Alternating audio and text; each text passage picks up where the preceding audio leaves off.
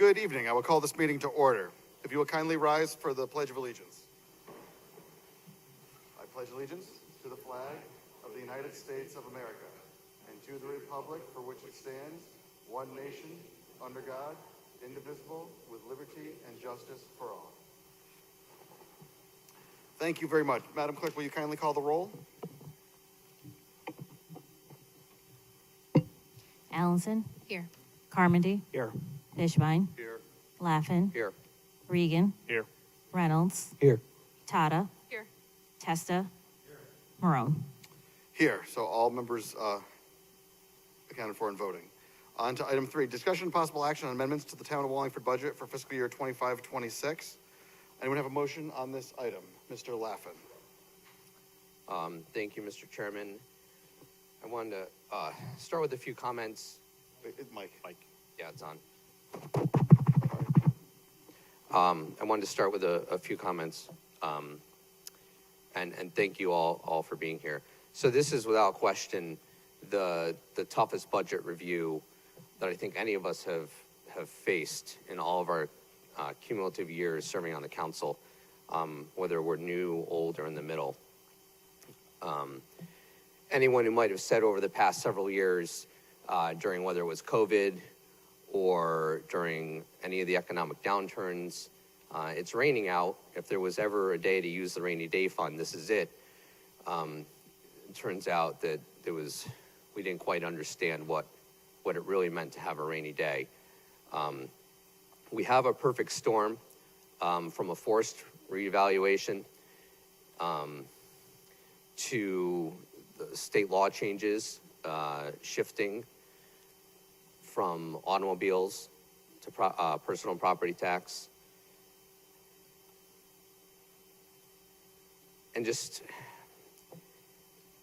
just a lot.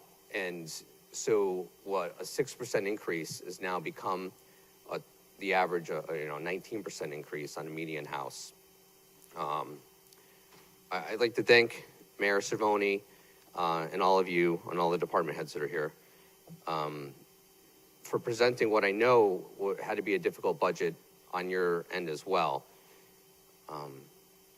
And for showing us, like, if we want that, this is what it's going to cost. And I hope what we end up doing tonight is the same thing, but backwards. So if we want to pay that, this is what it's going to have to be. And it's not personal to anybody in this room or to your departments. We have to sharpen our pencils. We have no other choice. And nothing about this was easy. In order to do this, we have to change the way that we think and the way that we budget. We have to make philosophical changes and accept sacrifices that we hope we can do something here tonight that the rest of the country really struggles with. And that's not work against each other, but together, because we do have a common goal or purpose that we believe in, and that's the people of Wallingford. What we want to present tonight is a starting point for the council's consideration. We have a collection of ideas and compromises presented in a way that can get us closer to where I think we want to be. The taxes are going to go up. And maybe we'll accept all these changes and maybe we won't. But we have an opportunity to get the best of 9 minds and experiences here working together with the administration and all of you to make the changes necessary to soften the impact of the increases. We will be making compromises on cuts and compromises on how we pay for it. Make no mistake, our most creative efforts at best soften the increase for this year and basically push them off or spread them out to next year so that we can ease the taxpayer in. This only delays the inevitable, but I hope that it helps people pay their bills and take care of their families and get by a little bit easier. Through a combination of bonds, freezes, cuts, and clawbacks, and shifting how we spend, our dollars, we can achieve this. I, for one, am stepping way out of my comfort zone in order to achieve this. I typically have been completely opposed to using capital funds for recurring expenses.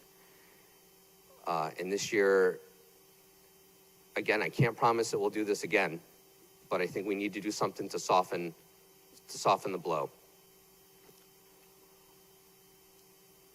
This so far is a collection of ideas, some unique and some are shared from communication, observations of different attempts we've made over the past several years. And the numbers you're about to see will lead to new calculations and shifts, and we don't have final numbers. We won't have them tonight because the comptroller will have to go through and work out what that will mean for the budget. But we're just trying to get that tax nut down as much as possible. So we want to be ready to do different. And, you know, I look at, in the past, all those little budget battles and the ones I've lost and the ones I've won. And at the end of the day, we really have to look at the whole war. And can we agree, despite our differences and losing some of the small battles, can we agree to come together to win the war at the end for the common goal? Not everybody is going to get what we want. And I welcome the discussion. And I want to ask Mr. Chairman, if it's all right, if Councilor Regan can put together or explain some of what we've done. Thank you for yielding to Councilor Regan. Thank you, Mr. Chairman. Thank you, Mr. Lapham. Taking a look at this from a unique perspective with my background gave me the capability of using general commercial terms, federal government terms, and trying to bring them down to a local level. So there are terminology that I may use in what I've prepared for the council regarding clawbacks, regarding policy shifts and changes. And I am the first person to admit somewhat naive as far as the mechanisms in which to do some of the proposed changes. But I know that they're not problems that we cannot overcome. We can talk about moving from different accounts, you know, in doing some of those things. We'll have to defer, of course, to the comptroller, to the mayor, to the rest of to the council for creative ideas as to how to accomplish the things that we're trying to put forward. There are 7 areas that I think I've broken down, and they are as follows: bonding policy changes, clawbacks and rebonding potentially of existing projects that are not underway, not yet awarded from fiscal year 25's budget. I do account for a headcount freeze on open positions. There are a few exceptions, and you'll generally see across the board here, I will not cut public safety at all as part of these conversations. And that's a commitment that I give to the public and to my fellow members of the council. We need to make an adjustment, I believe, in how we handle contingency and restore the mayor's suggested budget to last year's levels, unless we can come to some other agreement and reason why it needs to be where it is. There are cuts, and I've bundled them in as far as nonprofit, social services and funding in those cases. It is heart-wrenching, but at the same time, we're trying to minimize the impact to the citizens of the town. There's a small area for IT capital expense changes. It's minimal dollar amounts, but it is its own separate category. There is a proposed cut for the Board of Education. and we can go into a little bit of detail there. I will ask the chairman as to if we want to go into detail on each of the individual sections, if we want to get comments from other people before we start. How do you want to do this tonight? So this is pretty comprehensive, but I think if you're presenting this as a package, you should go through the whole package, present the whole detail, and then we can go back to sections if folks want to ask questions about individual sections, if that makes sense. Mr. Chairman, just as a point of order, Certainly. and I totally respect where we're going here and everybody involved, but in the opening statements, Councilor Laffin used the term "we" multiple times, and that may, in fact, cause the public to believe it's we as a council. I would simply prefer that whoever "we" is be identified, so I know which councilors are proposing this. And I say that with total respect. I just don't want the public to think "we" is us. Is that even grammatically correct? Thank you. Understood. So, Councilor Regan, this is your motion, to be specific, correct? Correct. Okay. So beyond that, you want to know who else collaborated on the? Well, Councilor Laffin said "we." Yeah, no, Who's that's what- we? Let him make his presentation, and then, folks can identify if they I would wanna- prefer to know who "we" is now. Well, I want to know who "we" is before I hear it. That's a very simple question. Who's "we"? So he has the floor. It's up Yes. to him if he wants to disclose who "we" is, correct? Why should it be a secret? Okay, All right. thank you. I didn't intentionally mean to be, disruptive, but "we." Who's "we"?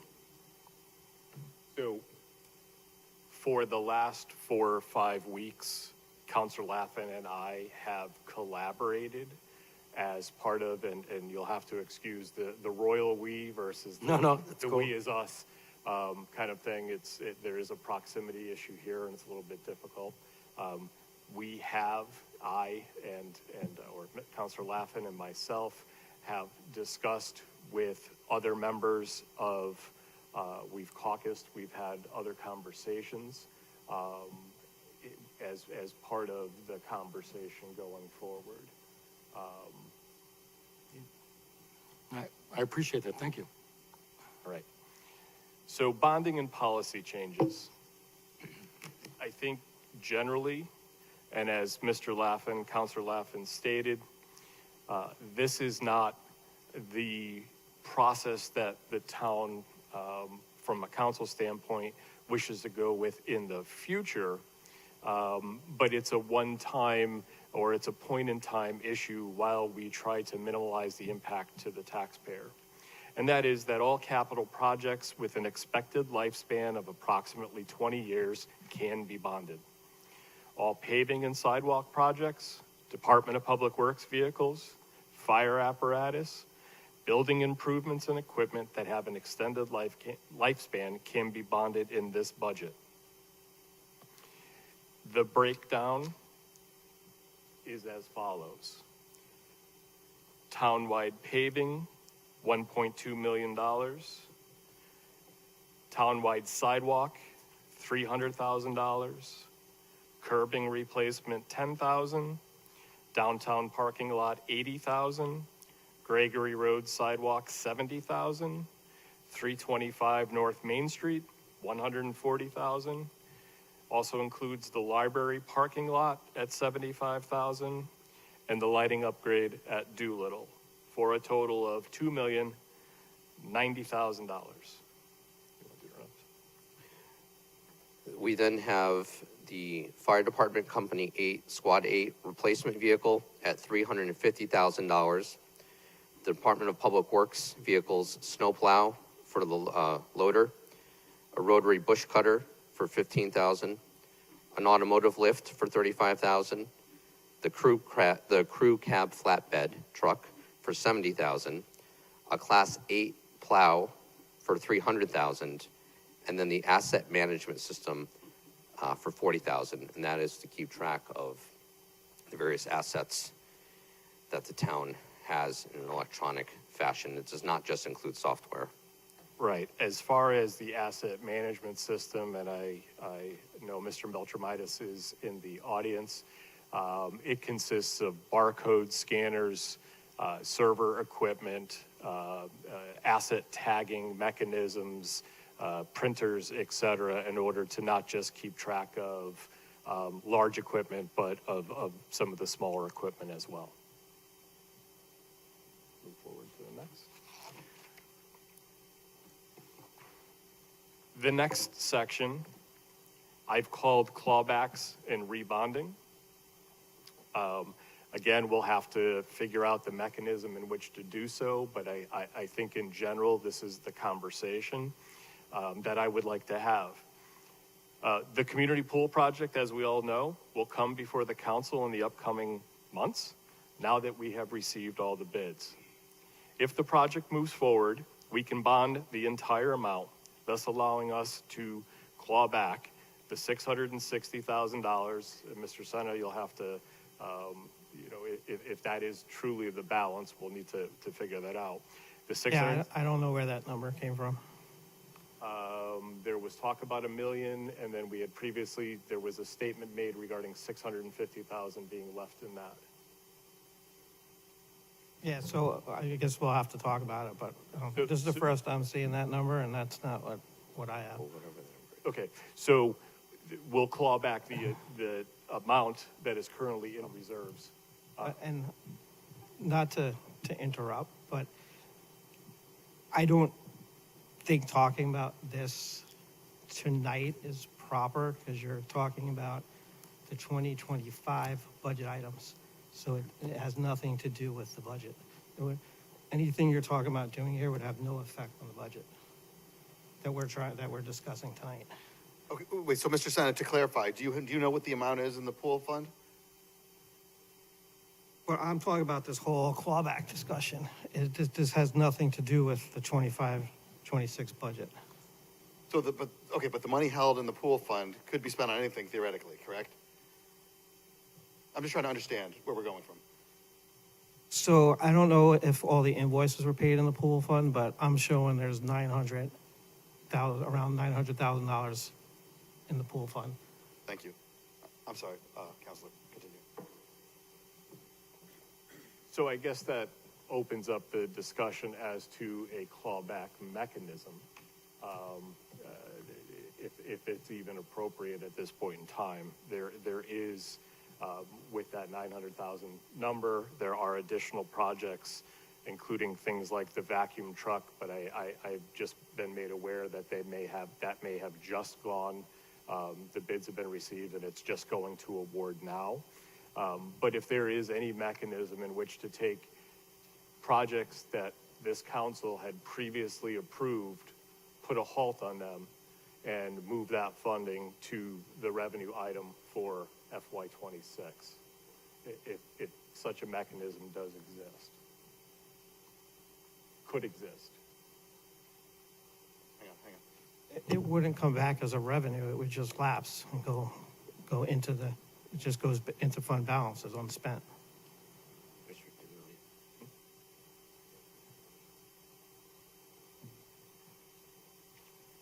Okay. Do you want to continue, or do you want to? Oh, go ahead, Mr. I think it's I like where you're going, but I think we have to look at these things as, and again, I'm still learning after all these years, but once we've appropriated something and designated what the money will be used for, we can't use it until and or unless it's not used. You know what I mean? For example, if you're buying a truck and we've allocated the money for that truck and it's in the system, if we buy the truck and there's 50,000 left over, we can reappropriate that. So that's something that's why I'm still confused as to where the vacuum truck idea. And I'm open to everything you're saying. I'm really open to this. I like where you're going. But I was thinking, how could you take 600,000 that was attributed to a vacuum truck at some point in the past? As far as the community pool money, that's a fund which, honestly, we could reallocate tomorrow. We just set aside, at my request, we set aside that money, and it's been there. Tonight, you could make a motion to use that money in this budget, and that would be cool. No, let me not say that. That would be legitimate. Sorry. Right? Because it's just there. We haven't appropriated it to a contract or a bid or anything else. We just set it aside in a separate fund. So I think as we talk about all these numbers, they're not all the same thing. That's all I wanted to clarify. And I think I needed an explanation. What's a clawback? Please explain, help me understand, because I like where you're going. When you say clawback, I just want to know what you're talking about. So today, in the federal government landscape, let's take ARPA, for instance.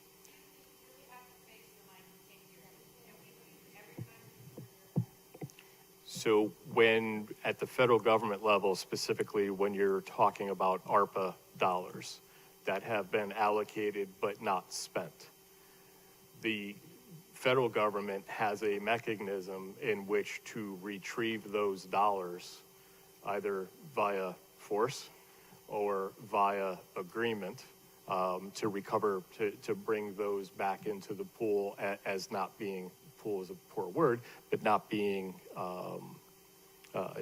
utilized, not being used, and no longer in some cases appropriate. So I do understand that at some point in time, the general fund audit would happen, show that those funds were not expended, and then they would be available in that future period. But we would have to wait for that audit in order to receive those dollars back on our balance sheet. Am I correct, Mr. Senna? If the money's not spent, but I think we're gonna need to get the law department involved, because I really don't know if you have the ability to tell us we can't spend something that was already approved to be spent. Understood. And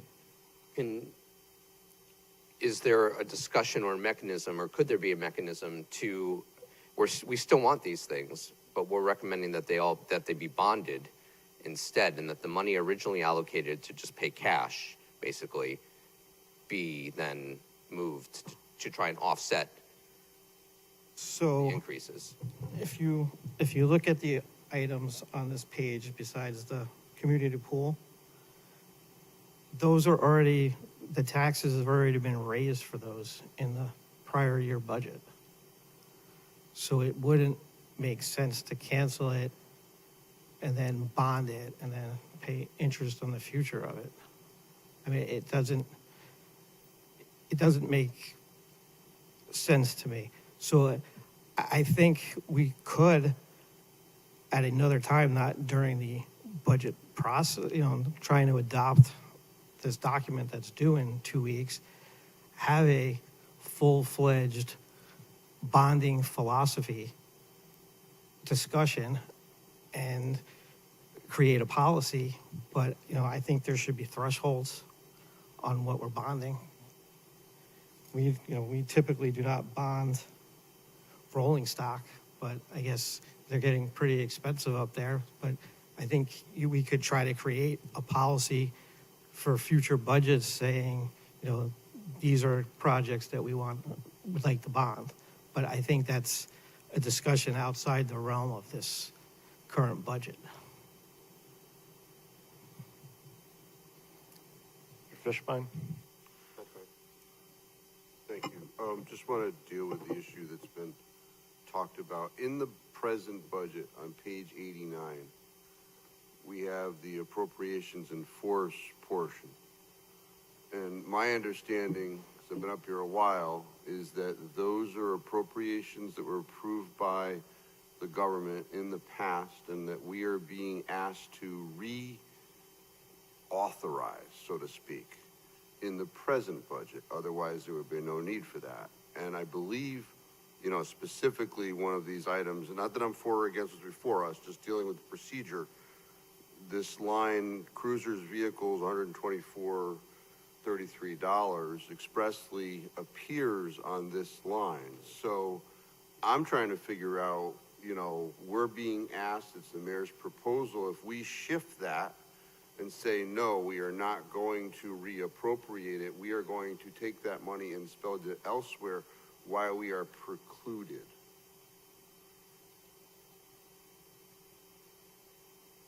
Can you repeat that last part? Sure.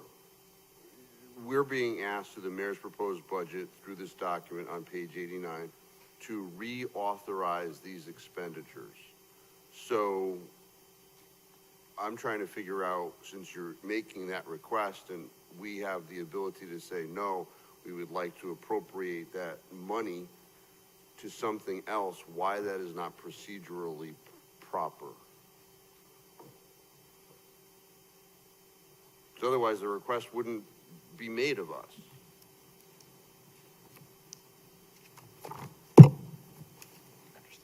So the appropriations and force page is the departments are asking in this fiscal year, they do not have time to spend the money. So they're asking for it to get reappropriated into the next year to spend the money. So you could say no. You can, you know, zero out those things. And then in essence, that money just rolls into the general fund. That just becomes part of when it's in this appropriation reserve page, it goes into fund balance in a different category than free fund balance. What was it? It was in the approved budget from last year, just focusing on that particular line. So it says police, cruisers, vehicles, 124,033, right? So in the last budget, government said yes. No, this is what they're projecting. This page here, this is what they're asking in the current year that they have to get into the next year. Okay, but if we look at the top of the page, right, it expressly says what I just said. It says this account lists amounts approved in prior years that have been reappropriated to purchase capital items, conduct improvements, or for anticipated future programs of significant dollar amount. This helps the town to reduce bonding, which reduces interest costs. This also assists with level budgeting for large dollar items. So that's what it says, and it's always been my understanding that this is like a re-ask and you have to reaffirm.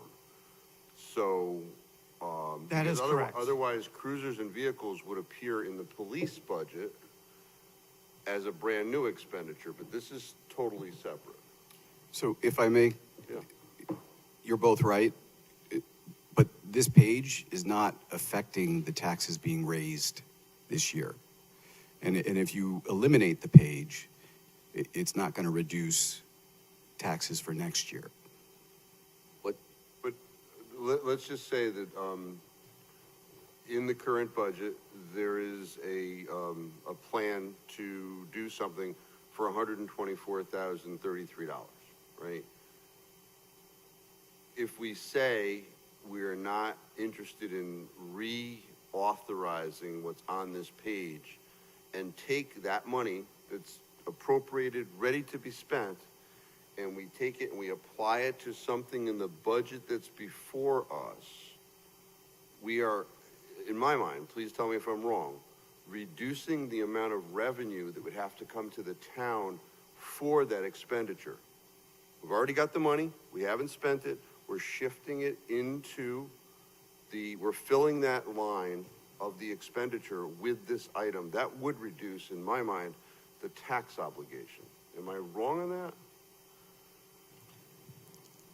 It wouldn't, because you would have to bring that money into the budget, you have to add something to the revenue side. Yeah, this is the money you would be shifting. But this is not part of the budget. But If I may. sure.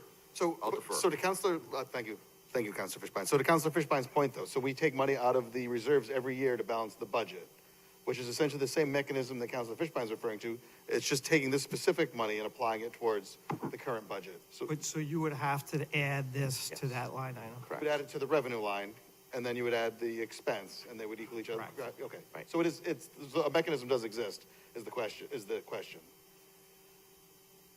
Yeah, you guys could add any if you want to add an expenditure, you can propose to add an expenditure, but you got to have an offsetting revenue. Okay, so to So Counselor, it'd either be taxes or it could be the reserves. so to Counselor Regan's motion then, the motion would be to add the money to the revenue line and then along with the expense to the expense line, correct?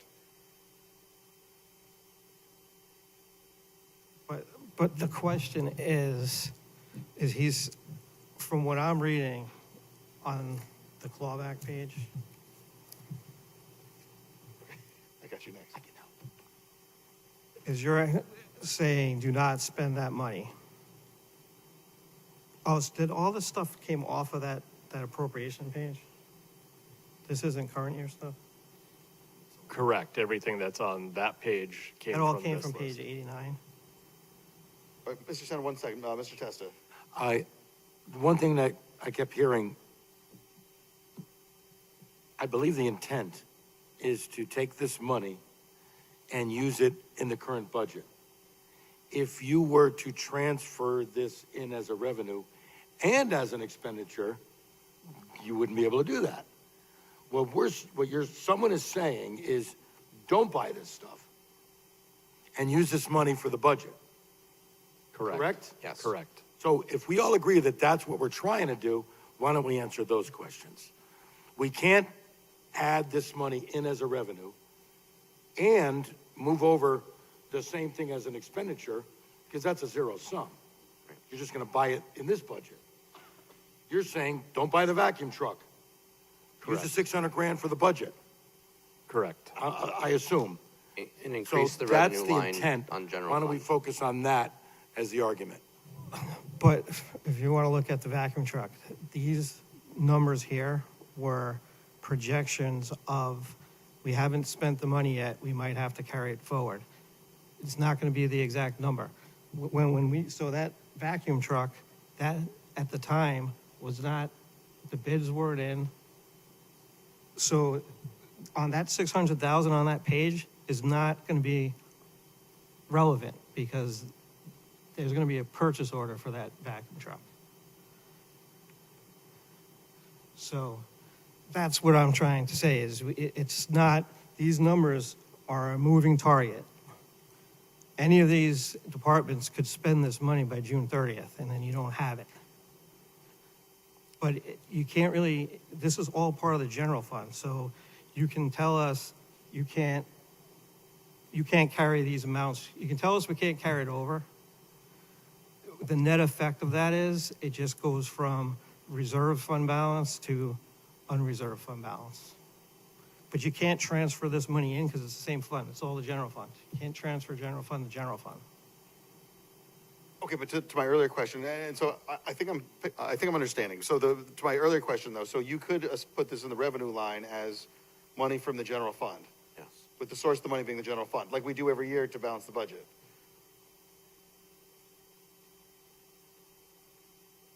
I'm saying you can't because these numbers aren't the true number. You can't take 600,000 thinking that you're not buying the vacuum truck when you are buying the vacuum truck.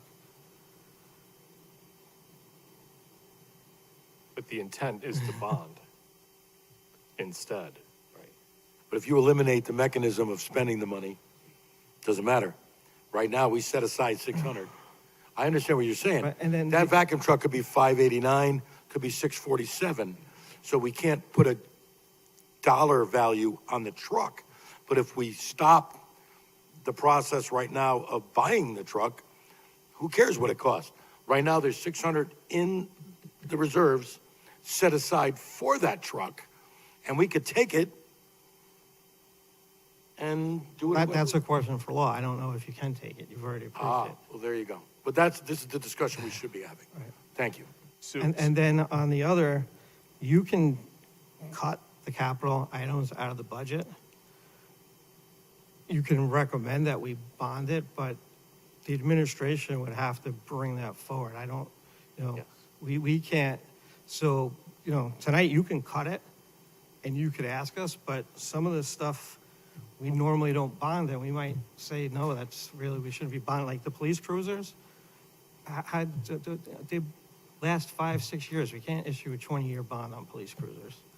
and that the money in that police cruisers account, it's not just buying the vehicle, it's upfitting the vehicle. So the reason why they carry that forward is when we buy the vehicles, we have the money there to equip them as they come in.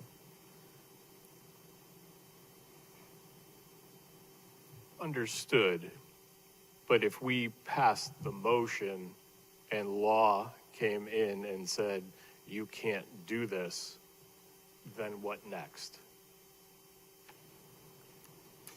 I mean, I don't know that we have a direct, I mean, I'm hearing we could do it. So, to Counselor Fishbein's point, it's in the budget for reappropriation. If you decide you're not going to approve it for reappropriation, it's still in the present year budget and able to be spent. You just given the departments a deadline within which to spend it. I guess the concept, the bigger picture here is to look for an agreement from the administration, from you and the departments, to bond these items instead, even if we have to, if the solution to this is we don't want to buy these things, start a bond, put it in this big bond package we're piling up, and then we'll increase from 9 million to 11 million the dependence on the general revenue line, which would catch all this money that ended up going back to the general fund. Right. So I think the way to accomplish what you're trying to accomplish is to look for new capital, not the old capital. This is here, if you hear me out. Yeah. This is here as a placekeeper. If you don't know, if you say take this out of the budget, well, you've just given us a deadline and then it lapses back into the general fund that, we'll know about once the audit is done. If you want to accomplish this, then instead of suggesting to bond the items on page 89, look to bond, and I'm not endorsing doing this, but look to bond the new capital that's in each department's budget line. Yeah, I think we're doing that too. So we're That's- looking to then to get an agreement. And if the answer is no, then it doesn't exist. We scratch that off. We use the 990 from the pool account, and we scratch the rest off and move on.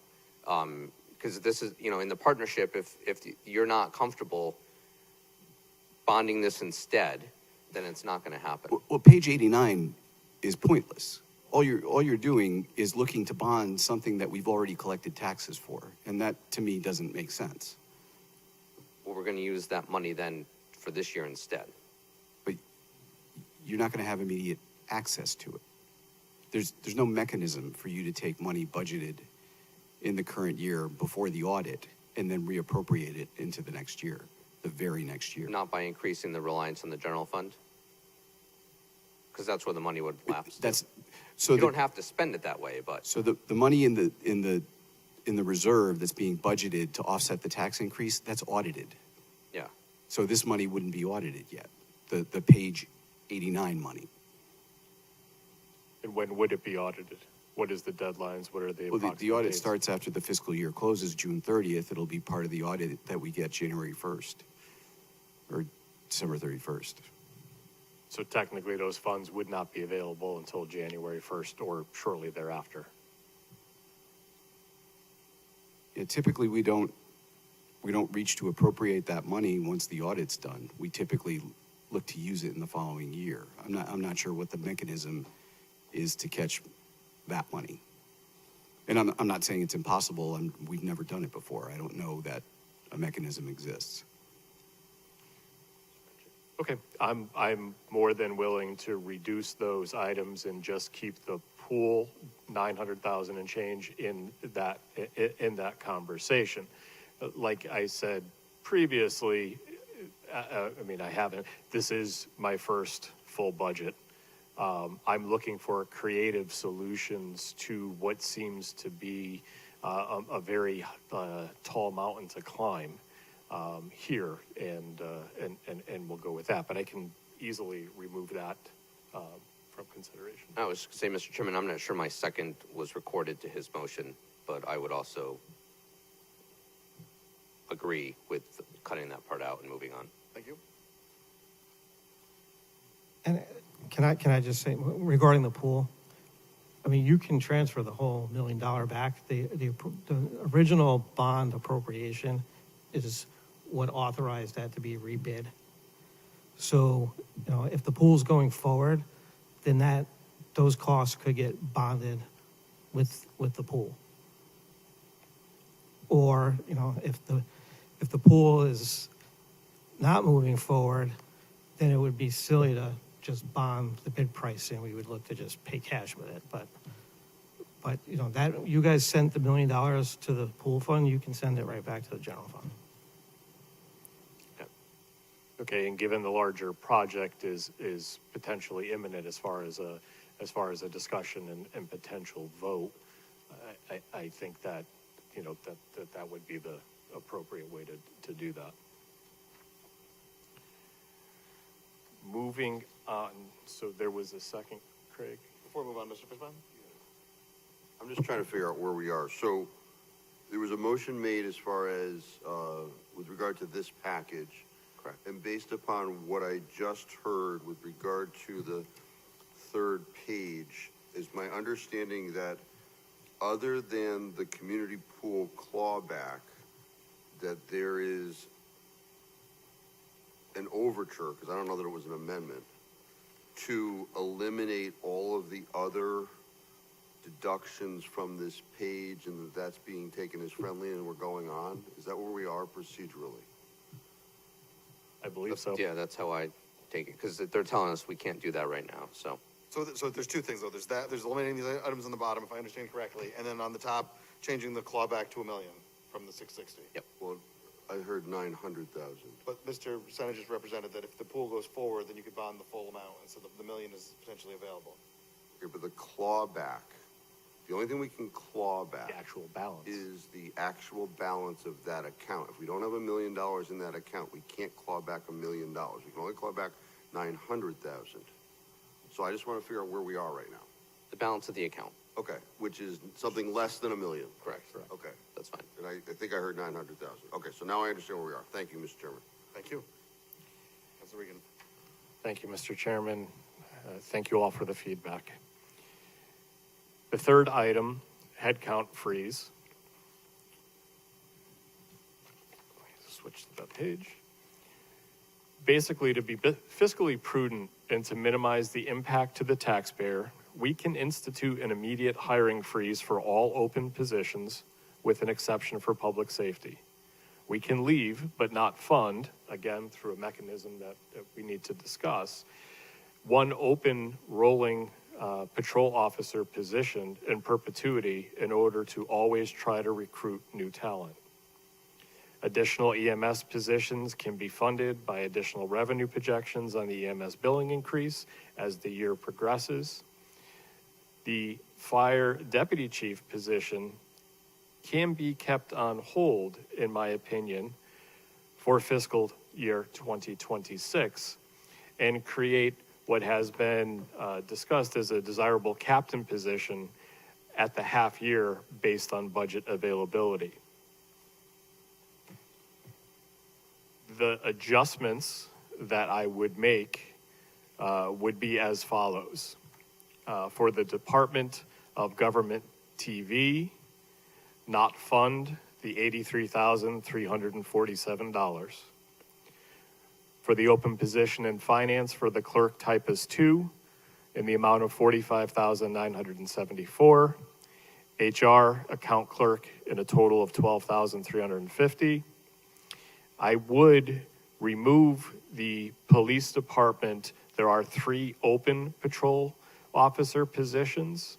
We will fund 1 and work with HR to keep the job open because we always want to recruit new talent.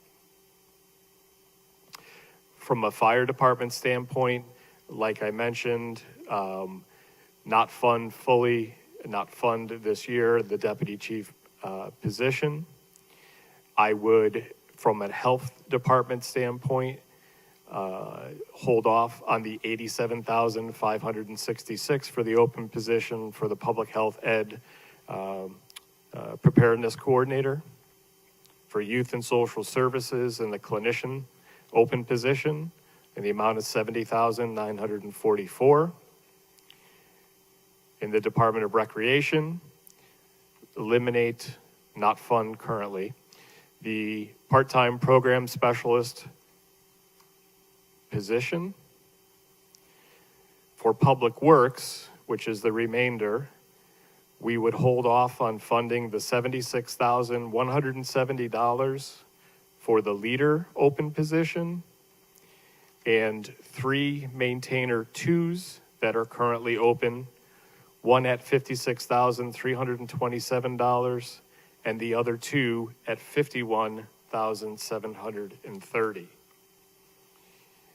There is a total of $872,000 in that total amount, but we have to factor in pension contributions, defined benefits, which has been discussed that is funded at 25.3%. We have to take into account healthcare, and I've used the basic loading cost of about 30% or 34% to have a fully burdened total of $1,192,616 in deferred positions from a headcount hiring freeze. Councilor Fishbein. Thank you, Mr. Chairman. So I heard initially that there was that public safety was being left alone, but my understanding based upon what's before us is that the mayor has suggested 3 patrol officers, and what's before us is to cut 2 of those.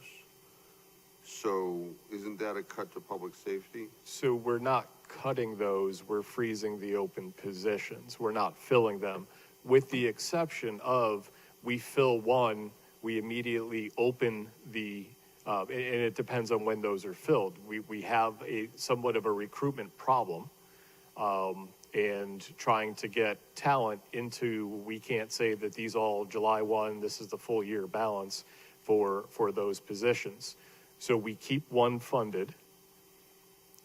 The second one gets funded and the position is open so that the talent, if we have somebody that we need to move on for talent, we would make the appropriate appropriations at that point in time through a regular council session and move from one of the available buckets. So the budget would reflect this open position that's not funded as part of the budget that this body would approve. But if somebody came to us, we would use contingency or something. Correct. The open position one open position would be funded, and instead of front loading by funding all 3 positions on July 1st, we would only fund 1. And then when the first one's filled, whether it be July, August, September, October, November, December, whatever, we are open, or we would be available to then look at funding, keeping the position open for another officer to be hired and funding it through the duration of that year through contingency or something. So I'm looking at what's before us as far as the backup for the package. And if I recall correctly, the mayor had approved 3 new officers. That's fair? Correct. Each of them at $84,740. Sure. And then If I may, I'm sorry, if I may, Absolutely. there were no new police positions approved. Open positions. They were approved in the last budget. but not filled. In the last budget, in the budget we're in the midst of. That's correct. Yeah. Okay, if that's what you're talking about, you're No, right. If you're talking, that was my recollection, and then I'm looking at what's before us, and they're showing it as cuts, right?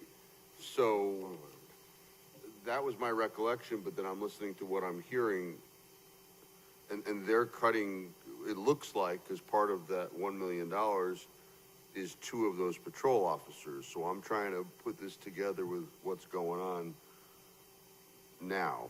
Does 84,740 times 2, is that part of the 1.1 that's at the total of the bottom of the page? Yes. Okay, so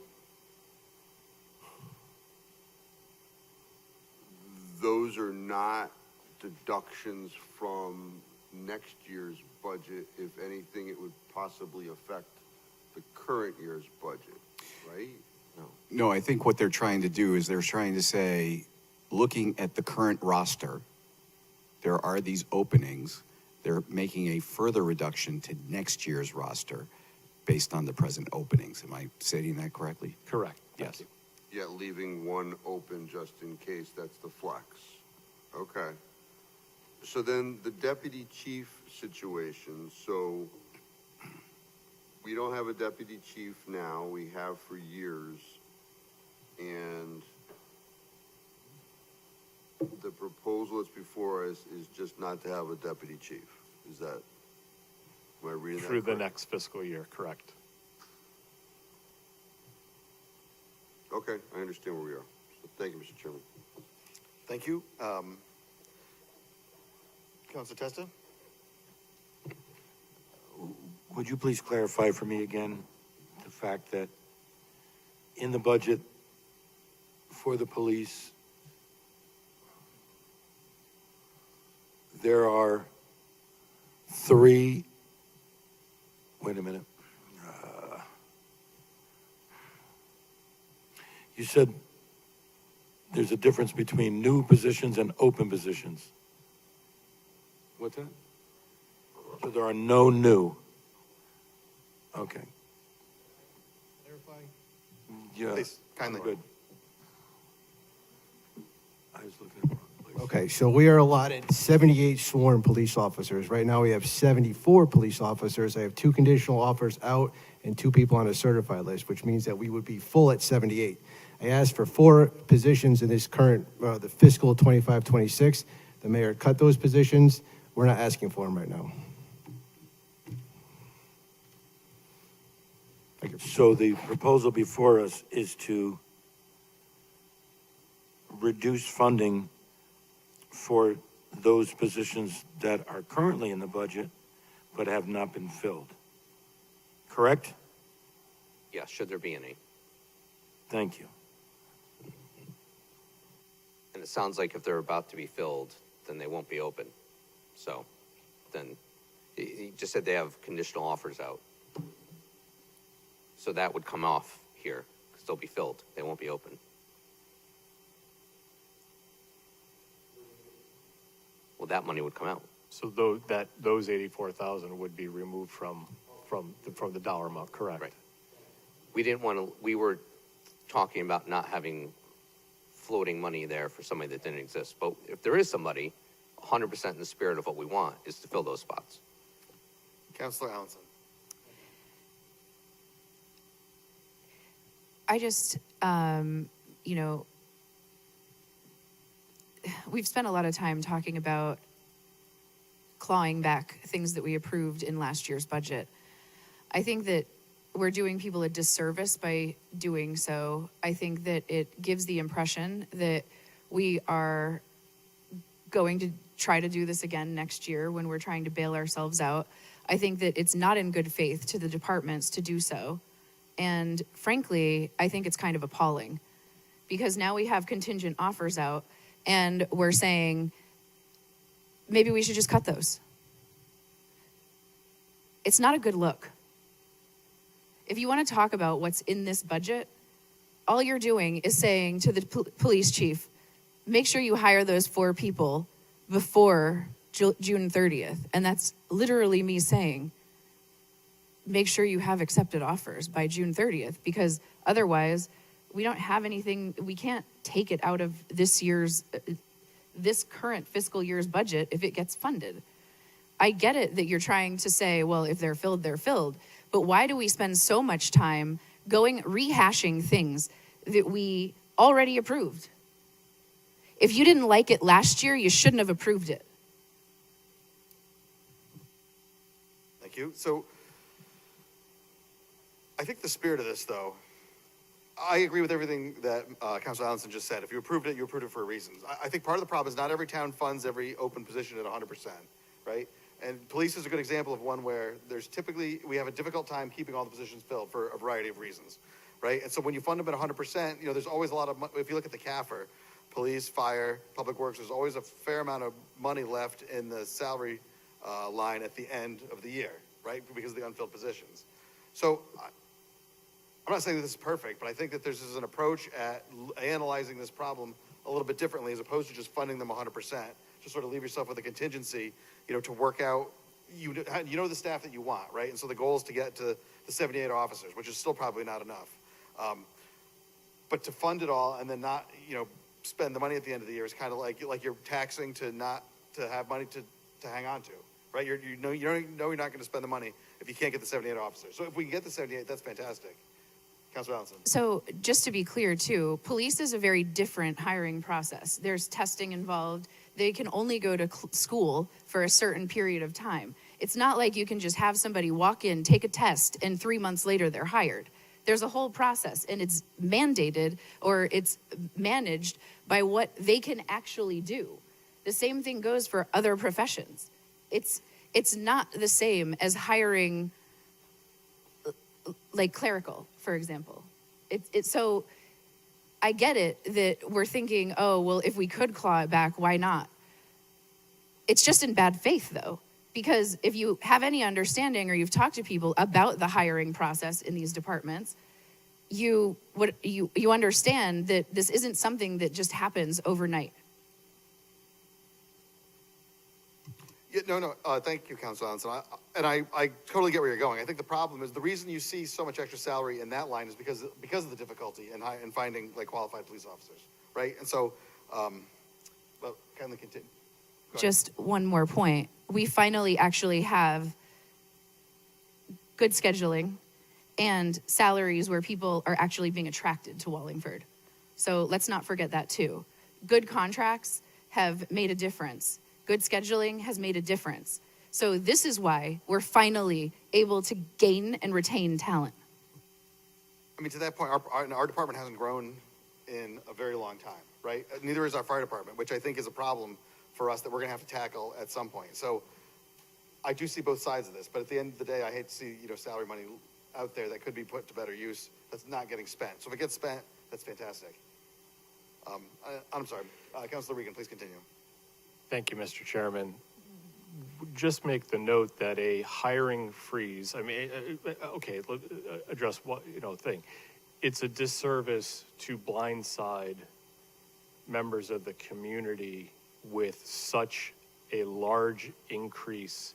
I mean, that falls on the council, that falls on the state of Connecticut, that falls on the administration in the situation where we are at right now.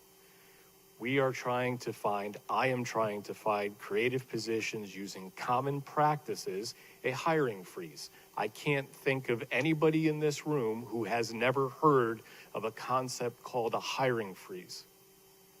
I understand the dynamics of highly skilled, certified professionals, and we are trying to balance that with maintaining the safety or improving the safety to be the number one safest community in the state from number two, while maintaining the services that we do enjoy and count and rely on. So the number of open headcounts, some of the redundant positions, the likelihood that we will get, Chief Ventura, we are not in constant conversation about what offers you have to who. It is a point in time look at the mayor's budget and the concept of removing or reducing or holding off on those hires. I am not, through these mechanisms, in any case, suggesting that we do a reduction in force, layoffs of individuals in individual departments. I am trying to, using every mechanism that may be at our disposal, whether we have to write a new ordinance in a couple of days or not, to get things through, to reduce the overall tax burden to the citizens of this community. So I understand the nuances of the police department. I certainly appreciate them.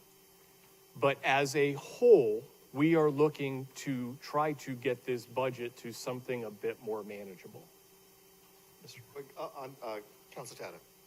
Thank you, Mr. Chairman. Just for clarification, Councilor Regan, if you don't mind. So I just want to understand, I think what you're saying is that of the 3 positions, we will always have one open until we fill those 3, correct? So so the one that says keep open, so let's say, on July 5th, we fill that. Then we. There would be, sorry. No, go ahead.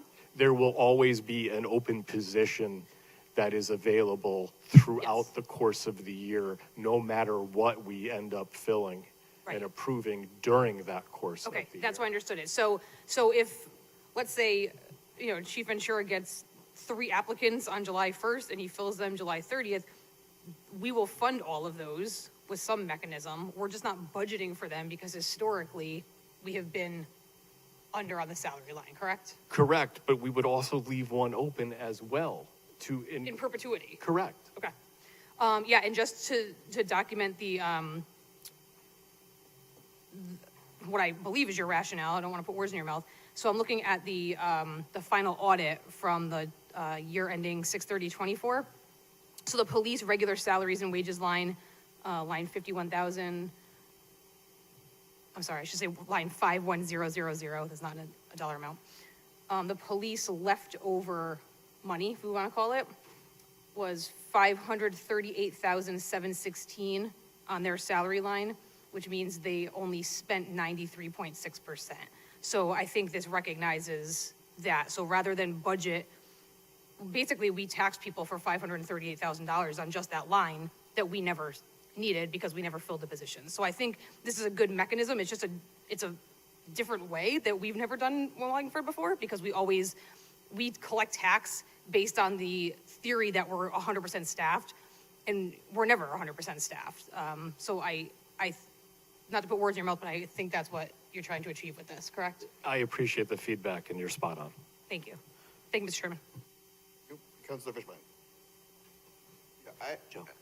Truthfully, I don't think we have the power to just say this is an open position. Our authority under the charter is to approve a budget. If we had the authority to approve open positions, then we would just make every position an open position. We wouldn't fund it, and then we just put all the money in contingency and shift it over when the position gets filled. Be a great way to deal with the budget, but that's irresponsible. So I think once the budget is baked, once the budget is approved, it's got to have numbers. There's got to be an appropriation. You can't just say, this thing is here with the crossing the fingers that if a person comes that, the town council will approve it through contingency, which isn't approved expenditure.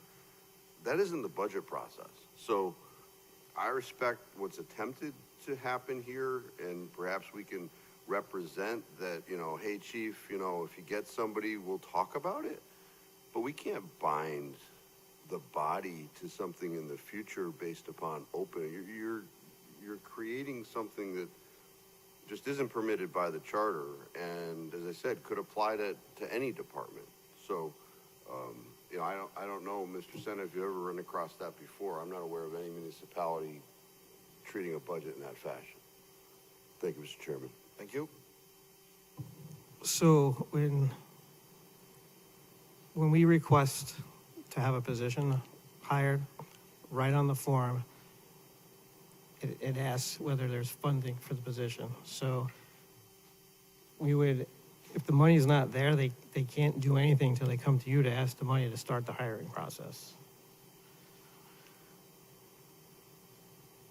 All right, wait, so the question, because not all But it- towns but do it it this way, though, does- correct? I'm sorry. Not all towns fund 100% of the position all the time, correct? 'Cause- I do not know that. okay, Why That- couldn't that's- you fund it at $1? right. Yeah, that's where I was going with that.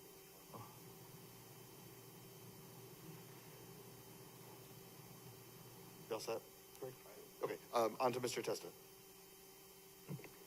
My concern is with the statement, we can leave but not fund one patrol officer position in perpetuity. as Councilor Fishbein mentioned, I don't see how we can, you can't put a position in the budget without funding it. My understanding. I don't, am I wrong? I mean, you can't, because that's what the budget is. It would- Now, whether you fill it or not means you didn't spend it or you did spend it. And when you don't fill positions, you end up with surpluses. So I can appreciate, I'm not implying this is what people are getting at, but, and I'll say it again, I like where you're going in general, philosophically. There's a lot of money that we're not spending. Can we redirect that money somehow to alleviate the tax burden? But it's going to be very difficult to do that given the budget rules and the accounting rules. You can't put a position in the budget and not fund it. You can't. I don't see how you can do it. But anyway, that's that. I just wanted to, since I had you, so you're thinking of right now in the budget, there are 3 positions in management in the fire department. You're suggesting There's that only one deputy chief position that is open and unfilled. right now, Correct. right? We have a chief, we have a deputy chief. There is an open deputy chief position that we've always had, that's not filled yet. So you're suggesting we reduce that, we take that position out of the budget, and you mentioned create a captain position. Is that what accounted for the money? Because It is not, but given the information that we received late today regarding the additional changes, the addition of the few $100,000 to the EMS revenue line item, I think we can work through that. okay. Purposes of this conversation to Yeah. move it forward, I am more than willing to take those two to eliminate the police department line items completely from this and take them out of consideration. As an aside, I'd like to say that so far, I love the way this discussion's going. It's never really happened like this before. It's I appreciate, Mr. Chairman, you're keeping it a little open, and it's got a workshop feel to it, which I think is productive, and hopefully it will continue to be. And in that spirit, I'm going backwards. You opened up. Wait, Mr. Testa, before, if you don't mind, before you go on to Yeah. that, so was your suggestion a friendly amendment on the police officer positions to take those out of this reductions? No, I'll leave it to the people that propose this. We're sharing views. No, I'm just to try to keep it. No, I'm looking for clarification. Format, And I was just looking for clarification. I think as we discuss things like this, I think those who propose things are getting a feel for how others feel, and they can make the adjustments accordingly. Unfortunately, we moved beyond the very first thing that was discussed, and I want to just clarify one thing. And that is, when you talked about bonding policy changes, because this is a big one, is your suggestion that the money that is in the cap and non-recurring capital improvement fund be utilized in the budget, and the items that are currently in that budget line, if you will, be bonded? My understanding is that that's not possible. Right. And That was we would- my point. That we would need to move other capital items, for instance, the IT, the workstation laptop requirements, use those monies for those types of things. We have plotters for $10,000. Right, We have right. a number of additional items that we can that we certainly should be able to utilize that for and shift it. Okay, I wanted to be clear on that one because a lot, periodically, people have suggested that the money in that fund, the money that comes from the electric division and so forth and so on, can be used in the budget, and it just can't. No, I understand that. Right, and you know that. I understand that. I want people to understand that. And I'm almost done. We, Councilor Carmody, Councilor Reynolds, and myself, we've also been discussing this at length. And we are, we're talking about a lot of the same things as far as in principle. We were looking to take out one-time expenditures and try to package those up into some kind of bonding package so that tax dollars are not used for those one-time expenditures. I think so far we've seen that the ideas that each of our little groups are coming up with, might need to be adjusted or clarified, or the extent needs to be talked about. But we're kind of on the same page in what we're looking for. So I like that. I appreciate that. I think when we talk about this, what gets taken out of this fund and bonded, what gets put into it, now we're really just going to be talking about what items do we want to do, what items do we think are a priority, and and we'll share our philosophy later on. But again, thank you very much, and Thank you. Mayor, did you have something you wanted to add? Several minutes ago? Okay. Thank you.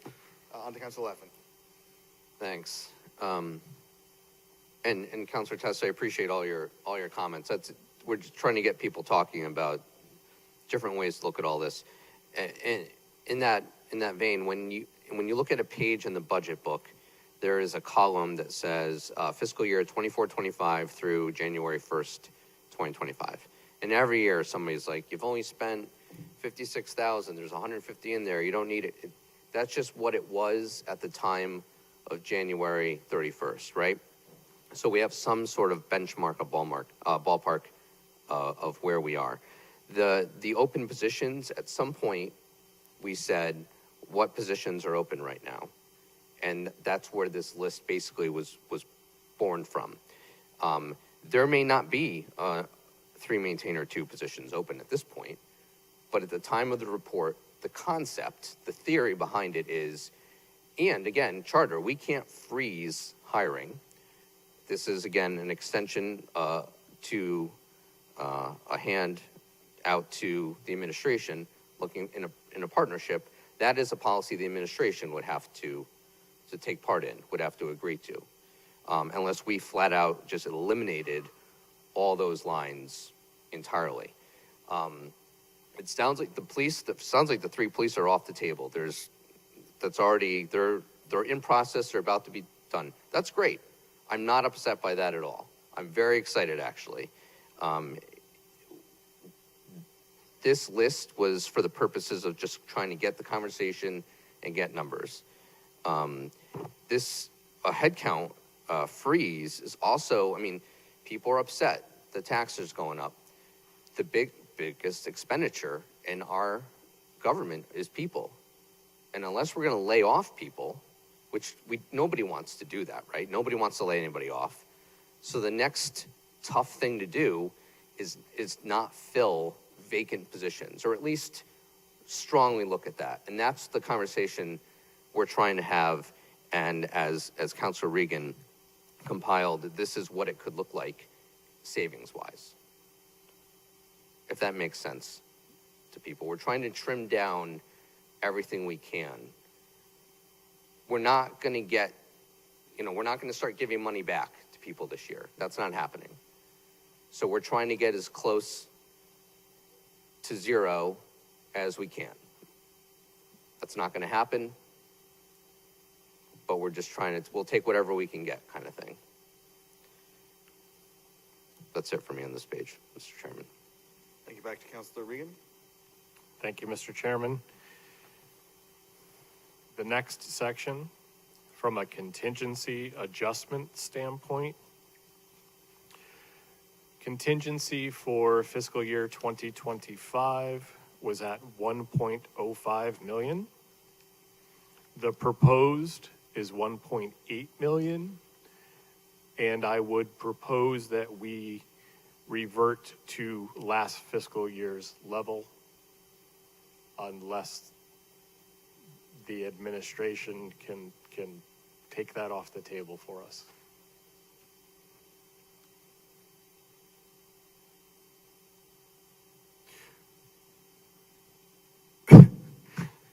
I can Trying to reword speak that. diplomatically. You know, in the interest of collaboration, we'll certainly try to work through this. Great. Okay, Page. thank you. Can I just say one thing on that? So if certain contracts get negotiated and we need more money than it's in contingency, we're gonna have to, you know, it's contractual, we're gonna have to pay it. So we'll be back here asking for money with kind of no place to go get it. So, but, Understood. I mean, we'll, So, Mr. Senator, what would I the think we can possibility figure be that out. of diverting unspent salary money from the different lines to the contingency fund than if you had other areas that you needed to fund? I'm sorry, you lost me when you said divert. So if we have extra money in salary lines for different departments, that money typically gets transferred within the department to other needs for that department, correct? Correct. So if you had increases you needed to fund, you could fund them out of the same place then? But what if the fire department doesn't have what they need? I'm just picking a department. What if that department doesn't have the money somewhere else to transfer into that?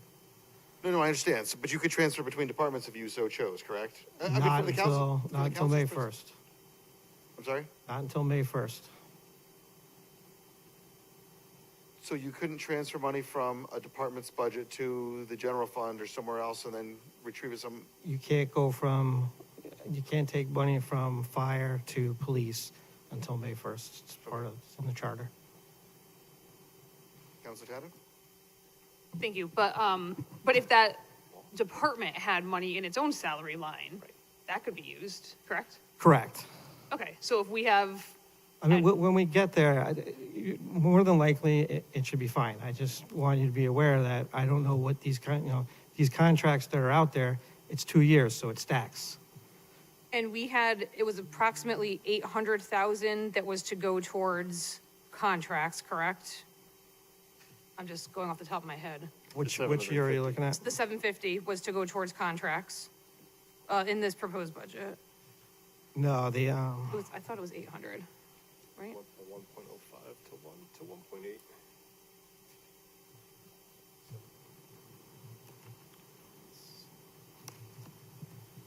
1.5 is for contracts, 300,000 was for general.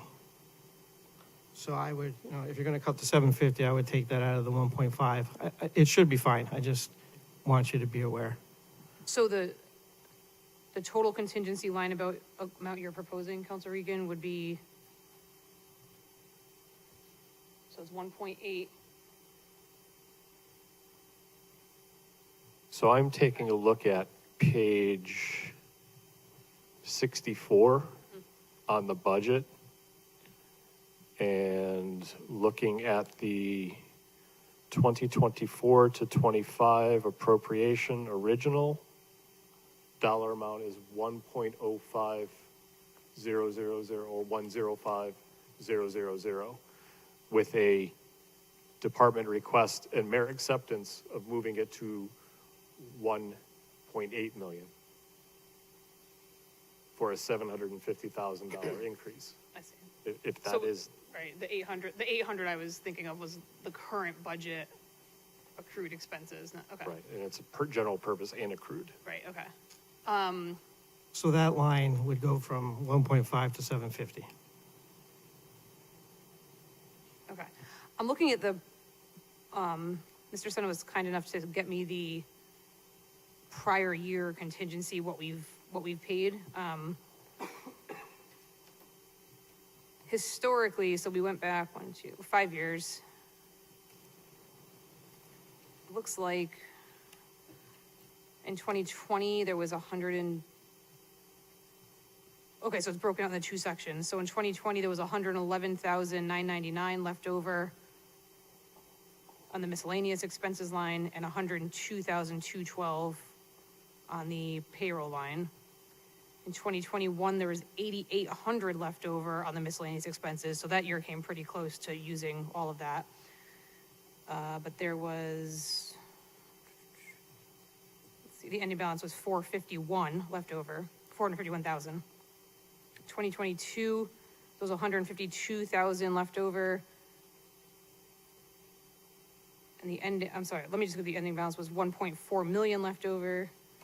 2023 was 172,000 and 433,000 left over. And then 2024 was 131,000 and 222,000 left over. So I mean, I like this. I think we can even go deeper with that. The contingency line is something that I don't ever foresee us being in a crisis where we would not be able to take money from the general fund. So if some department came up to us and said, I ran out of money for this specific thing and we really need it, and normally we would get it from contingency, but we don't have a contingency account, then the council, I think, would look at that item and we could say, we approve this, we're gonna take it from the general fund. We do have general fund money sitting there for things like this. I understand the reasoning behind the contingency fund, and you want it for what ifs, and we certainly do use some of it, but we largely don't use a lot of it. And I think in this year, when we're trying to get a tax savings for our citizens, I would be okay with just eliminating the contingency line completely at this point. I don't know if anybody else agrees with that, or if we want to stick to Councilor Regan's number, but I would certainly be okay with completely eliminating the contingency line this year. I guess I would make a friendly amendment to that motion and see if anyone wants to jump on that or not.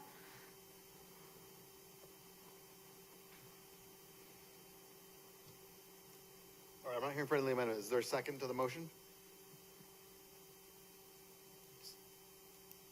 All right, so the motion. Okay, all right, so we have a second from Councilor Carmody. All right, discussion on the motion, on the amendment. Councilor Fishbein.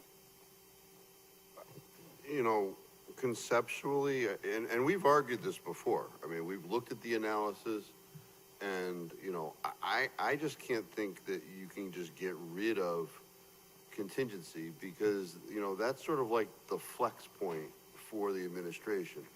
We are saying as a body, yeah, this is the budget, but, you know, this is the optional money that might get, you know, spent. At the level that it's at, I think the level's way too high.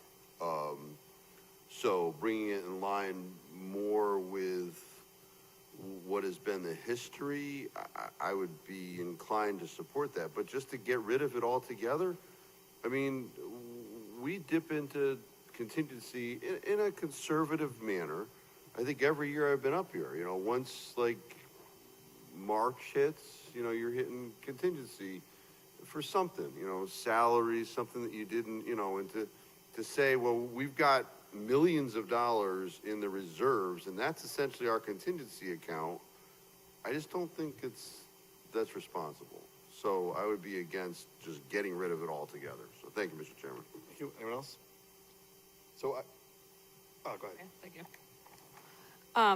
I think the contingency, I always like to think of the contingency line as a what if, right? That's kind of the line for what if, you know, something came in that we weren't expecting, or something went wrong, or our revenues, something drastic happened and we weren't expecting, and we go to the contingency line. We do have another mechanism. We do have reserves if we needed it. And historically speaking, you know, we went back 5 years, we could have done without it. In all 5 of those years, we could have gotten those sums of money from the general fund. We already taxed people on that. In this year, so normally I'm okay with the contingency line, not at the level it was proposed, at a lower level. I just think this year to tax people for a what if, when we're already slamming them with a 19% average on the residential, I would just like to eliminate that for this year. I don't want to tax people for what ifs this year. That's the rationale. Thank you. Thank you. Councilor Laffin? Thank you. I view the contingency more as an accounting practice or operation. We could view it as the $1 million in that account is one of the 9 million that is being dedicated from the revenue fund, from the general fund. So in that case, it's kind of relative. But by the existence of this line, it allows the administration to perform certain functions easier, or to make quicker, clean decisions without having to call special meetings all the time or do any of these other things. So I think I would rather keep it. Thank you. So, you know, I'm okay with the reduction.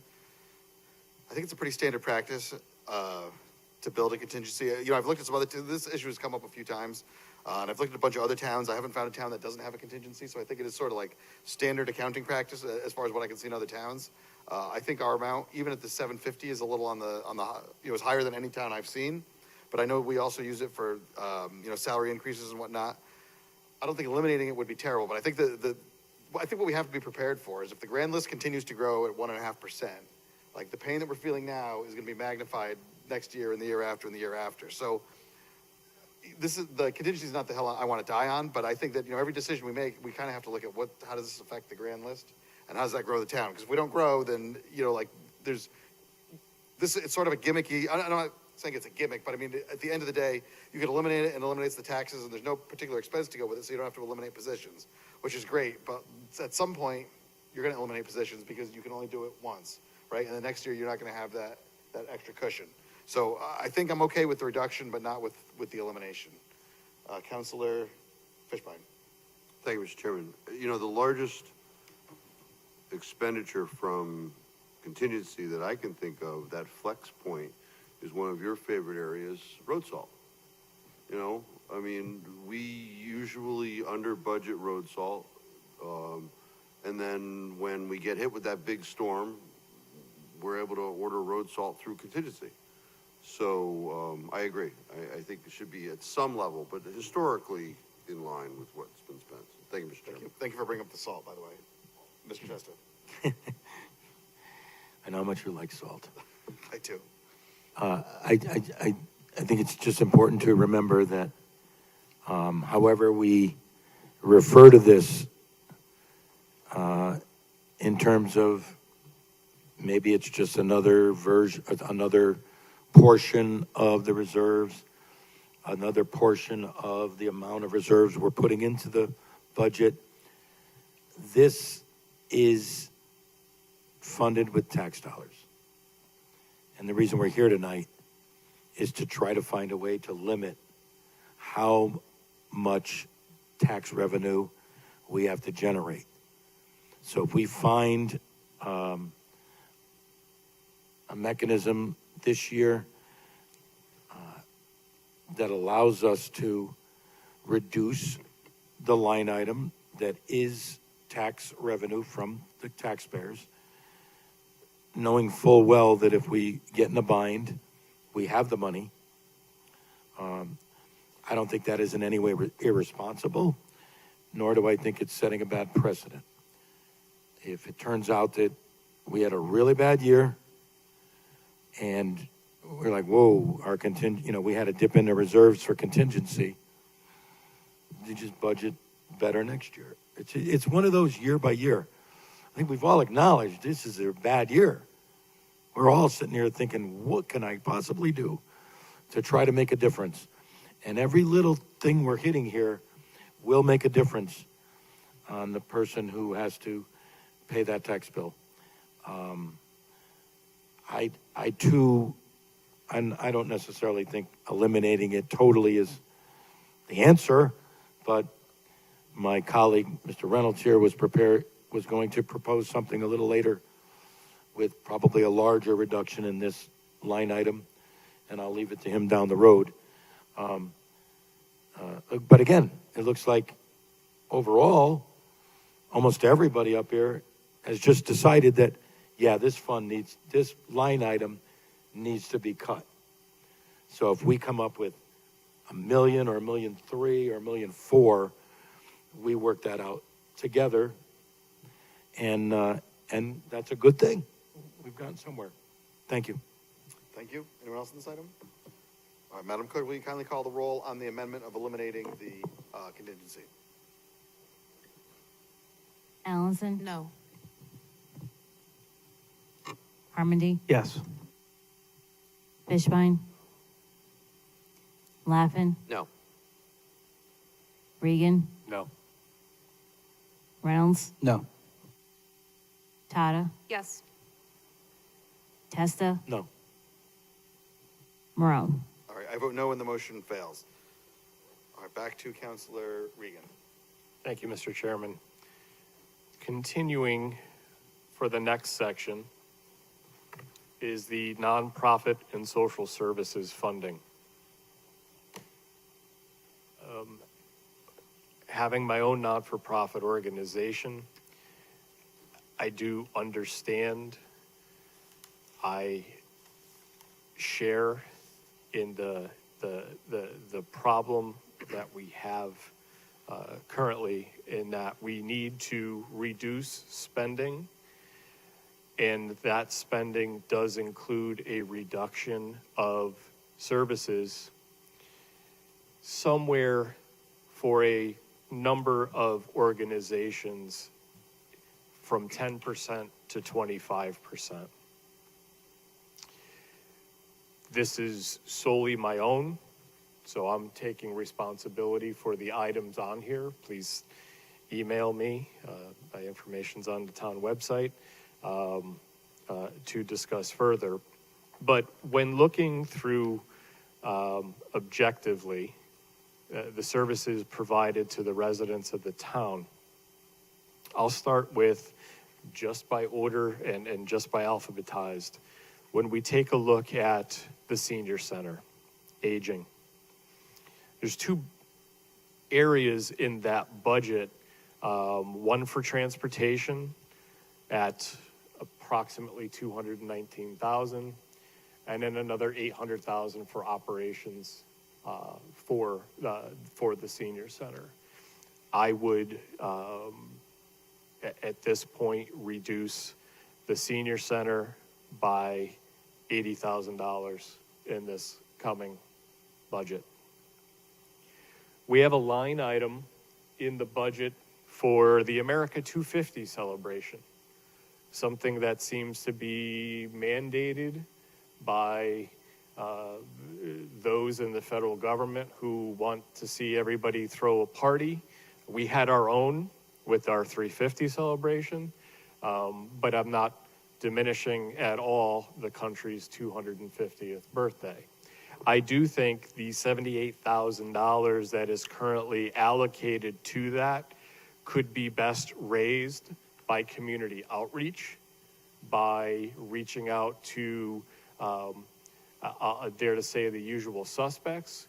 But we have opportunities for advertising. We have opportunities for the community to participate in a community and national function. I would reduce the Center Street Cemetery by $25,000 from its current ask of over $100,000, and to offload, if at all possible, or offset any of the functions that Department of Public Works could perform, either in terms of mowing or trimming or snow plowing the walkways, whatever is potential if we do have those capabilities. I would reduce or revert to 2025 levels the Coalition for a Better Wallingford, taking their ask from 50,000 to 36,000. Those that know me and know me well, we have the Columbus House request. It is currently at $90,000. I would propose eliminating that in the upcoming budget until we get a better understanding, a contract that has been suggested, that our town's money is used to service individuals in this town, perhaps not residents, but people in this town who are in need. We reopened the emergency shelter for a little bit over 6 week session. Choate provided the food for the majority of that time, and we were able to bring private and public monies to bear. Our understanding, based on a community breakfast that a number of us attended, is that some of those, or the majority of the people that we housed in the last year were from other towns.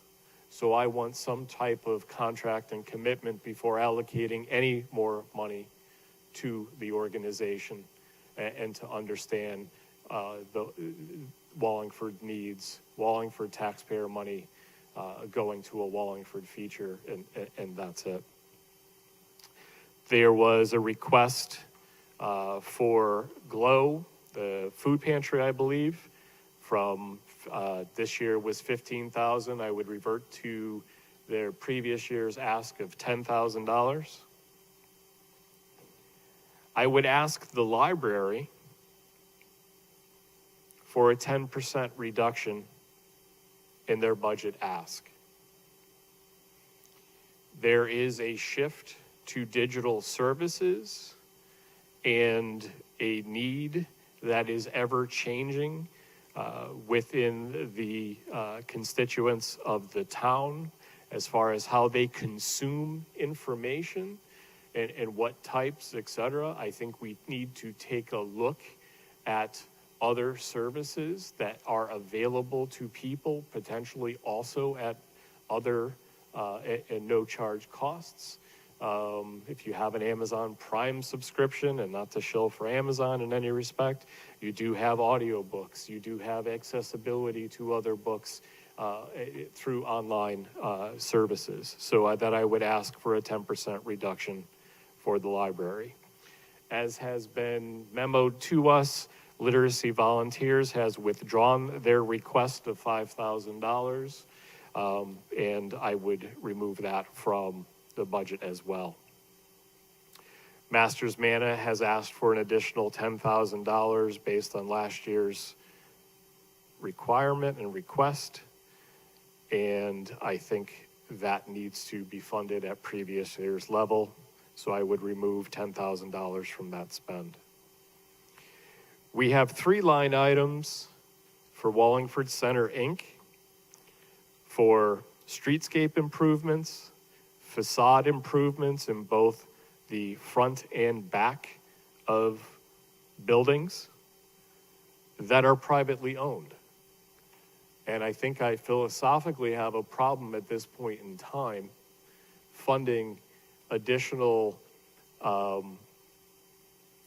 painting, additional structure, additional improvements, et cetera, that would benefit only a small group of businesses, just like we didn't pass the expanded outdoor dining because it was too limited in scope, in my opinion. So I would remove from this year's consideration the $50,000 asked for the streetscape improvement. I would remove the $25,000 asked for from a front facade improvement, and an additional $25,000 from their rear facade component. With that stated, I would also restore to previous fiscal year 2025 levels and remove $15,000 from the budget ask at this year. There is also a request from YSS for $29,450 for a database. I understand and have conversations with the director of IT. I understand and see what the optimizations and what we gain to benefit out of that. But I don't think at this point in time, the $29,450 is prudent to spend. The total of the potential budget adjustments for this category is an additional $751,000 $450. Our discussion on this item, Councilor Reynolds. Thank you, Mr. Chair. So, yeah, American 250, you can take that one off. I'm good with that. Everything else I'd like to try to talk about a little bit, though. Like, I can understand, austerity, but, like, we're going to, these are food pantries and stuff that we're going to take part of the money away from. They're requesting more money, probably because costs have gone up. And so the people that are the most vulnerable in our town are supported by these organizations. And so I don't necessarily think that looking to those folks is how I would go about doing it, I guess, if I had to say it a certain way. I think there's some other things in here,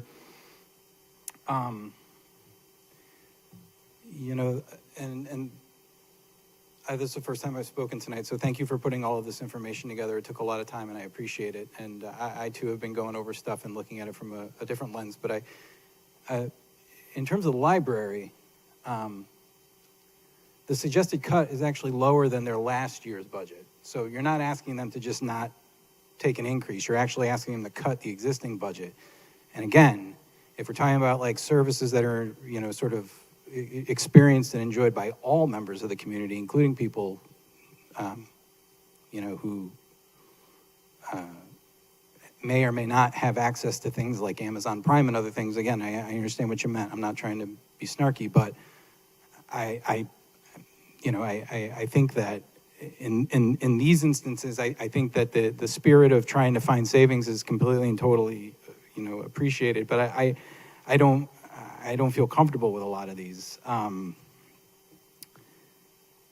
think if, in terms of the Wallingford Center Inc., the facade improvements, I too met with folks down there, and I do two questions, like, well, why are we funding improvements to buildings? But I mean, I have to, as somebody who's gone up and down Center Street, and I don't necessarily shop everywhere, I have to say that over the years, it seems to have worked. I'm not suggesting that every storefront is full, but every storefront looks pretty nice. And the rear facade piece, if I'm understanding correctly, in part would coincide with the potential improvements we're going to make in the parking behind, and that would then compensate potentially for some of the issues of on-street dining that the people on Center Street can't enjoy. So I feel like a lot of these things are somewhat attached, and while again, in the spirit of trying to find savings, I don't know if I don't know how I feel about these. I think the Columbus House, it was a problem, but there were a lot of things that kind of happened before we figured out the Columbus House wasn't open, including the fire department having instructions on where to divert people if they tried to find housing in Wallingford when they didn't have any, because they knew it wasn't open. So the fire department knew it wasn't open. We just didn't know it was open. So that's a problem with communication, and that's a problem with a lot of things. Maybe the problem's with the Columbus House, sure, but I can say another thing. If you go back to the source for where people who are in those positions, in the worst possible position you're ever going to be in, where you don't have anywhere to go, if you call 211 services, they will divert you somewhere, and they may divert you to Wallingford if there's an open bed. So I don't think we can operate a shelter that's going to ask for IDs or suggest that we can only take people from within if the shelter system, in particular Columbus House, which operates multiple, coordinates with itself to make sure that people have a place that's warm. So, some of the other cuts and things, senior operations, I'm not sure how that would affect things. I'm not sure, if cutting the Center Street Cemetery's budget by a quarter would be warranted, but again, I don't have some of that information. So some of these things I would be open to hearing more about, but some of these things I'm a pretty hard no on. So that's just how I feel. Thank you. Thank you. Councilor Fishbein. Thank you, Mr. Chairman. So obviously choices were made. Some entities that were looked at with favor by the mayor in his proposed budget are left alone with this proposal, and some are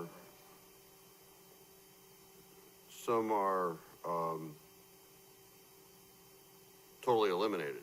So I wanted to ask, a new, and I'm not casting aspersions at any entity, but one of the new entries in this budget is the Boys and Girls Club. And it's $37,500. And in the cuts that are before us, the reductions, however you want to characterize them, that expenditure is left alone. So if I may inquire, why is that expenditure left alone? Thank you, Mr. Fishbein, Councilor Fishbein. Basically, I didn't want to touch anything that affected a child and their ability in a post-school. I wanted them not to be in the street.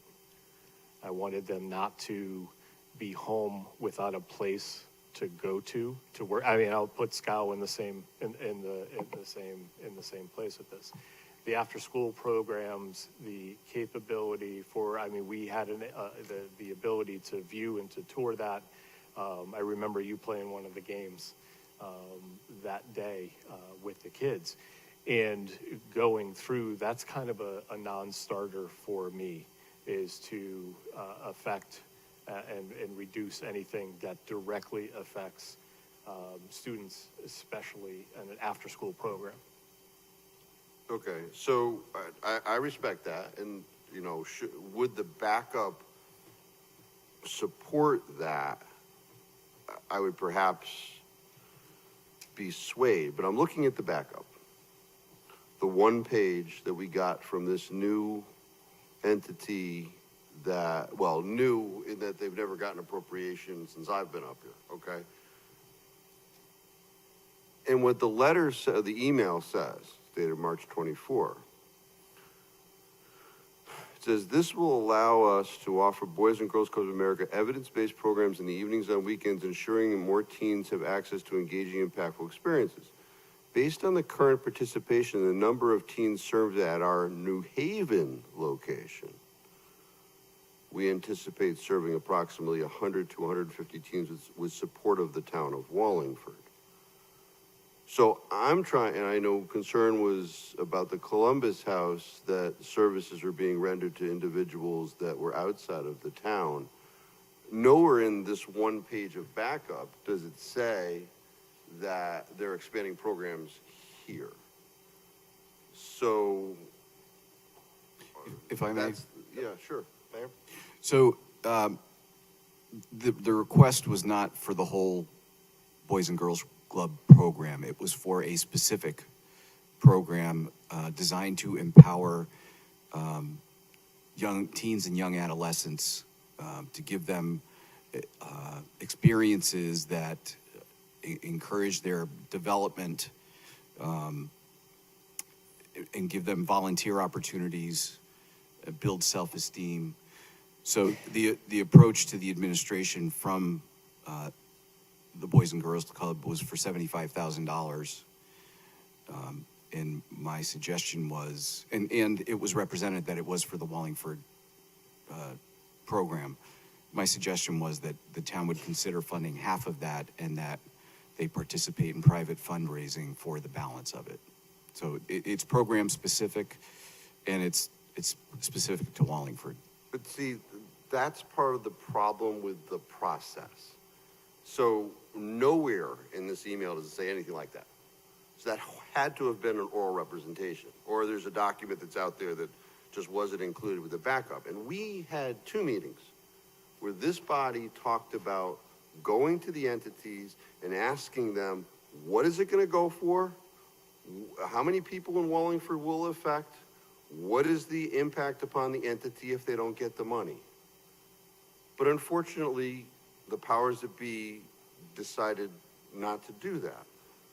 So I've got to go by what the backup says.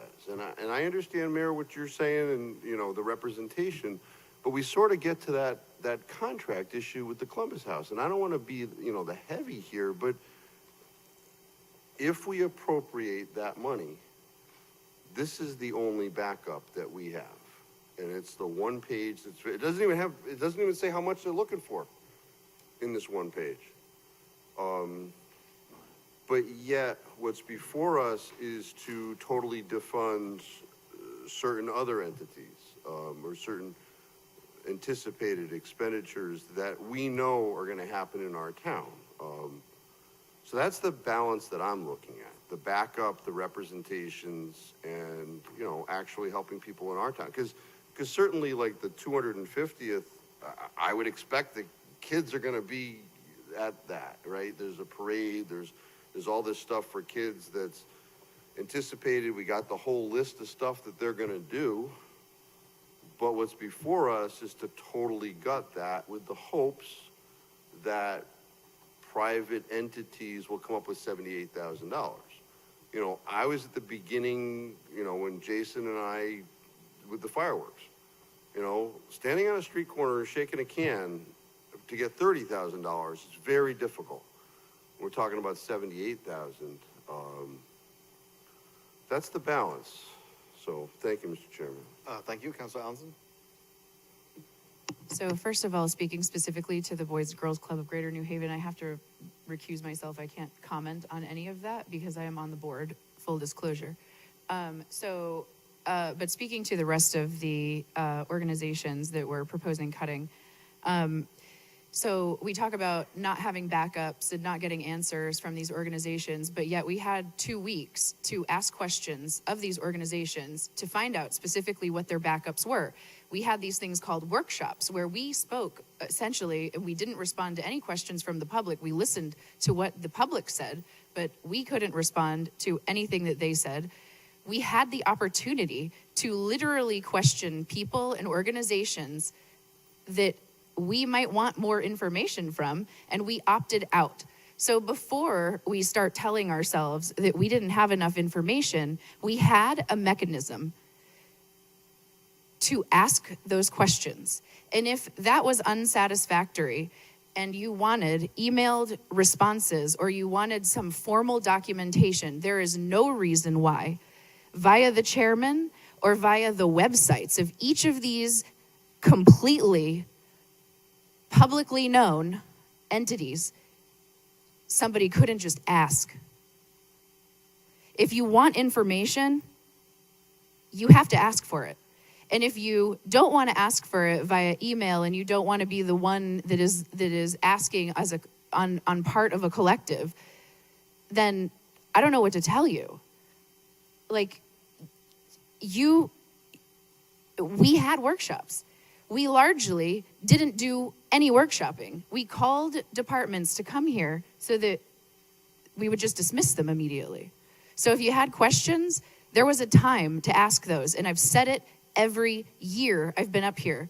Workshops are not effective the way that we run them in this town because we do not actually workshop anything. We wait until this meeting to spitball all of our cuts. And here we are, once again, being surprised by all of these proposed cuts and then claiming we never got documentation about it. 5 years I've been working with this town, 2 years on the Board of Ed, never had this question. 3 years on the council, every year we point fingers at somebody else asking us or not providing us information that we very easily could have asked for. Thank you, Councilor Laffin. Thanks. I wanted to clarify in case I misinterpreted or misunderstood what Councilor Fishburne was referencing about the Boys and Girls Club. The New Haven reference states based on our current participation and the number of teens served in New Haven at our New Haven location, we anticipate serving 100 to 150 teens in the support from the town of Wallingford, about Wallingford. Based on current participation and the number of teens served at our New Haven location, we anticipate serving approximately 100 to 150 teens with the support from the town of Wallingford. And the paragraph above it talks about Wallingford. 40 teens who regularly attend meetings. Tweens, I guess they say. That's all. Unless you had a different intention, I just wasn't sure.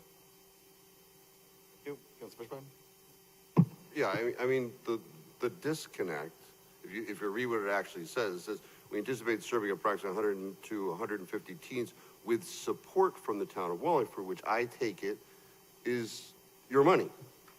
That's, it clearly doesn't say in Wallingford. It doesn't say at the location. It doesn't say, nothing like that. And that's the thing. I've got this one-page document and oral representations. I'm sorry, Councilman. So is this a motion to eliminate that expense or eliminate that from the budget? No. I'm having problems balancing what's before us. Gotcha. Because obviously some entities were left alone. That's the point.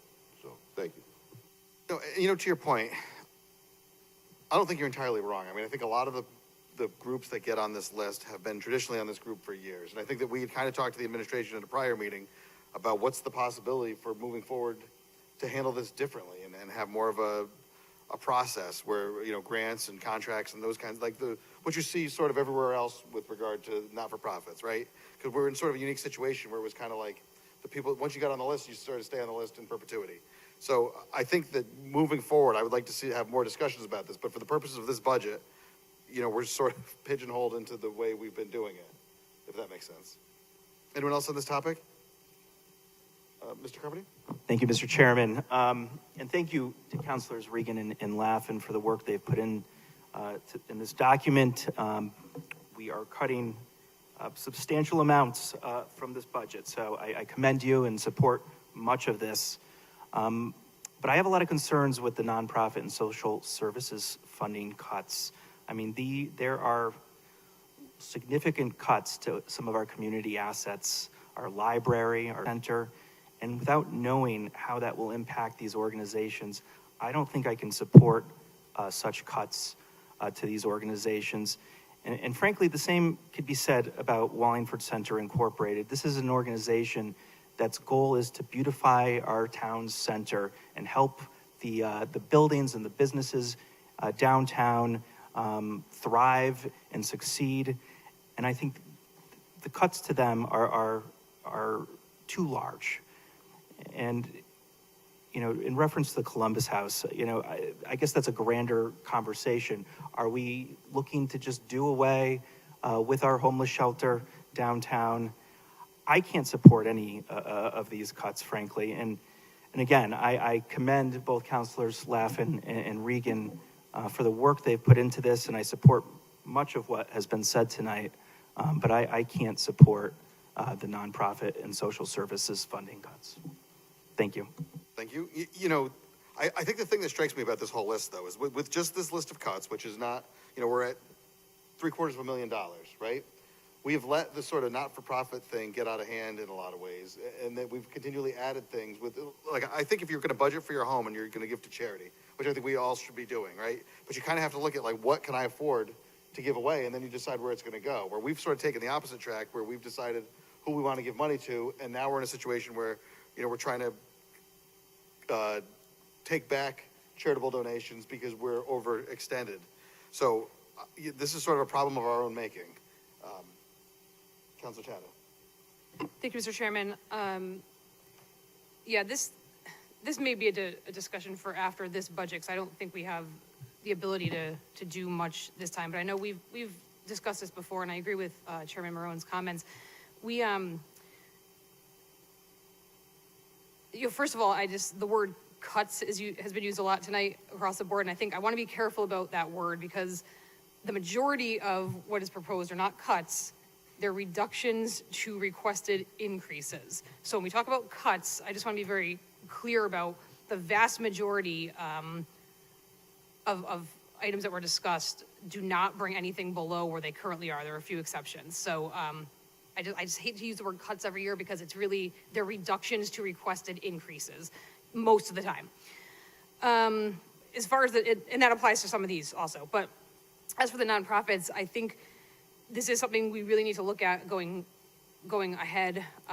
We have nonprofits, and I hesitate to say this because we have many nonprofits in town that do wonderful work, and there are zero issues. But we also have nonprofits who we give money to who have issues with minutes and public meetings and payroll taxes and alleged lawsuits.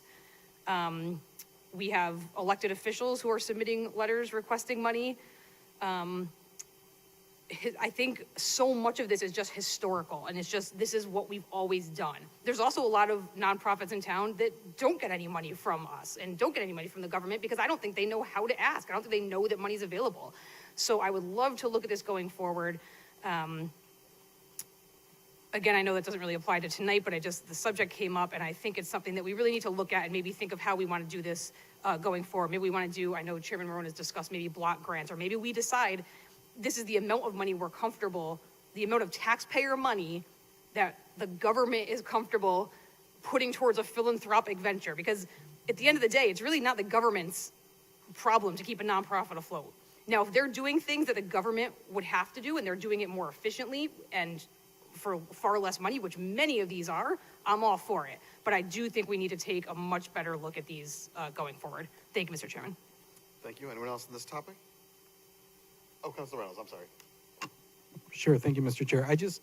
I know they're packaged together, but I do kind of want to make a distinction between the public library and the other things that are on this list because, again, pointing out, not cuts and reductions, and I appreciate the distinction, but in this case, in their case, that is a cut. It's not just a reduction in request, it's a total cut.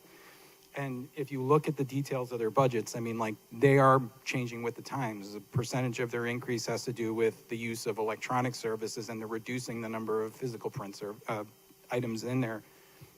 Their overall increase isn't that much. It's one of the few departments the mayor didn't even reduce. So I just wanted to stipulate that they're not on the youth or the social services request grant list, and B, they're asking to operate on less money than they did last year. Thank you.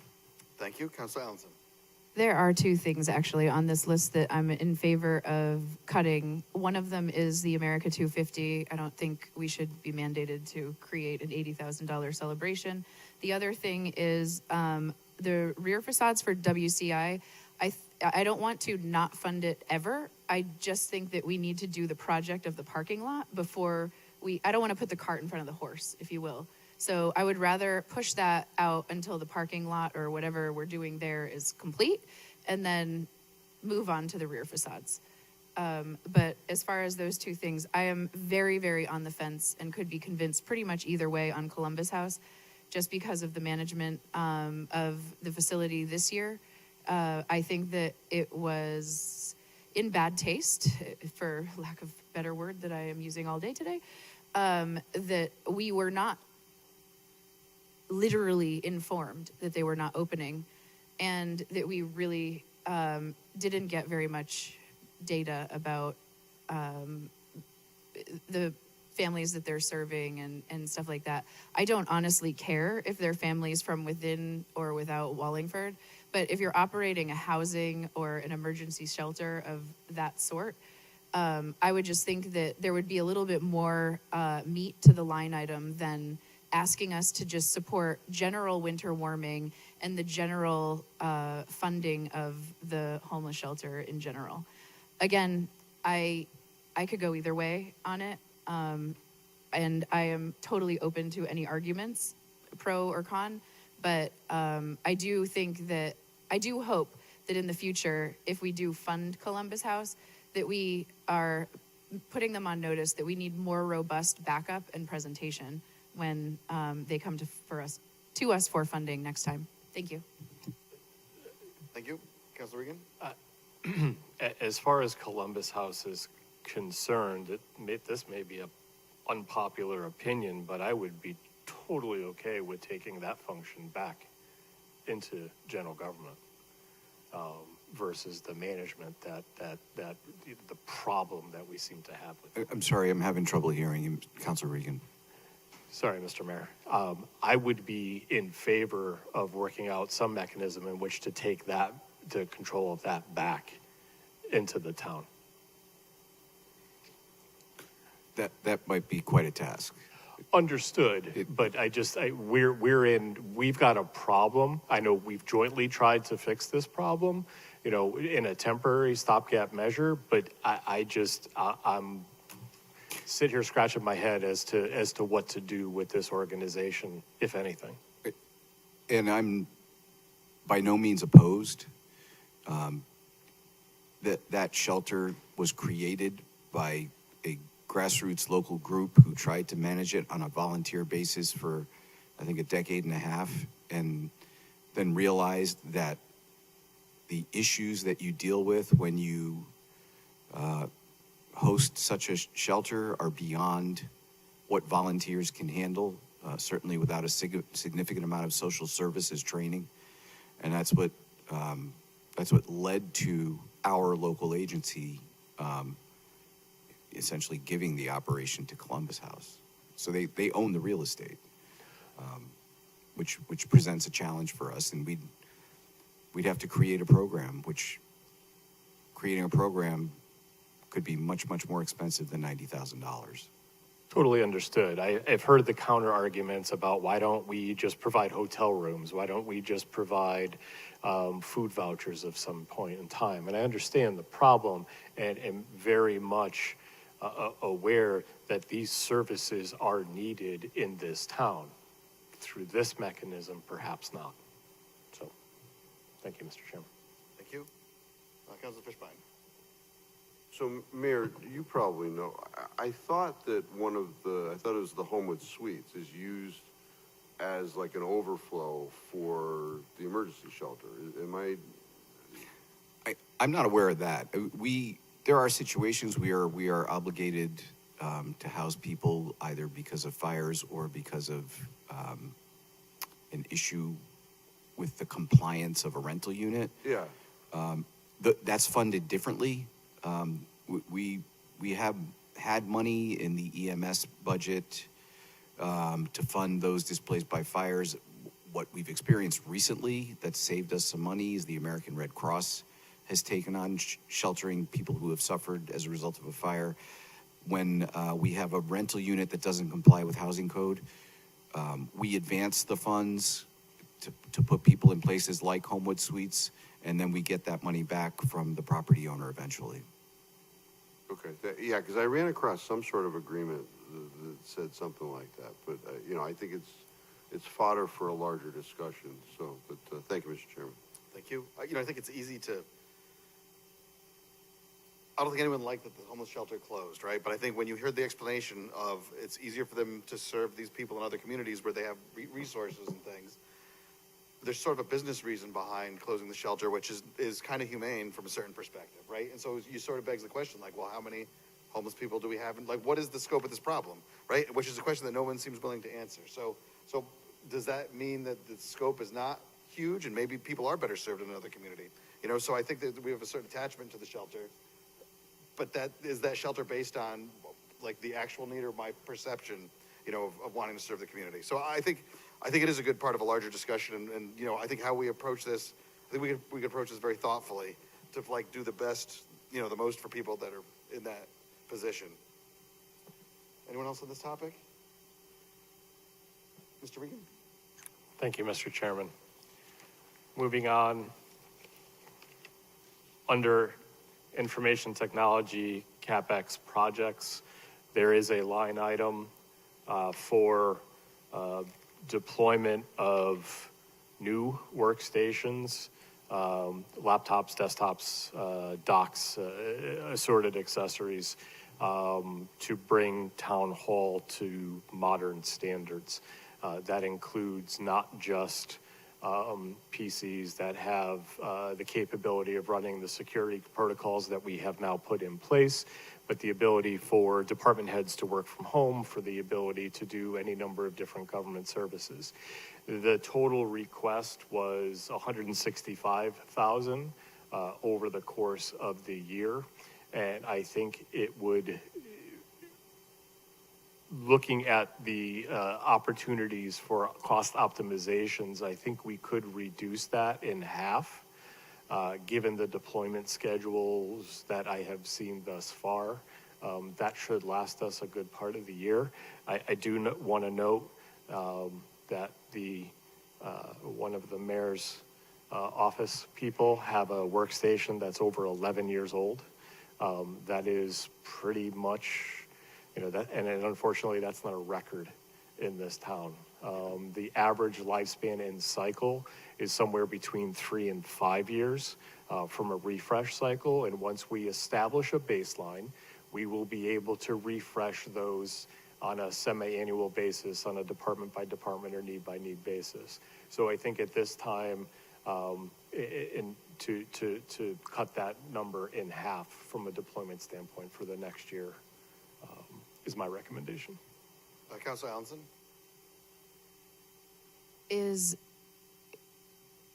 If we were to fund this completely at the beginning of the year, like just fund the technology totally, could we actually get the computers and the licenses that we need is my question.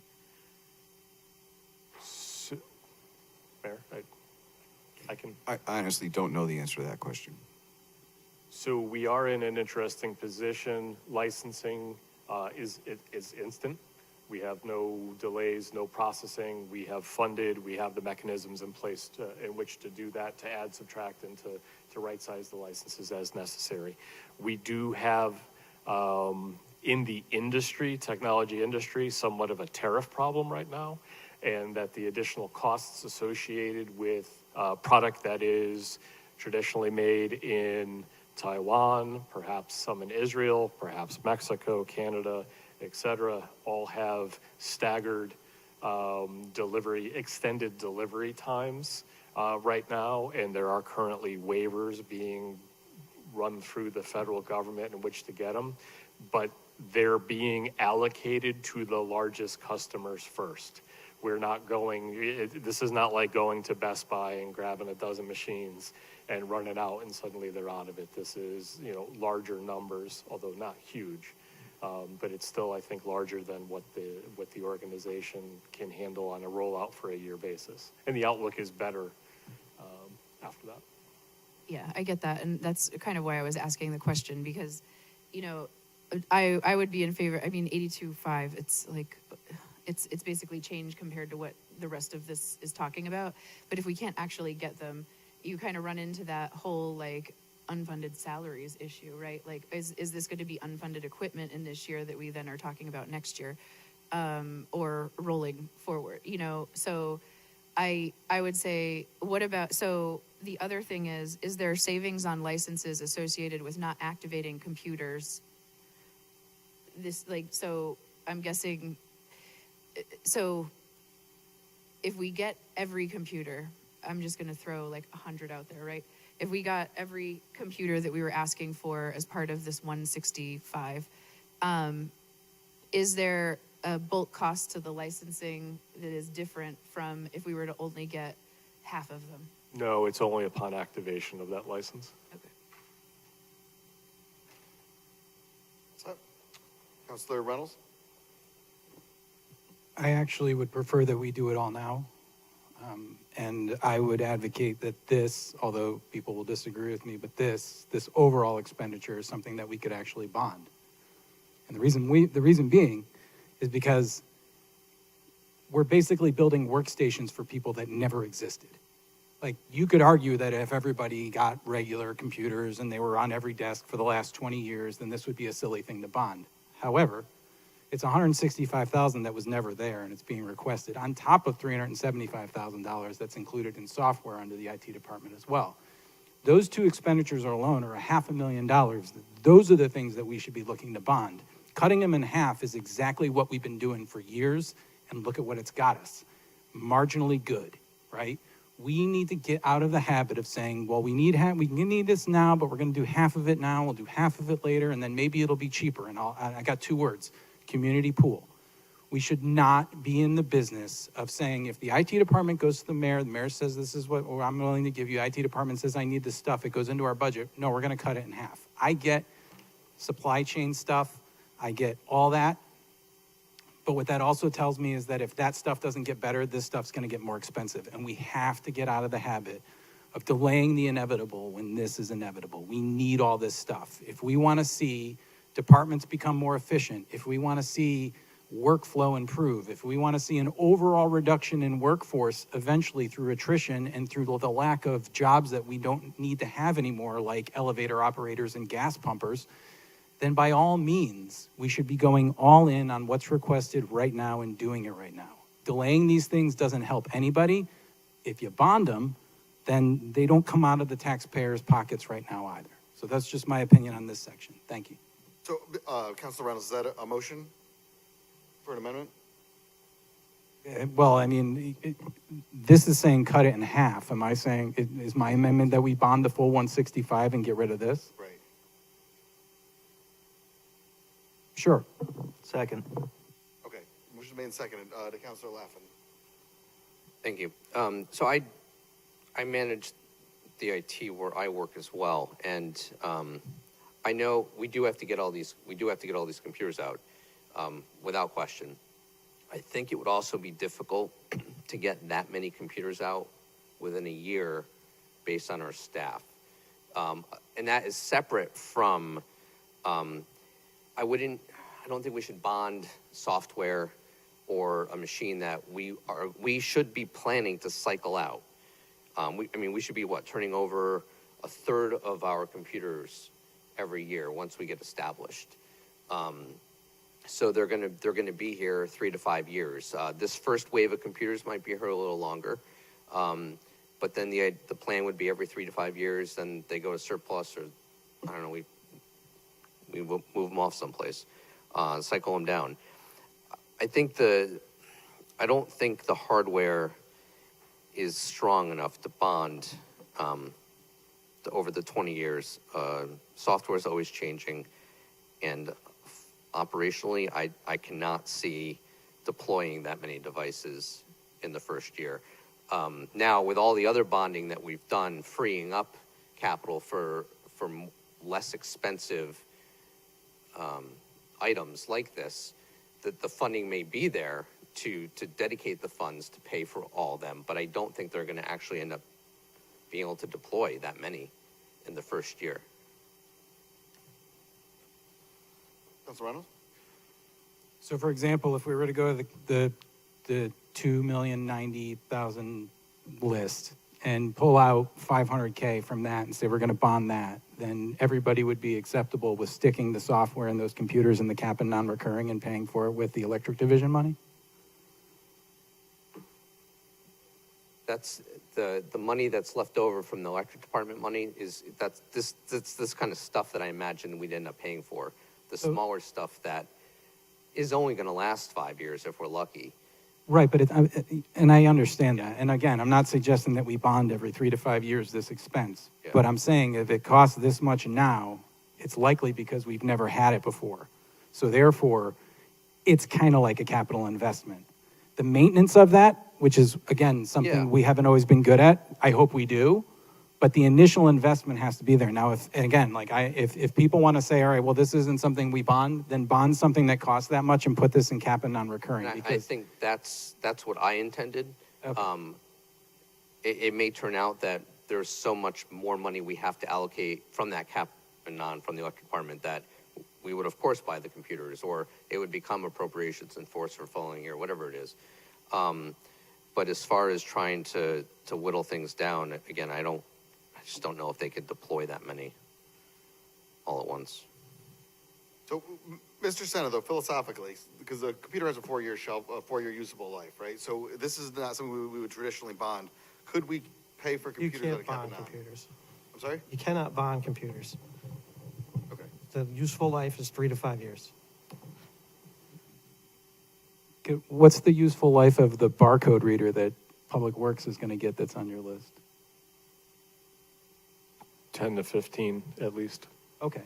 But it's, again, They're like we're, industrial units. right. But my whole point is, we're fine. Look, you want to call a curb a computer and switch them out, I'm fine with it. But I don't think that we should be, that kind of money for those specific things should not be coming out of the taxpayers' pockets. We waited too long to do it. It shouldn't be on the backs of the taxpayers to put computers on every desk and to make sure they have the appropriate software townwide. I find it to be kind of silly. I really do. It's a huge expense. It's $500K. It's $165,000 for computers and an additional $300 and something thousand in software in the IT department. And we're putting it under the IT department. And then next year, what's going to happen is if we don't invest 300 and some odd thousand and an additional 165,000, we're going to go, wow, we got 500,000 in the IT budget. How'd we do that? Because we had a one-time expenditure that we either should have paid for with the electric division pilot money or we should have bonded it. That's why. Thank you, Councilor Tata. Thanks, Mr. Chairman. Mr. Senator, just to clarify about bonding, because I know we're talking about that a lot tonight, what is allowable, and is that per statute? Is that just per our own internal policy? So the stuff you want to bond, you're trying to match the useful life over the use of it. So it would be silly to be 20 years from now to be paying principal and interest on computers that have been disposed of 10 years ago. Oh, sure, and I 100% agree with that. I'm not a big fan of bonding, particularly for things that are, but I'm just wondering, that's just our own internal policy though, correct? There's nothing that would, I mean, is there anything statutorily or per charter that would prevent us from doing that if? I would have to talk to bond counsel, but I don't think you can issue bonds for something that does not have a useful life for the length of the bonds. Okay, so something That's the whole concept of bonding, is if it's an asset that's going to be, it's a one-time asset that's going to be used for 20 years. So spread out the cost over 20 years. Sure, and I agree 100%. But I'm just wondering, I mean, I think we had just said there was a barcode reader that was 10 to 15 years, but we're going to have to circle back to the first page, because I don't, I think we should continue, but go back, because I don't think I fully understand what you were trying to do with that page. Let's get through it, then we can start taking these things one at a time. I just wanted to make sure the representation that we can't bond a item that only lasts 3 years. That's not statutorily. That's just basically a common sense procedure, correct? Mayor Bambaco bonded a portion of our budget increase 1 year, but I mean, that's a long time ago, obviously. Things change. As the comptroller, I cannot recommend that you bond computers that last 3 to 5 years. Thank you. For the sake of discussion, I'll withdraw the motion on bonding that portion because it sounds like we'll have a larger discussion. Is everybody okay with that? All right, because I wasn't planning on making a motion anyway. You trapped me. Thank you, sir. Back to Councilor Reynolds. Oh, no, I'm sorry. Autumn, did you? Yeah, I was just going to illustrate the point of, it's kind of like you don't take a mortgage out to buy a car. I mean, maybe a Bentley, but I mean, it doesn't make sense to take out more than now a 6 or 7 year loan. I hear we're up to, loans that are going to supersede your perceived retention of the item. I mean, it would seem silly to me also to be paying for something in 10 years that we threw out 5 years ago because it was, redundant.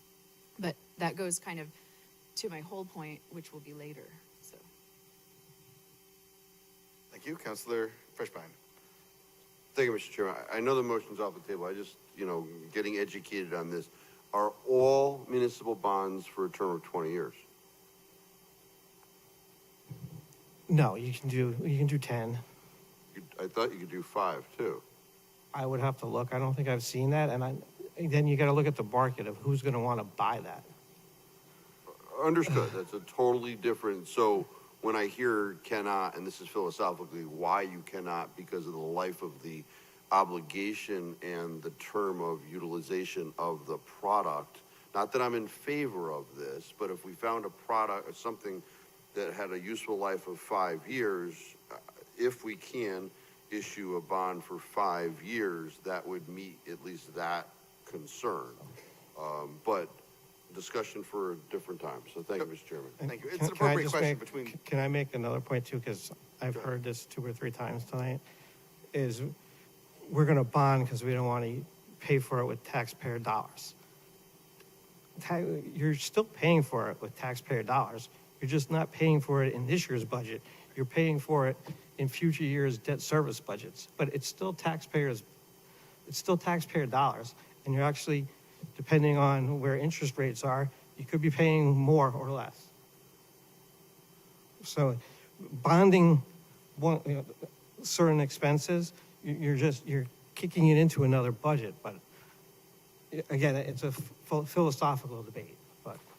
No, understood. And I appreciate the clarification. I think some of Councilor Fishbine's issue is the concept of what we can and can't do legally versus what the administration would or would not want to do, right? And so I think that's sort of where he's coming from, because the 20-year thing was always treated like it was the law, but there really isn't any kind of state statute that says that, you can only bond 20 items with a 20-year lifespan. That was philosophically how we handled it. That is correct. Okay. Councilor Regan. Thank you, Mr. Chairman. I just wanted to add that at the end of the conversation, there will need to be a calculated increase in debt service as part of the budget that moves forward. So that whatever that number may be, totally understand. I think the goal in the. I don't mean to interrupt, but that's not true unless I issue debt in the next 12 months that you have to make a payment on it. Okay. Fair enough. Any more discussion on this topic? All right, kindly continue. Okay. So lastly, in the bucket of reductions to previous levels, we have the Board of Education budget. The Board of Education budget currently consists of approximately 59.25% of all municipal spend. A $22 million increase, as has been presented in the budget thus far, I think we're all of the opinion that that's unpalatable, and we shouldn't offload that burden to the citizens. A $22 million increase has not been proposed. So the 19%, the total overall was not 22 million? What was the total overall spend increase on a year-over-year basis? Was it $9? It was around $9 million. Okay, then I misspoke. I apologize. It's a little late. So looking at the proportional, it's still approximately 59.2% of the overall budget. In a previous council meeting, I discussed Connecticut General Statutes 10-262J, that if a district experiences a net reduction in its resident students and a resident student count during a period, they may include any of the 5 fiscal years immediately prior to the fiscal year for which the budgeted appropriation for education is calculated. Such district may reduce its budgeted appropriation for education in an amount equal to the number of such net reduction multiplied by 50% of the net current expenditures per resident student of such district. The language then continues about reusing this multiple times over the same fiscal years. We have not taken any, as far as I am aware of, minimum budget requirement adjustments during any of the previous 5-year periods. When I take a look at the calendar year, starting from 2020 to 2021, and putting aside that COVID was a significant event to our community and to the world, we did see a loss of 214 students in that period. From 21 to 22, we saw a decrease in 27 students. 22 to 23, we saw a decrease of 44. 24 to 25, we see a decrease in 58. 25 to 26 is projected to be a loss of 79. When you take a look at proportional budgets, the Board of Education, in my opinion, needs to be reduced, and I'll put together a starting number of about $2 million. I understand the toll that they would take, that would take on our education system, but I do not believe that it is an unworkable number. If we were to cumulatively add the numbers of students lost in the past 5-year periods, we would have been able to realize over $4.4 million in budget reductions. But we have not taken that. We are not, and at this point in time, I am not proposing that we do that. I am looking at trimming the sustained budget increase from FY25 to FY26. I understand that this is not a popular statement, that number to many seems to be too high. But again, when you look at 60% proportional spend in government, $2 million can be shared across this organization. Thank you, Mr. Chairman. Thank you. Discussion on this motion, starting with Councilor Tata. Thank you, Mr. Chairman. I just wanted to just run over the numbers really quickly. So I believe the Board of Education requested a $4.1 million increase. You're proposing to reduce that by $2 million, which would still give them a $2.1 million increase. Is that correct? Correct. Okay. So you would use the term reduced, and again, I know I had spoken before about cuts. I just want to be perfectly clear. It's not a cut to the current. We can't do that, and that's not what you're proposing. So this would still be $2.1 million above their current funding level, if I'm understanding correctly. Correct. Thank you. Thank you, Mr. Chairman. Councilor Fishbein. Can I just, I thought that their ask was something higher than 4.1, but that's what the mayor approved in his budget. That's what's before us.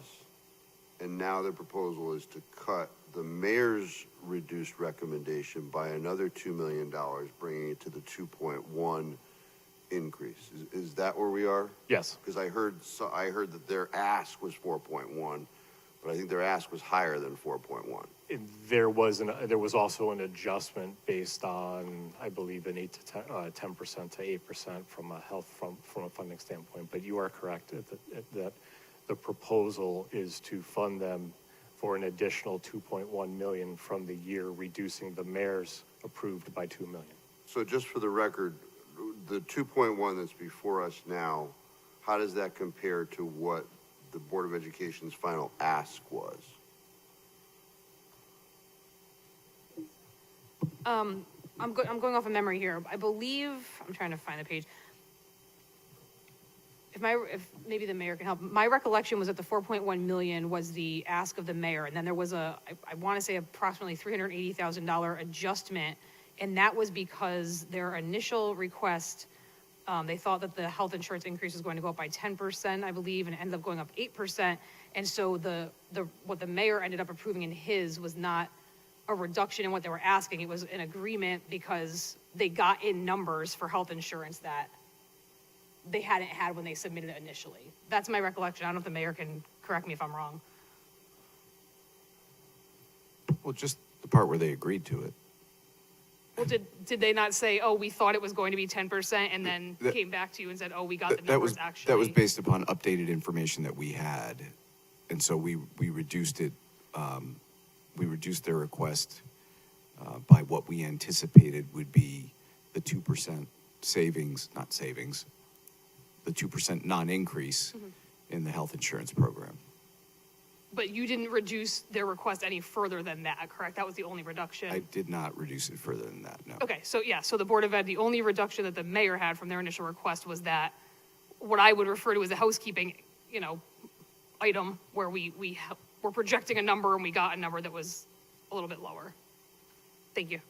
Okay, so I'm just going to the backup, and it's page 65, and that indicates that the department request was a 122, 572, 174. The mayor approved 122, 189, 274. So am I to understand that that difference is merely that 8%, 10% variance? Is that fair? Yes, that was our intention. Okay, thank you, Mr. Chairman. Councilor Carmody. Thank you, Mr. Chairman. Education funding is one of the most critical investments a municipality could make. And I know this Board of Ed worked very hard to create a bare bones budget this year, where the vast majority of the increases were due to contractual obligations and healthcare costs. And I cannot imagine the ramifications of these reductions to the board. I would assume that layoffs would have to be considered. And so I can't support this either. A well-funded public school system strengthens our entire community. And this board did a good job with their budget this year. And I like I said, I think it is bare bones, and I don't think we can cut $2 million from it. Thank you. Councilor Reynolds. Thank you, Mr. Chair. Yeah, I want to echo Councilor Carmody's sentiments. I mean, when upwards of high 70% of your requested increases budget, while we'll call it a reduction, ultimately that would have to lead to a cut. And if it didn't lead to cuts in people, it would lead to cuts in other things, which gets us back to what I was sort of talking about earlier. Like, we need to find money to fund our educational endeavors. I don't think that cutting money this year will do anything to help us next year, and I don't think cutting money this year will help us do anything long-term when they've already negotiated in good faith with the mayor over what they could agree upon. You know, part of the issue, you know, we hear a lot of stuff about like why we're here, and I can respect all of the details, and there's a lot of financial information that's out there, but you know, we also, in some respects, don't work hard in other sectors to look for revenue. For example, there was legislation that was proposed this year that would have allowed the town of Wallingford to collect money from Schott based on the property that they've taken off of our tax rolls this year. 3 of us wrote letters of support. The rest of us didn't. The mayor didn't support that legislation, and it died. Now, I bring that up because while we're talking about like 22.5 thousand times 50% times the reduction in students, I live in the areas of East Main and Christian, and I see lots of school buses stopping on Schott's campus and picking up kids from Schott-owned residential properties. Now, I said this before when we talked about the bridge. I've said this before in other respects. Schott is a beautiful campus. Schott is a great neighbor, and they are a great partner in our town. However, they've got kids that go to our schools that they don't pay for, A. And let's just pretend that that's 10. So let's just say it's 10 kids. At $22,500 a kid, that's $225,000 each year that we do not collect per child, per student from them, and they don't pay us on anything specifically that they own with respect to the residencies that they've taken off of our tax rolls. Now, I know this isn't about that at this moment, but I want to point that out, that there is an example of revenue that we choose to not support in being collected, nor do we choose to approach in other manners or suggested arrangements that could be put in place that would have a regular revenue stream coming into the town. The problem we have overall is our grand list isn't growing. And if it's not going to keep growing at a pace that outpaces inflation, we're going to have this problem every year. So we need to start thinking about new sources of revenue, that being one that's completely and totally left untouched. Thank you. Thank you. And actually, to be frank, I completely agree with Councilor Reynolds that we need to look at new sources of revenue. But I think, you know, like Schott is an easy mark because it's a wealthy campus, they're on town. You know, I don't want to get in the choke debate because that's not really what this is about. But I think, you know, I'm open to cuts anywhere that you guys think are feasible. But what I'm hearing is every cut that's proposed, I hear an objection why we can't cut that thing. And so this doesn't improve our situation. This just makes it worse because next year we're going to run into this same issue. So, you know, at some point you can't grow government faster than the town is growing or your tax base is growing, right? Like that's just a fact.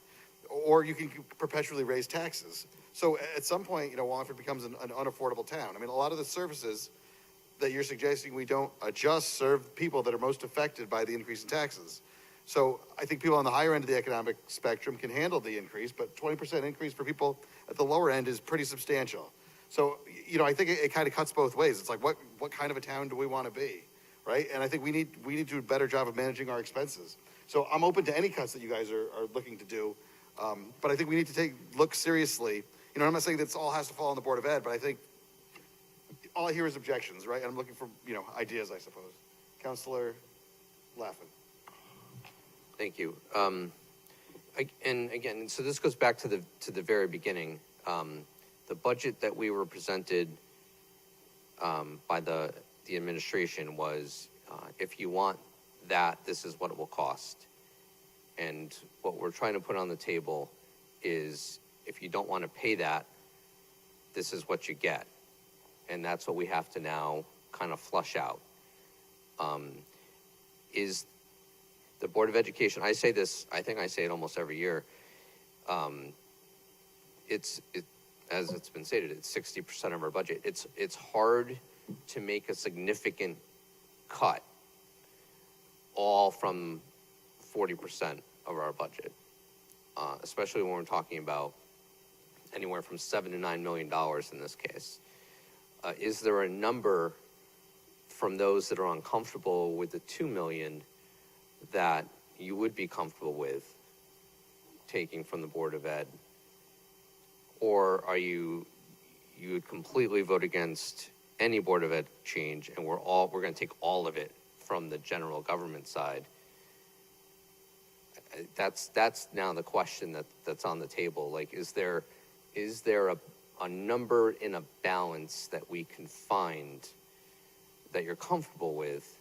Because again, there's 60% of the budget. I think anything, it's not even a majority that we're asking to take right now. We're not asking for 60%. We're not putting that on the table either. I know it was only a third of the increase. This is even less than that. So I'm just throwing it out there for if somebody wants to make an amendment or a motion, you know, that's the type of thing we need to keep moving forward. And I know you had other, you know, things that you wanted to talk about. Is there a way to, from those, modify what's before us so that we can keep one conversation on the table? Those are two different thoughts, but thank you. Councilor Regan? Thank you, Mr. Chairman. So in the last 5 years, we have reduced student enrollment by 422 students. That is not an insignificant number. When we look for the projections, I think through at least 2030, and you can argue that those projections aren't real. You can argue that they're biased based on any number of different types of metrics.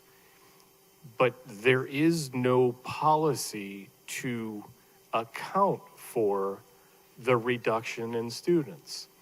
So for every X reduction,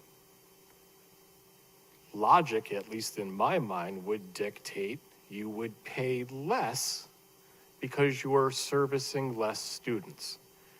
I understand the disbursement of our schools, the age range, the special needs requirements, all of the additional and all of the things that make up this factor. And if it was a dozen or two students, it would be something that we could just set aside and not look at and say, well, Bill, that's going to happen. But when you start looking at 400 students and a few more hundred over the next couple of years and not making an appreciable change, in fact, increasing significantly, year over year over year with a smaller population, I just think something needs to be level set from a policy standpoint that states last year's budget is not the starting point. Last year's budget minus the students that you've lost is the starting point. Thank you, Mr. Chairman. Councilor Testa?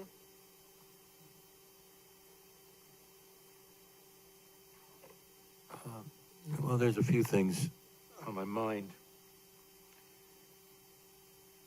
Full disclosure, I'm a teacher, but I'm very comfortable myself in my history and continued ability to remain, I don't say unbiased. I'm a town councilor. I look at my experience as a teacher as just allowing me to have a deep understanding of the schools, along with the 10 years I served on the Board of Ed. First of all, when we and I appreciate the discussion of reduction in number of students. So I don't remember the number you came up with. 5 years was 400 and something. 422. All right, over 5 years, divided by 11 schools. So maybe that's 40 kids a school over 5 years. Schools that have anywhere from 3 to 5 grades. At high school, you can't even do it that way. If we, and I'm not being flip, if we had the one-room schoolhouse and we had 100 kids and we went to 90 kids or 80 kids or 70 kids, then we could say, you know what, we probably don't need 3 teachers anymore. But, I mean, look at the students per classroom and realize that just because you drop 40 kids, well, over 5 years, that's only 12 kids a year in a school. That's not a teacher, not even a teacher. What happens is you look at the programming we offer. And at the high school level, you can't really look at students per classroom because there are classes. I mean, we just went through AP testing. There are classes that, may have 14 kids, 16 kids. Others, my average is 18 to 20. And so if you just play it by a numbers game, it's dangerous. Because when you reduce the budget by a serious amount, you're talking people. That's it. I mean, what is our budget? Our budget is people and stuff. That's it. And expenses. You have no control of your expenses. Okay? And they're going up. People and stuff. We've spent a lot of the night talking about stuff. Trucks, fire trucks, police cruisers, software.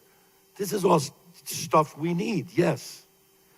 But if you wanted to say, hey, it's a real tough year, we've got to sharpen our pencils and take some painful cuts, well, then you tell somebody to drive that pickup truck for one more year.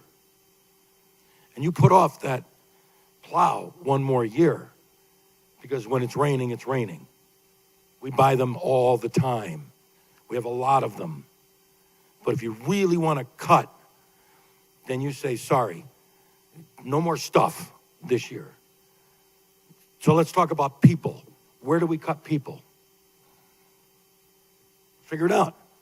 The board gave us a sustained budget. That means this is the budget they presented to us that said, this is what we need to do next year what we're doing this year. All right, the mayor cut him a little bit. They agreed to a little bit more. And then they had other stuff they'd like to do, but the sustained budget is what it is. Now, if you take $2 million away from that, I cannot comprehend of a way they deal with that without laying off teachers. And I'm not being alarmist, just common sense, it's math. And I'll be honest with you, we're not out of COVID yet. I teach high school kids, and 4 or 5 years it's been. Don't take this the wrong way, but sometimes I look, they're like zombies still. I love them to death, and they're into it. They're there, but they're still there. These are the kids that I have in high school that were in elementary, middle school. They went through something, and everything we're providing is critical right now. It's critical. So I would be very concerned. I would be alarmed if we told the Board of Ed, you've got to reduce staff somewhere. Now, you look at their budget, you can say, well, they're heavy on administration. No, they're not. A coordinator here, coordinator there, yeah, sure. We can do the easy thing of saying we have too many of them, and when they're evaluating me, I might agree with you. But my point is, what are you talking about? $500,000, $200,000 if you got rid of a few? This is teachers, and we're at a point where we just can't risk that. We're talking about where we're going with the high schools. We're talking about trying to increase career education. Those are all programs that have low enrollment, student-wise. They're not 20, 30 kids a class. Your robotics, the technical education, all of the career to technical education programs that we're getting more and more excited about as we talk about redesigning either one high school or 2 renovated high schools. And everybody's saying there needs to be more of this. Those programs aren't they don't have a lot of students per class, but they're critical. The students that maybe will go to community college, or they're going to go directly into careers and and maybe the military. And you can't let those kids slide. So I've gone too far. A little emotional, but only because I see what's going on in the schools. I see the need for the care these kids are getting. So many kids having to go see the social worker, having to get extra care here, needing a para here. This is not frivolous stuff. And I don't know of any classes that average, when we talk about academic classes, I don't know of any of them that, can easily lose a teacher at any high school or middle school level. You would then have overwhelming number of students in those math and science and social studies and language arts classes. So if the board came to us, and this has happened in the past, I was a part of this from the board, and I was a part of it on the council earlier in my tenure, where programmatic changes were proposed that required more people. They were trying to move ahead, and it required investment. But that's not happening right now. This budget is just, this is what we have. This is what we need to keep going with what we have. And I just think that a cut of anything like this would be very, very damaging to the education department right now. So I could not support any reduction of, right now, to the current Board of Ed budget. Thank you for your indulgence. Thank you, Councilor Tata. Thank you, Mr. Chairman. This is probably all of our, even those who have been up here much longer than I have, this is probably the hardest budget any of us have ever faced. And I think there's going to be things that we're going to have to do that we don't like. So I understand your, your sentiment, and I wish we could, give the Board of Ed everything they ask for every year. I wish we could, give everybody everything they ask for every year. But unfortunately, the taxpayers can't afford that. And this is the first year I've received phone calls, emails where people, every year I receive, I don't like this increase, can you do something? But this is the first year where I've received phone calls and emails where people say, I legitimately don't know how I'm paying for this. My taxes are gonna go up $1,800. There was a single mom who emailed me and said, I can't afford that. I'm gonna have to sell my house. There's elderly people saying there was an elderly woman yesterday who emailed me and said that she was afraid her house would go into foreclosure because she won't be able to afford this. This is incredibly serious this year. And to say that we're not willing to look at a certain chunk of anything, I think we need to really just look at everything. And I know we don't like it. But the Board of Ed it's 60% of our budget, and to still give them 2.1 million over what they have now, I think it's fair. I think everybody's going to take a hit this year. For example, the bonding idea that Councilor Regan presented, I don't like that at all. I'm completely against it. I don't like it. I don't like that we're going to be paying interest on things that we have cash to pay for. However, I'm going to go along with it because I understand that this year is unlike any other. And so if we can do that this year to get those tax bills down, I'm going to support it. So maybe this is a year that you really don't like this, but you're going to support it for 1 year just to help the people out. I just feel like everything has to be on the table. And everyone's going to take a hit. Every department's going to end up taking some sort of a hit. The taxpayers are going to be taking a hit. I know we don't like it, and I know we each have things that we feel really strongly about, and Board of Ed is certainly that for many of us. But I don't know, I would just ask everybody, just consider everything. I think we just need to leave everything on the table until we figure out where this is going to end up, because this is such a massive year. I really think that the taxpayers legitimately cannot afford this, and there's going to be a lot of people in this town that are in a really, really difficult spot if we don't get this down as much as we can. Thank you, Mr. Chairman. Thank you, Councilor Reynolds. Thank you, Mr. Chair. Seeing that we've been here for 3 hours and we're still talking about this, I thought that since we're talking about like ideas and stuff, that I would share kind of what we had talked about a little bit, since might as well. Well, let's. Well, just to go piggyback on Councilor Tata for a second. Okay. Our idea also includes bonding, which I've already talked a little bit about, and it also includes reducing contingency. And our plan would reduce the overall increase by about 1/3. So I just want to put that out there, and we can talk about that. But I mean, and in our plan, we don't cut anything.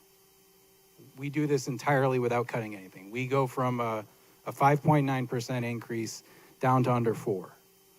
And we can do that by reducing the budget by about $2.8 million. So that is possible without cutting a lot of this stuff. And some of the stuff we're going to have to write ordinances to do. So I just want to say that now because we've been here for 3 hours. But thank you. Yeah, and to that point, I think part of the problem is, so there's the increase in the expenditures, but the tax issue largely is related to the revaluation, right? And so even if you reduce it to 0 increase over last year, the tax implications are still substantial for most town residents. And so I think that's sort of where my head's at, as far as what, I don't know that even just zeroing out, spending no more money than we spent last year is going to get us quite to where we need to be. But I'll defer. Councilor Allison. So I know that, everyone's going to argue that they know that these are all, they know why, the Board of Ed is charging, you know, like it goes up every year, right? But generally, funding source changes have been a major source of pain for the past few years. Grants ending that we've had for several years, drying up, not being funded anymore. We're at an unprecedented time in the areas of education and federal funding as well. So, you know, while we can't hold ourselves locally accountable for that, I can say that there are definitely reasons why the Board of Ed budget that the town funds goes up versus, you know, the student population going down. And we have to consider those factors as well. I would also be interested in the same study of the grant funding differences between 2020 and 2024-25, you know, which I do believe are part of their budget. Mandated changes with increase in cost that goes unfunded at the state Board of Ed level. We don't have any control over what the state tells us that we need to do for our children. And if we don't do what the state has mandated us to do for our children, we get fines. So we have the option of paying and then paying more. So we're kind of between a rock and a hard place on a lot of these things. I get it that, you know, student populations are going down, but how many times have we talked about a mental health crisis since COVID? How many times have we talked about the number of services for adults and children that need to be increased because of a mental health crisis that was born in isolation? So now we want to possibly lay off teachers, remove paras, whatever it would be, right? I don't know how, we don't tell the Board of Ed how to manage their funds. But those are all the things that are on the table. So now we want to possibly leave students with less support in a time where students need more support. I don't love this year. This is, yeah, we all say it's unprecedented. Last year was also unprecedented. Next year is going to be unprecedented. When do we stop kicking the can down the road and take accountability for things that we are funding that we haven't funded in the past, including reasonable salaries for teachers, decent benefits for teachers and staff? Essentially, we write contracts, and once again, just like last year, now we don't want to fulfill them because there have been changes in funding in other areas. I don't agree with unilaterally cutting the Board of Ed or blaming Choate for all of our educational deficiencies in the town. It's unfair and it's a cop-out. I am one of the newer counselors, but 6 who sit up here have been here longer than me. And if we were really concerned about kicking the can down the road, we could have been overriding vetoes this whole time and trying to force the hand of government to continue to make capital improvements despite the budgets being such that they have been, right? So we say, oh, well, you know, the strategic plan was not in place and blah, blah, blah. Well, everybody here is accountable for that. So, I mean, blame is not where I'm really headed with this, but we can't look at everything in a vacuum. Sure, student populations have fallen, so has funding. I'm not saying I wouldn't support any cut at all to some of these departments, but I don't think this is a reasonable cut. Frankly, I just simply won't support it because until somebody provides a counteroffer that I can accept. Thank you. Councilor Tata. Thank you, Mr. Chairman. Mr. Sen, are you able to tell us how much is in the Board of Ed's 2% fund currently? I do not have that number on me right now, sorry. Okay. I don't know if Dominic might have it out in the audience there. That's okay. Well, I don't necessarily need the specific number. This just popped into my head right now. I mean, before we were talking about the general government contingency line, and we may potentially be reducing that substantially, and we said we would find, we could go dip into the general fund if something came up that we needed to. So, I mean, maybe a decent compromise is just knowing that that's there. I know like the special ed portion of that has been sitting there for a long time in case of a rainy day. I mean, if this does go through, I just wanted to bring up that there is that cushion there. There is that 2% fund that could be dipped into, just as we might choose to dip into the general fund by reducing our contingency. So I just wanted to bring that up. Thank you. Council Laffin? Thank you. Mr. Senna, in all this preparation, I tried to create all these equations and work backwards and figure out the mill rate and all this stuff. Do you know how much money it takes to reduce, so if we reduced $1 million, how much comes off the median tax bill? Would you happen to know that? So I can tell you, so make sure I got the right piece of that currently 1 mil equals $5.9 million.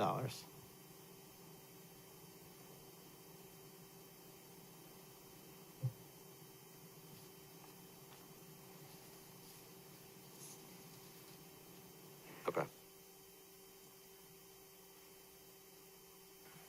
That's it for me All right, right thank now. you. So I think because of the challenges we've had with this, I don't see a means to cover these other than by page, unless someone else has another suggestion.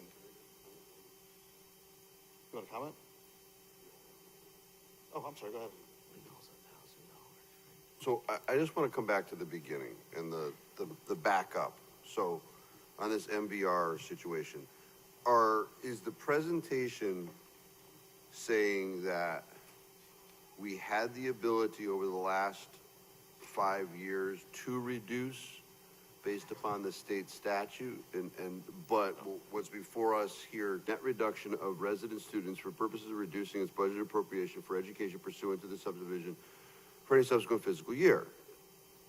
So when I look at the backup, the largest year that you're presenting to us is that year of 2021 at 2.4 million. Am I reading this incorrectly? No, it is, and for illustrative purposes, that we do see a continued decline in overall. We can't factor the in totality the last 5 years worth of numbers to come up with the calculation. Totally understand and get that. We have never, as part of policy, reduced the previous year's budget based on as part of the future or the current year's budget by taking that calculation into effect. Okay, no, I understand that, but you agree with me that because of what the state statute says, you can't even look at the 2021 year. Correct. Okay, so taking that off of your chart, the other year that I challenge is we have this projection for the next year. The statute deals with the previous years. It doesn't deal with the future years, right? Correct. So looking at your chart, the first number, which is very large, 2.4 million, has really nothing to do with where we are. The last number, which is next year a projection, almost $1 million, has nothing to do with where we are. And I'm trying to... With the exception that the budget, so from a calculation purpose, I would include that in the overall numbers since that's what we're projecting as a future year's budget as well. Okay, I don't think So I'm not looking to apply the statute to our reduction. I'm looking to use from an illustrative purpose, how we continue to see a loss in student population with no accounting whatsoever of a reduction of any type. Yeah, so it's sort of like the opportunity cost argument in Correct. economics, right? Correct. So I got that. So really the 3 years that are demonstrative is we had the opportunity, arguably, to reduce in 2022 by 300,000, in 2023 by 500,000, in 2024 by 650. Correct. Okay. Okay, I just wanted to understand, I don't know that the calculation is being applied appropriately, but I'll leave it at that for right now. So thank you, Mr. Chairman. Thank you. Councilor Allenson? Yeah, so just to answer a question from before, it looks like Board of Ed per the packet that we got is, it looks like their contingency was projected to be at $467,172, and that is 0.3% of their total budget that the mayor put forward. So I don't really see how they can go much leaner on that. Some areas, some kind of larger areas of change, when we talk about, the things that we are paying for with this proposed $2 million is tuition. So for students to attend outside of district. Pupil transportation, that's another $1 million. Tuition is about $700,000 difference. So, I can go on line by line. The changes in certified salaries is negligible in my opinion. It's around $750,000. So, no, while that's not negligible, that's appropriate. We cannot reduce transportation costs because kids need to get to school. We've signed that contract. Tuition, we don't really have control over the amount that we're paying for tuition. Students need out-of-district services, they need out-of-district services. So again, this isn't just on the salary line. This isn't just insurance. Some of these things we cannot control unless we go back and rewrite contracts and go back to a bus service that sometimes didn't bother to come pick up kids. So, I'm just saying, I understand where everybody is going with these cuts. I just don't see that the amount of money that is being requested is so outrageous based on previous funding, changes in grants, tuitions, contracts we've written for transportation, et cetera. The list goes on. Thank you. Thank you. So, Mr. Senna had asked to go, I'm sorry, was that a hand, Mr. Reynolds? No, my bad.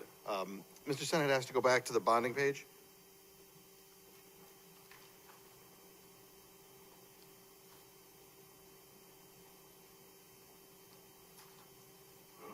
My question would be, the list that you took from the cap and non, that's a separate fund.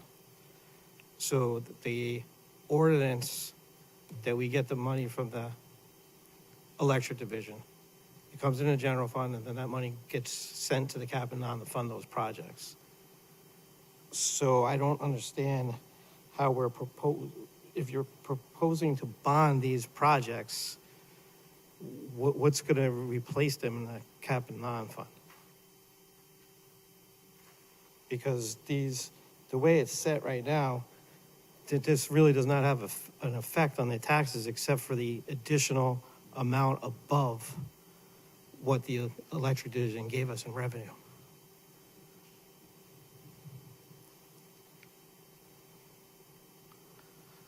Jesse had your hand up. Go ahead. No, go ahead. I thought the question was to you. Okay. So conceptually, and the mechanism may not exist right now without an ordinance or without a significant change, is to take these smaller capital items that we have no idea of bonding, we have no intent on bonding. Police department cameras, just as an example, I don't have the details, but plotters and possibly some of the computers, if not all of the computers, and the list of other items could be swept, washed, however you want it, through that, leaving room for, bonding in other situations by replacing those dollars. I don't have the so that's the concept. How we get there is takes the community.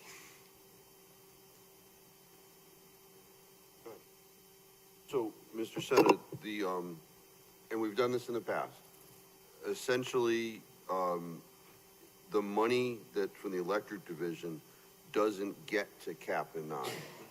It gets diverted in the meantime. So I think that answers your question. How does this happen? So the townwide paving,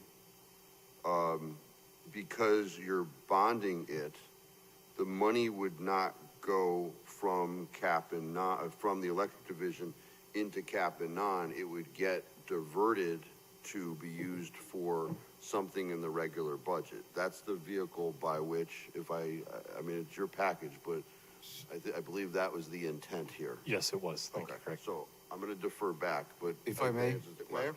So the one time that I recall money being diverted from cap and non was that $1 million pool fund that was created. And that's essentially a similar, it's a consistent use of the fund. It's held in reserve for a capital project. It was not diverted into the general fund to offset taxes. That's the one time I recall. So I do recall a time, and I think it was maybe the year of the override, where we had unexpended funds in the cap and non. We returned like $500,000 to the cap and non of a project that hadn't been closed out. And then when the projects got closed out, we diverted some of the money from the electric division to offset that amount that was remaining in the fund to the general fund and expended that on other things.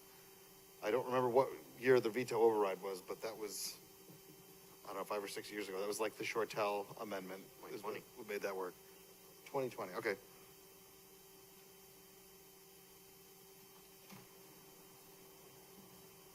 All right, so I said to separate this. However, this is your motion, so I can't really bifurcate your motion.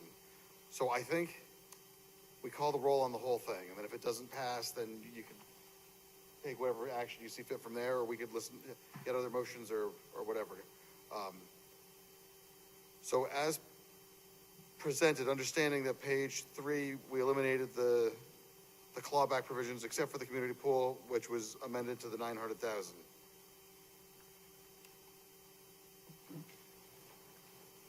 And then the police officers were put back in on page 4. Correct. Okay, so those are the only changes to the whole package thus far, correct? Can I make a comment on the salary page? Please. So those numbers are going to change because the numbers aren't here do not tie out to some of the numbers in the budget. In a previous meeting, I had asked Mr. Hutt what the loaded cost for an employee was, and we got a number for the pension and then. No, I'm talking the salary, you know. That some of these, they're missing the contractual wage piece. So I would have to true up the numbers to take it out of the budget. So And the other comment I have is, in finance department, that's not the position that I said I could do without. That, you know, the clerk typist 2 is who collects your taxes when you walk into that tax office. So that's not a position that we can do without. So, you know, when I sent the information to your request, I said I had a retirement. It's actually at a higher rate, but it's the account clerk is the one that, you know, I said that I could probably try to do without, but I can't be without the clerk typist 2. Understood. I think, you know, I guess it's my being naive at the nature of the motions in the budget process, being one of the 2 new people here. We don't have exact dollars that we are addressing in each of the individual categories. We would expect, based on what we were to put forward today, for those calculations to be done by your office. Any clarifications on intent, et cetera, would be in communication, not a negotiation, but, here's what I can do statutorily. Perhaps this is what I cannot do unless you guys can pull an ordinance out of your hat in 48 hours, something along those lines. But to come up with, more of a, the final version of the concept to reality. Okay, I just want to make sure we were on the same page. So basically, you want all these positions cut except for don't touch the police. Correct. And then with the understanding that you would change the clerk typist to the accountant clerk, was that your representation? Yes. Okay. Wait, Councilor Tatis first, and then. Thank you. Just to clarify, I just want to make sure everybody's on the same page here.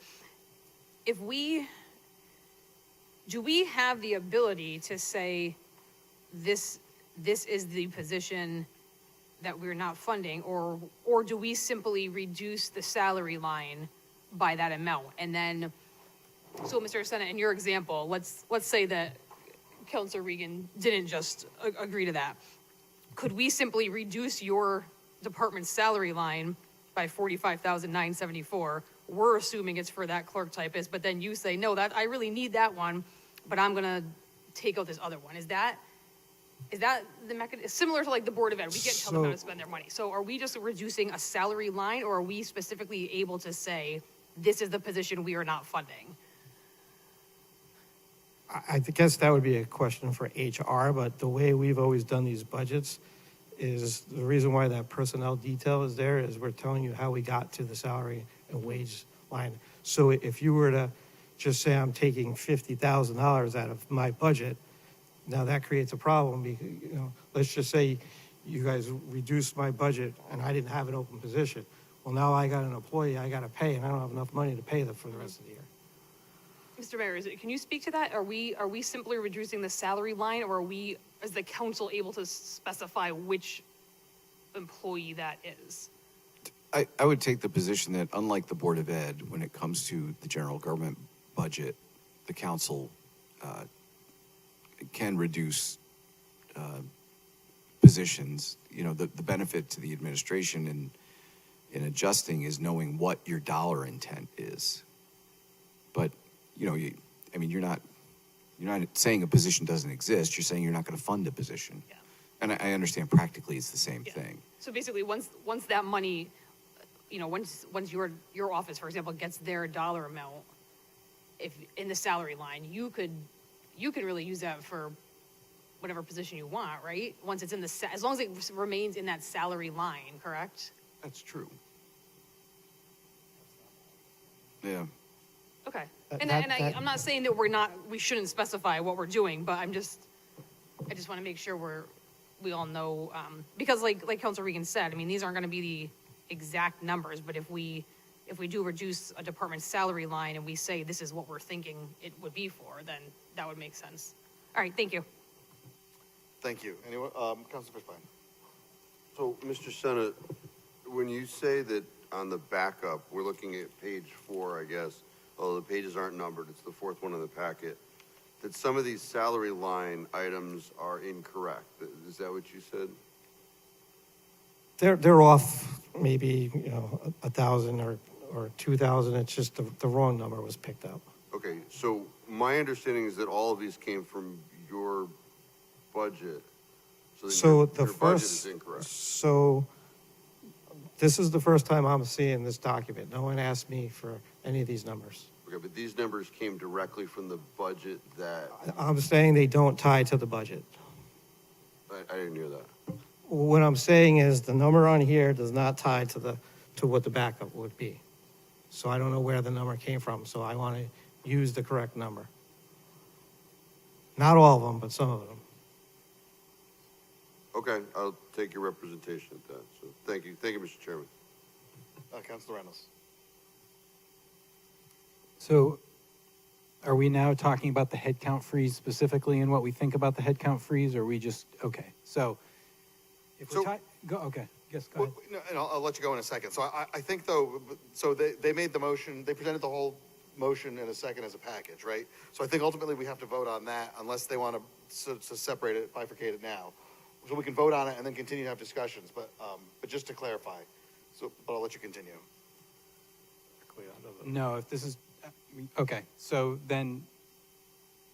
this is just an up-down vote on the whole thing. On the whole package, correct. Okay, all right. Madam Clerk, will you kindly call the roll? Allenson, No. Harmony, No. Fishbein, Laffin, Yes. Regan, Yes. Reynolds, No. Tata, Yes. Testa, No. Marone. All right, I'll vote yes, but the motion fails. All right, so now we move on to other motions related to the budget.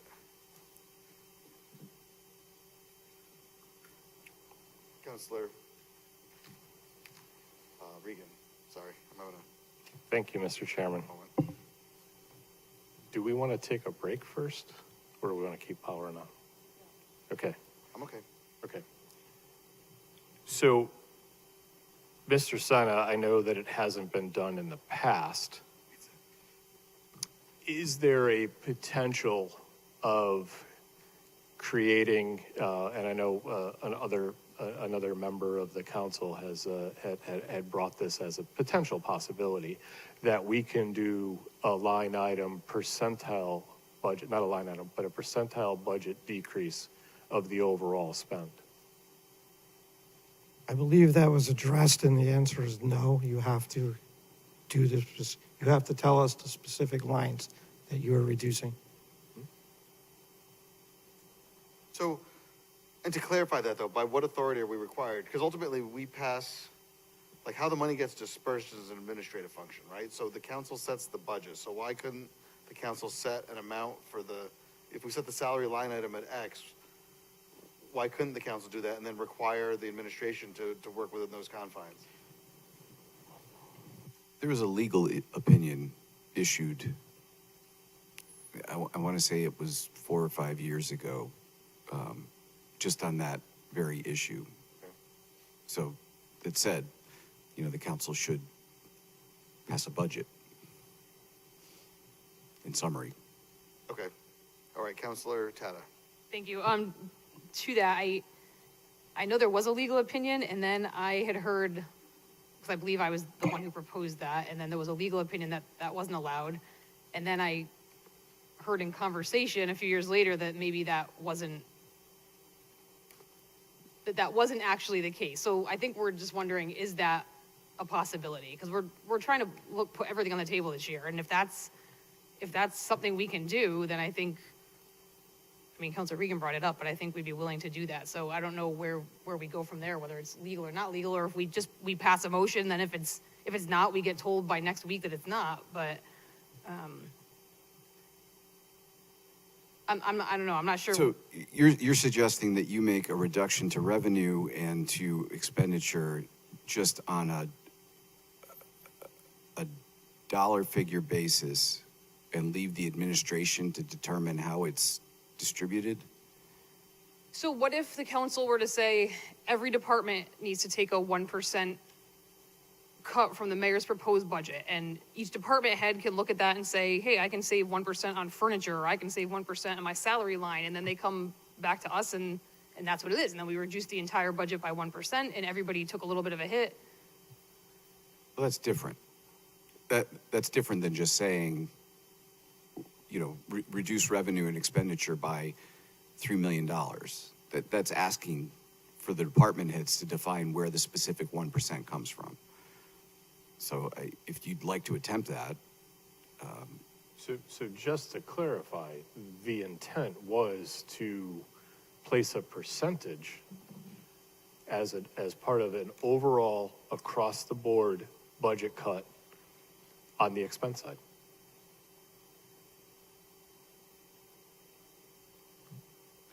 Is that considered the council's budget at that point? I know there's a lot of math involved. Well, there's more than just math involved. Absolutely. There's some areas that you can't cut, but you would have to make up for them in other places potentially. I mean, there's contracts that we cannot waiver from. So if I understand what both of you are talking about, you're asking the department heads to all look at their budgets and look for 1% to take out, to identify 1% to take out of their budget. I'm not saying it's 1%. Yeah, I was gonna say, I think we're just, may I? Mr. Chairman?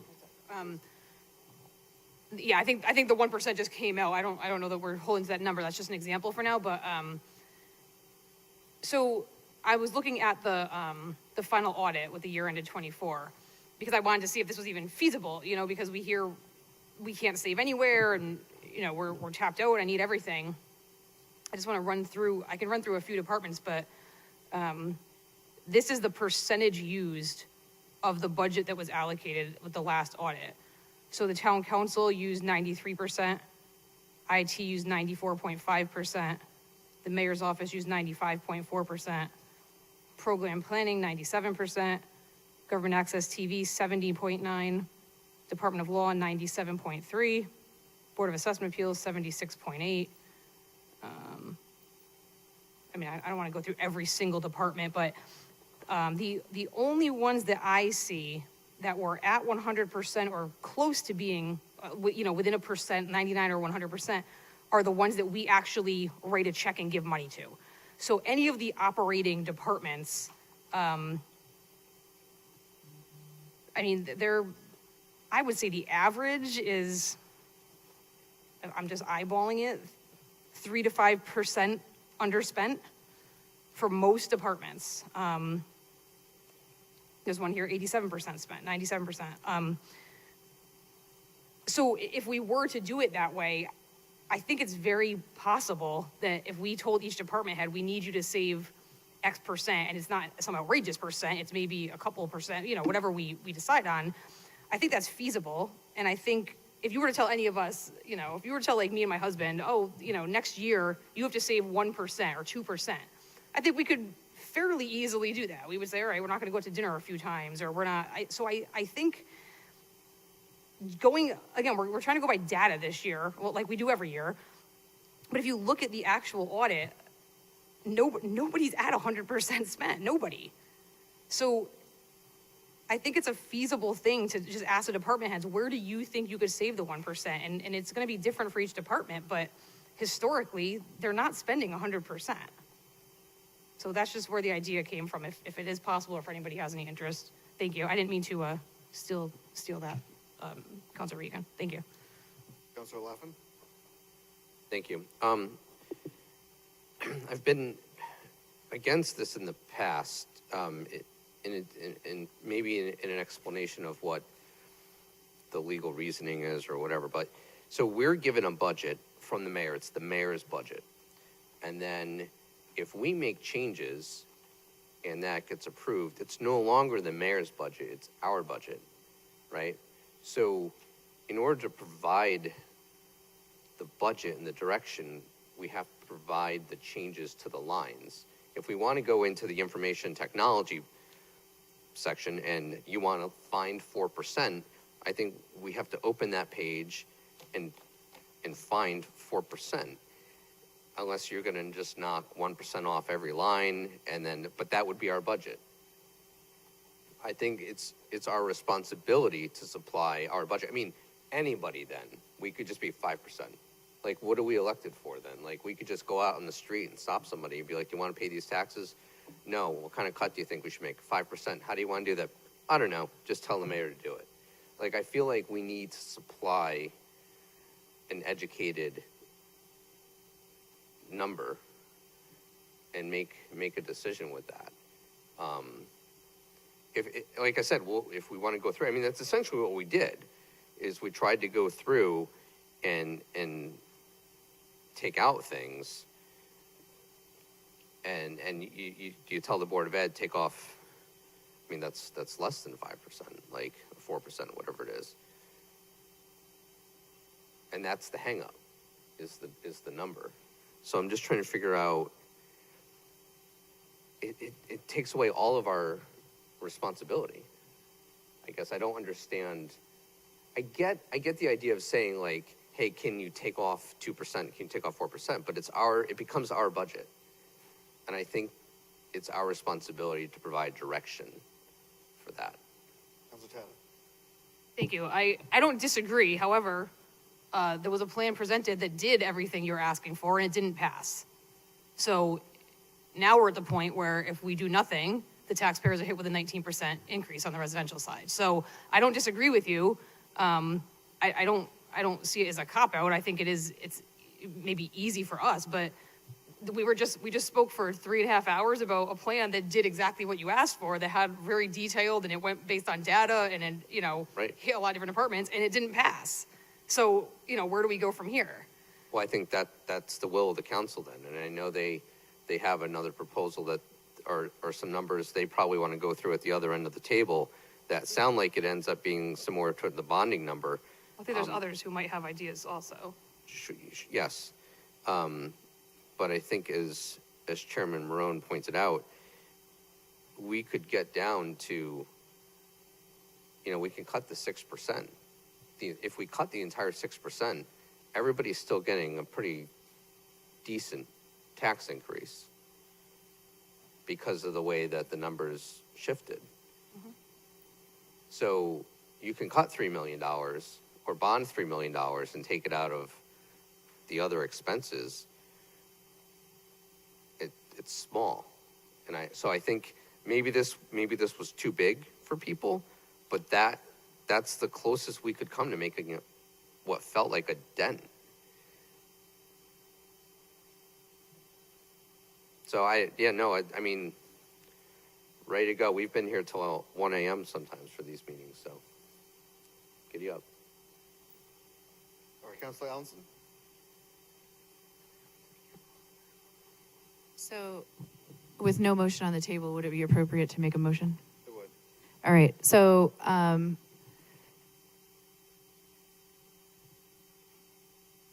happy with any amendment. Would you prefer I defer to you?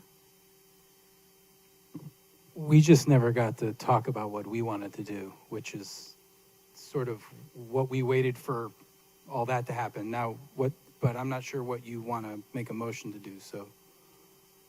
I was going to make a motion on changes in funding sources, changes in projects from the budget, and so maybe, I mean, we're discussing without a motion anyways, so maybe I just say what it is, and then you can judge it from there. So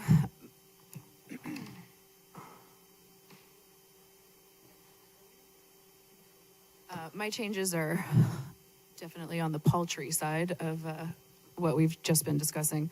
So I agree with some points. So I would say one place that we haven't discussed as part of these, finding funds is the remaining ARPA. I get it that we want to do projects, but if we're looking at clawing back pool funds, I think we should also consider clawing back ARPA. So in addition to the 900,000 or so that we threw out for the pool fund, I would also like to fund some of the capital items from the $1 million that was transferred to the general fund from the ARPA account. And additionally, I will also agree on the reduction of $750,000 to the contingency, down to this year's levels.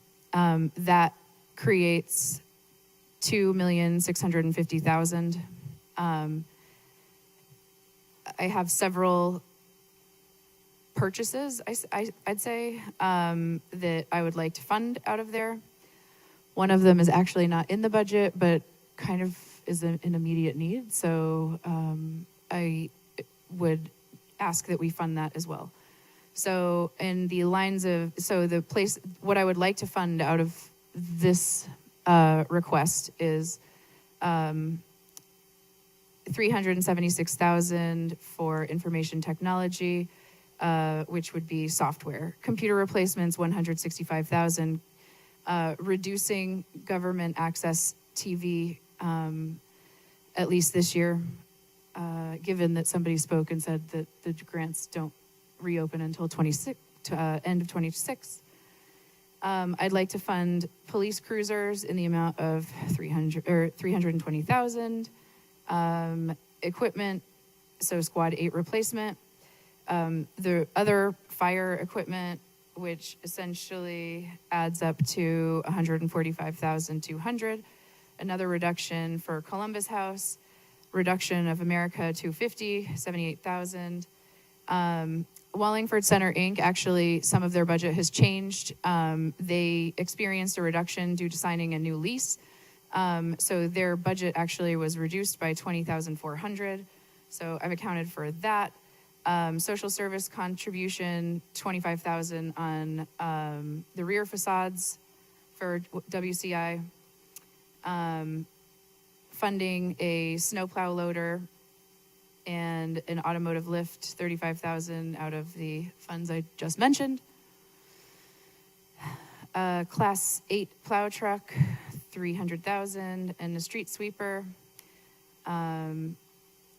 which was not funded in the initial budget. However, I would like to fund it from this area because I believe we are at a point where we are going to have to start renting equipment if we don't replace what we have. So in all, those reductions equal out to 2,323,147. There's a little bit essentially left back from that 2,650,000 that is kind of unearmarked, which I guess would support some of the revenue. But essentially it reduces. So the increase from last year was 5.94%. With these items, the increase from last year would be down to 4.04%. So, if I may, Go ahead. if you're talking about spending the 1.3 million of ARPA that we swept into the general fund, Yep. then what you'd be doing is you'd be, Removing these from the budget. right, and we'd spend that $1.3 million in this fiscal year. Yep. Okay. I would be totally happy to do that and put it onto the appropriations in force. But some of the stuff you identified was operational in nature. For example, the 250th celebration, we're not buying a capital item with that. Well, I just generally spoke about the reductions I wanted to make, not necessarily how I'm offsetting. So generally, I just want to reduce that for the 250th celebration. Yeah, then I think this table is lost. I don't understand how that is difficult to understand. I don't want to fund it. So I listed all of the things I don't want to fund. And then I also said, to offset revenue, how about we use funds from these earmarked accounts? All right, wait, so Councilor Allen, do you have this written down? Like that you can forward to me, just so I could? I do. Because I got the big beginning part, but you kind of lost me in the middle. I will just go through really quick and highlight the operational items that I know we're not funding with capital.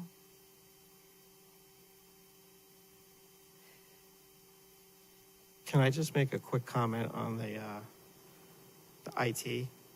Sure. That's operational expenses, so that's the software that we run your reports and stuff. Yep. That used to be in my budget, but now that more departments are having access to, that's got put into the IT budget, but that's just the annual maintenance fees of the software. So you can't not fund that, and you can't fund it in the prior year. You got it. That's an operational expense that has to be funded in the year that you're using it. So that. But can we not unencumber funds so that they can be used to offset revenue, so that we don't have to collect as many taxes, and we can fund But from the general if fund. you So hang on one second. So eliminate that respectfully- line item, So the motion was We made. Is there a can't pay second on for the it. motion? I'm trying to explain what that line item is. That's not, Wait, okay, Tim, hang on. So the motion was made, so is there a second on the motion? I really didn't make a motion. I just basically said what I wanted to reduce. But I mean, Oh, I'm okay. happy to make it a motion. I just, for the purposes, since we don't do actual workshops here, I figured I could open a conversation with what I'm comfortable with. Okay, gotcha. Okay, so.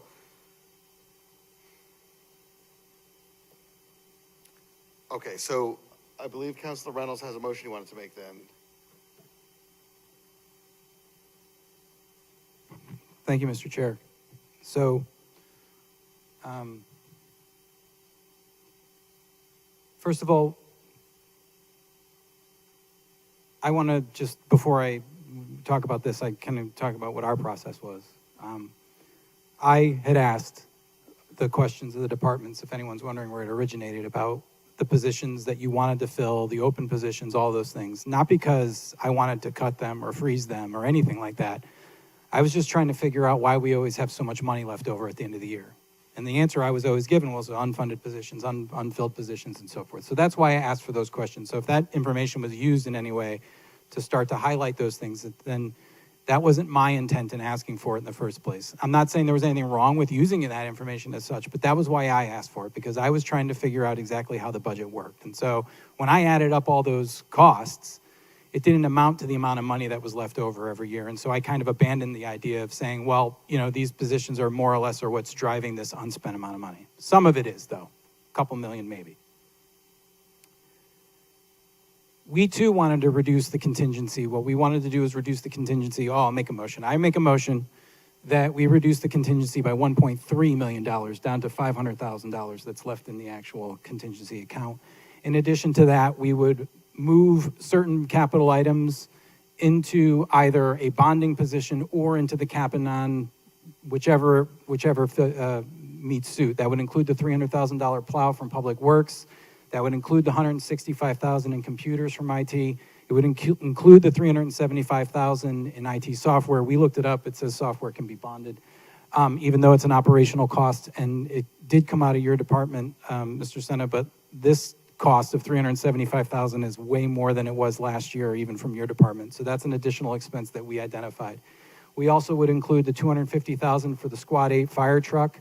At the time, it was $320,000 for the police cruisers, but it's been reduced down to $138,368. We think that that should also come out of the capital side of the police department, and we would put that into either, I know you don't like bonding police cars, but we were talking about a bond package where we would take this amount of money and stick it in with something else, not just bonding software on its own, not just bonding a car on its own, but putting all of these things together to bond.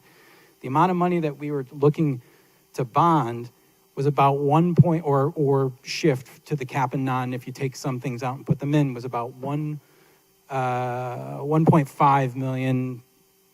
We'll take out we just got numbers today. So it was about 1.25 million that we would reduce from the capital side.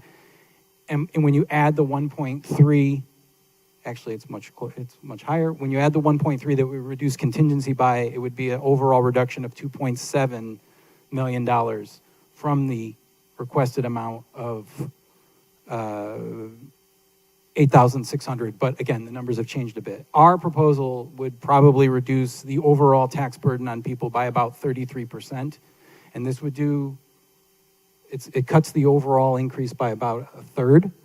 And so what we would look to do is preserve services, allow these positions to be filled because we think that the town needs to provide, the services it promises to the town's residents.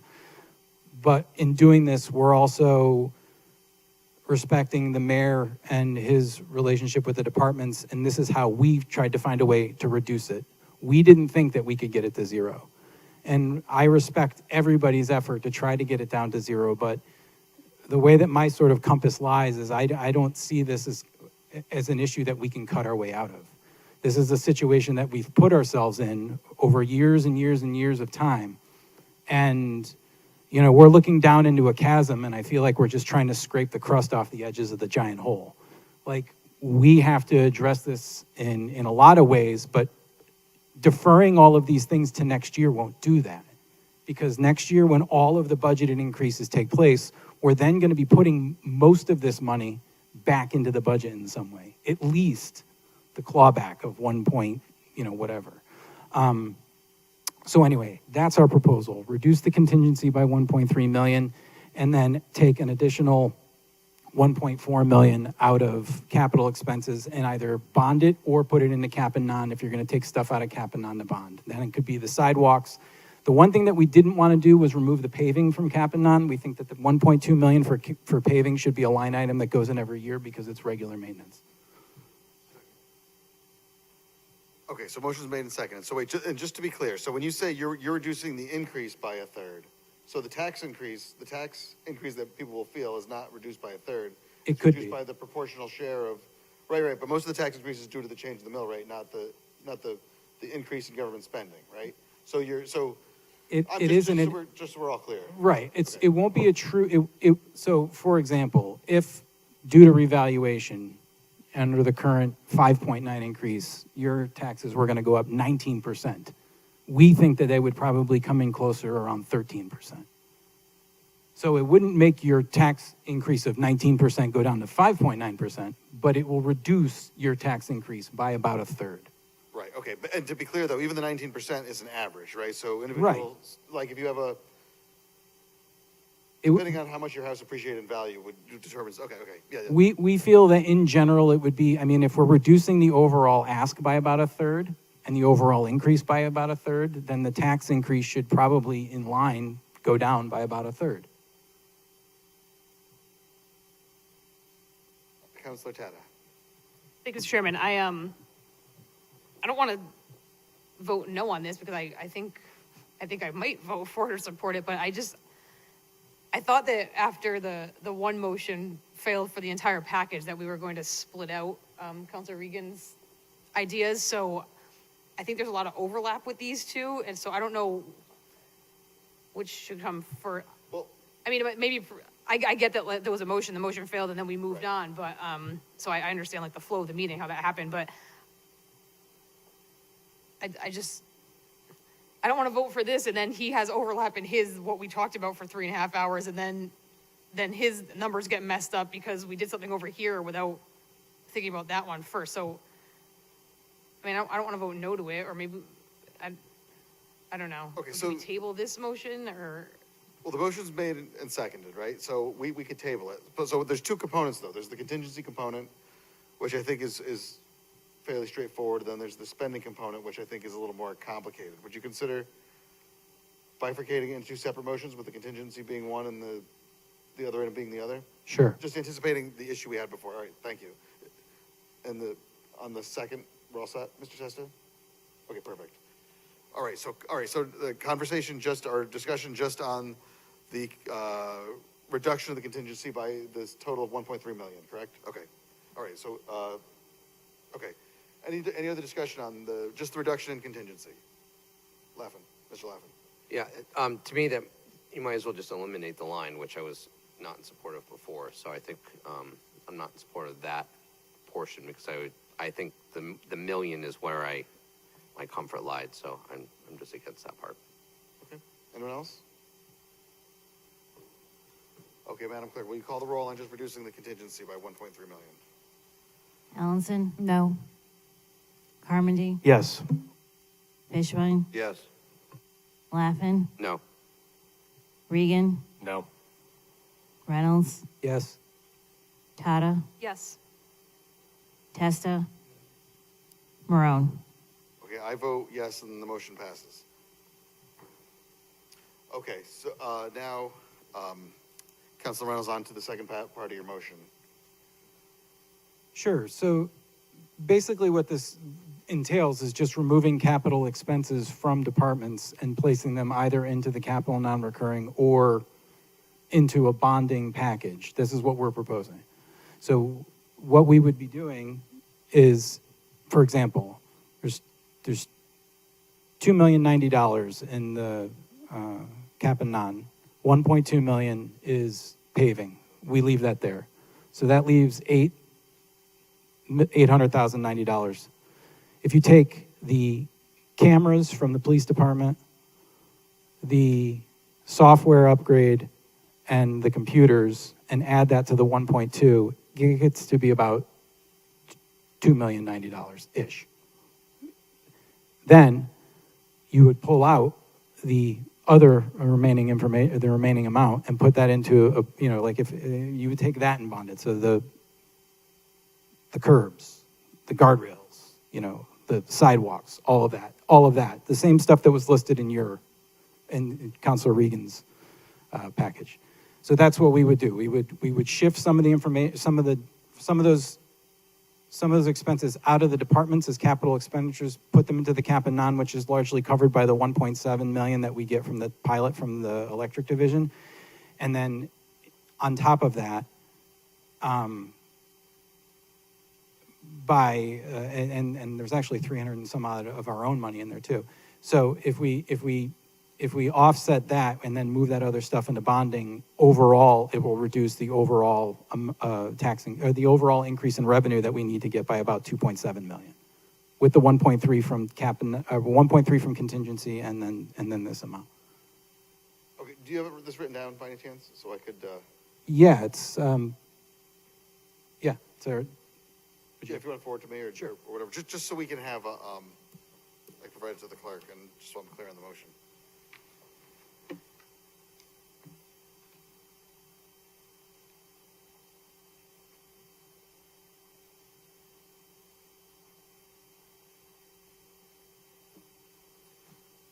So the motion is made. Is there a second? Mr. Testa? Mr. Fishbein? I look forward to seeing the list. It's very difficult to do this without actually seeing a list, but, the computers, I think we've already talked about. It's an issue. I'm not interested in bonding on a 20-year bond a computer that only has a life of 4 to 5 years. I think that something should be looked into with regard to possibly doing that, but I just don't think that we should be doing that. I can't comment as to the other stuff because I don't know what it is. I mean, other than what I heard, and I want to be able to analyze the whole thing. So those are my comments, and I just ask that when you get it, Mr. Chairman, that perhaps you disseminate to the rest of us so that we can analyze. Thank you. Certainly, thank you. Any other, I attach myself to Councilor Fishbein's comments. Anyone else on this one? Mr. Senna? So the $376,200 that's in the IT budget is not capital. We are not purchasing software. This is licensing fees. It's operations. You can't take it out of the budget. This is Microsoft Office licenses. This is licenses to continue to use Munis. This is licenses to continue to use other software. We're not buying it. This is an annual cost of the software that's in the budget every year. It just looks very large because it got shifted. My budget went down because it's no longer, those costs are no longer my budget. It got put into this budget. But this is not something that you can shift into a capital fund. This is a pure operating cost. Thank you. Mr. Regan? So if I can add a little context to that, it actually gets a little bit deeper because it's a subscription, which includes licenses, email services, a number of, it's a suite of products that you go through it. So it can change and adjust based on the requirements of a department, based on storage units, based on any number of different things. So there is, I mean, it's a problem. It's an operational expense. It's not capital. Okay, any other discussion on this motion? So, well, when do you want to remove it? Well, I mean, I thank you for the clarification, but I mean, again, like those are licenses that we've paid for elsewhere throughout because the line item from your budget from last year was like a third of that. So I'm I'm just trying to figure out where the money came from. We're talking a couple 100,000 more than what was there last year. If that was just shifted from one, and we're not talking the 210K that we were shifting back to the electric division to pay the IT department, that, whatever. I'm just saying, like, it's more money than it was before. Because it's a consolidation. Oh, thank you. That's what I was asking. Where did the other places? It's all of the software licenses or applications that are shared by multiple departments. They've all been taken out of the individual departments and placed under the IT budget. Okay, so then we could reduce that amount by 375, but I would like to look for other, I would go back to your list of all the other things that you pulled out, 14K here, 14K there, and see if it adds up. Because I think it's possible.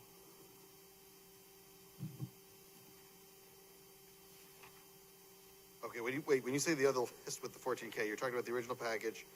So you have a rotary brush cutter, an automotive lift, a crew cab flatbed, an asset management system.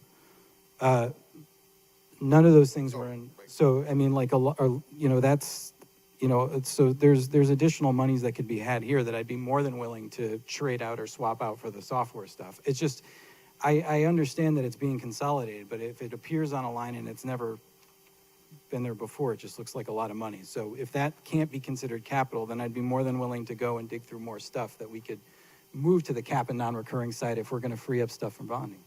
And just for your clarification, it's never been on that line before because that department didn't exist. I know. Okay. Okay, so to clarify, so the items that were on page 2 of the original presentation, you're now moving that list of items. Well, yeah, well, I'm not saying that full list, but I'm saying, like, let's pick from those. Like, if we want to collaborate here, if you don't want to vote no, then if you want to make this work, then go ahead. If you want to vote no, then let's just vote no on it. I'm just... Okay, no, well, I'm open to it. I just want to understand, and I want the council to understand what they're going to vote on. So, Mr. Senna had raised some objections, though, to us using this list in a different way than as it is now. So I just want to be clear that if we're voting on this, it's going to have the impact that we think it's going to have. Sure. So if you look at the 1.2 million for plowing at the top and you get rid of that, the remaining amount is $800,090, which is what we had suggested. Okay. So that amount plus some of this additional stuff over here is exactly what we had suggested. We had 250 for the fire squad 8, but you put in 350 because that was the original request. So okay. 350 for that one. And then basically everything else here. Okay, so it's everything on, so your motion is everything on page 2 with the exception of townwide paving Correct. is moved to bonding. Correct. Okay, perfect. Okay, so we have a motion and a second. Does everyone understand the motion or any discussion on the motion? What is the rationale for not doing the paving? Because I think the paving gets done every year. It should be an expense that we can all sort of pay into. And I mean, again, you want to bond the paving, but I mean, I was just trying to leave something in that cap and non that sort of we can count on every year happening. And paving, and no, while we may pick sidewalks here or sidewalks there or whatever, but we are allocating 1.2 million for the next however many years towards that. So I don't have a problem with it being there. Okay, so these items are currently in the cap and non, right? So they're being funded out of the electric division money. So bonding these, though, isn't, well, the discussion we had earlier was that bonding these isn't going to reduce the tax rate, right? No, it would because some of this stuff's coming out of departmental budgets. It's not just all coming out of cap and non. What's that? Okay, because the DPW stuff is in their budget. Correct. I would make, the basic idea is to shift the amount of money to allow there to still be 1.7 million or even, 1.7 million using the cap and non from the electric division and shift whatever's off of that into bonding and then shift the rest out of the stuff. Okay, all right. Discussion, Tom.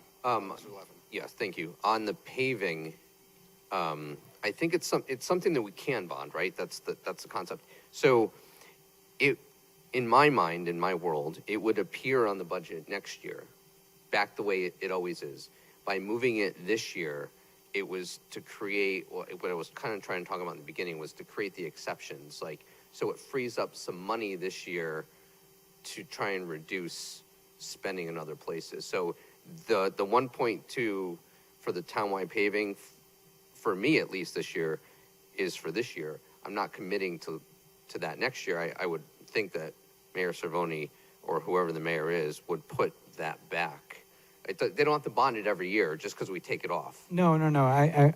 I wasn't implying that. To me, it was just, I was under the assumption that you couldn't drain the entire cap and non-account. So I was just leaving paving there because we do it every year no matter what. So leave paving alone, 1.2 million. It's a burden we'll all share. And we hear lots of people who wish we paved more. So, but people don't seem to mind paying for paved roads. So that was my sort of compromise to the budget, so that I didn't drain the whole account by taking everything out, because you can't. So could we, in a sense, though, then move everything to bonding as here, plus whatever you had said, and then we're moving those other things like to the cap non-recurring, the cap fund, and then if we need to spend more, we could always, let's say there's $350,000 left, we could always spend another $350,000 on paving. Yeah. Or something. Yes. But that doesn't necessarily prohibit us from bonding this original 1.2. It doesn't. I was just, again, Yeah. like, I wasn't looking to come in and say I want to bond $3 million. I was saying that I would like to sort of, offset some of the costs with some bonding, offset some of the other costs, by reducing the contingency and ultimately not really touching the structure of the overall budget, right? Every department negotiated with the mayor and then shook hands on it or whatever. And then they came to us and said, how do you pay for it? I'm saying if it were me, this is how I would pay for it. I would reduce the contingency, I'd move some stuff to bonding, and I'd remove some stuff out of the departmental budgets, either into bonding or the cap and non-recurring, and then it reduces the tax burden by about 33%. So, and just to be clear, this will reduce the tax burden this year, but then these items will have to come back. Like, these are, the stuff on the right is like occasional purchases, but the stuff on the left is all the kind of stuff we do every year, right? So with the exception of maybe the lighting upgrade at Doolittle, everything else is, the paving's gonna come back next year. Yeah, I'm sort of in the same position you all were. I'm looking for this year to try to reduce, Right. but I just didn't Okay. think it was possible to get to zero, so I didn't try. No, that makes sense. Counselor Tata. Thank you, Mr. Chairman. I'm hearing what Councilor Laffin and Councilor Reynolds are saying, and would you be open to a friendly amendment to add the 1.2 of paving to your motion? We would still have to spend the 1.7 from the electric division on capital stuff and the cap and non-recurring. Yeah. Correct? Yeah, so we would, that money, I mean, so I'm, look, if we can figure out other capital expenditures to the tune of that much money to move in and bond the paving, then yeah, reduce it more. I'm okay with that. But I mean, the other thing just to be clear though, and I've said this before, is I didn't want to make this a skeleton budget so that next year when we come in, we're going to have like an 8% tax increase. Because if we do bond out everything in cap and non, and we do bond everything next year, even though this year will be okay, next year could be potentially far worse. Yeah, I mean, just to be clear, I hate all of it. Like, I do not want to bond any of this stuff. I hate that we're even doing this, but I agree with everybody else, what they're saying. Like, this year is the crisis, so I'm okay for kind of putting my, budgeting philosophy aside for this 1 year to get through a crisis. But I hear what you're both saying, and I think there's a compromise there that like we could all, well, I don't want to speak for everybody, that a lot of us could get on board with if that gets added to it. Is that, Councilor Regan or Laffin, can you speak to that? Because that's kind of where it started. I feel like we're close. We just need to get it over the finish line. I mean, yes. And I think there's a lot of the little things in the cap non-recurring, like by not bonding it, it doesn't have to last 20 years. It just has to be a one-time expense. So we get to get more of that stuff. And sometimes that stuff comes out of departmental budgets anyway. So it's just kind of shifting, and in this package that we originally brought up, there were things in here that were not in the budget, right? So we're adding the loader or whatever it is, we're adding the extra $100,000 to the Squad 8 replacement truck and things like that. So we're getting a little more since we're bonding anyway. But it would be a one-off because that electric department money will be what it is next year. And then we won't have the bonding package. We'd have to make a new one, but we don't have to choose to do that. We could just go back to the way that we did it before. Does that make sense? And I guess I have another point of order at some point. Like, if somebody could list off everything that we're talking about right now, because it's hard not. I know. Sure. So we're talking about the original list, and then what else was added to that? So my original list, if we take out the software, it included a $300,000 plow, $165,000 for the computers, $250,000 for Squad 8, but if you want to make it $350,000, go right ahead. Is it easier if looking at the original list that we all have copies of, can you say what you were adding to it? Well, I'm not done yet, but okay. But okay, and then so that also included 138, 368 for the police cruisers, and it also included the 180,000 for the cameras. That was our original amount that we were proposing. What was that last part? Sorry, the cameras. It was the 180,000 for the cameras. And was it body armor and cameras? It was the cameras. So that in total, minus the 375, comes under $1 million now, or about $1 million, because I'm not touching the 375 for the software since that's an operational expense. So to offset that 375, there's other stuff in here that I had said that we could pull from your list that would add up to that amount. That was my point. Does that make sense? It does. I think I would rather. Sorry, I don't even know if I have the floor. I just kept talking. I think I'd rather go off the larger list and make sure we're adding some of the things that you want, because I don't want to put the software on here either, or the computers, because I think we can leave the computers on for the normal cap list that aren't bonded in 20 years. And we could even leave the police cruiser on there, because that's 134. And I know we get a car and then we outfit it, and then it's a police car for 5 to 6 years at most. But sometimes they end up then as a general fleet vehicle somewhere around town, kind of stripped down. I don't know how many years we get out of them after that, but I know that they do stay around longer than just that. They're just used less. So that's what I'm thinking. I'd rather, so going back, it's like breaking out everything else, bond everything on here, add the stuff that you were concerned about, and then fill up the cap and non with computers, police cruiser, not software, but unless you have a strong objection to doing the library parking lot, bonding library parking lot, the sidewalks. No. I mean, I'm again, like, Yeah. our main intent was to remove stuff from the department side, Yeah. large capital expenditures, bond that, or if we can't bond it, swap out something from cap and non, Right. and bond that, That was our goal. and to achieve about a $2.7 million reduction. That's all we were aiming for. Now, if friendly amendments add, and that was 2.7 with the reduction in contingency, so take that away, so like 1.4 million. Friendly amendments are welcome. If you want to add stuff that you would suggest also to reduce the tax burden on folks, then I'm more than happy to oblige. But yeah, I think that's, you know. Would you accept a friendly amendment then to add everything on that original list except asset management system, which we can leave on the cap non-recurring list? Leave 4. We would not move over the asset management system for 40K. We would leave that with the police cruiser, the computers, and everything, and then, oh, just that the asset management system will come off that instead. It's a one-time purchase.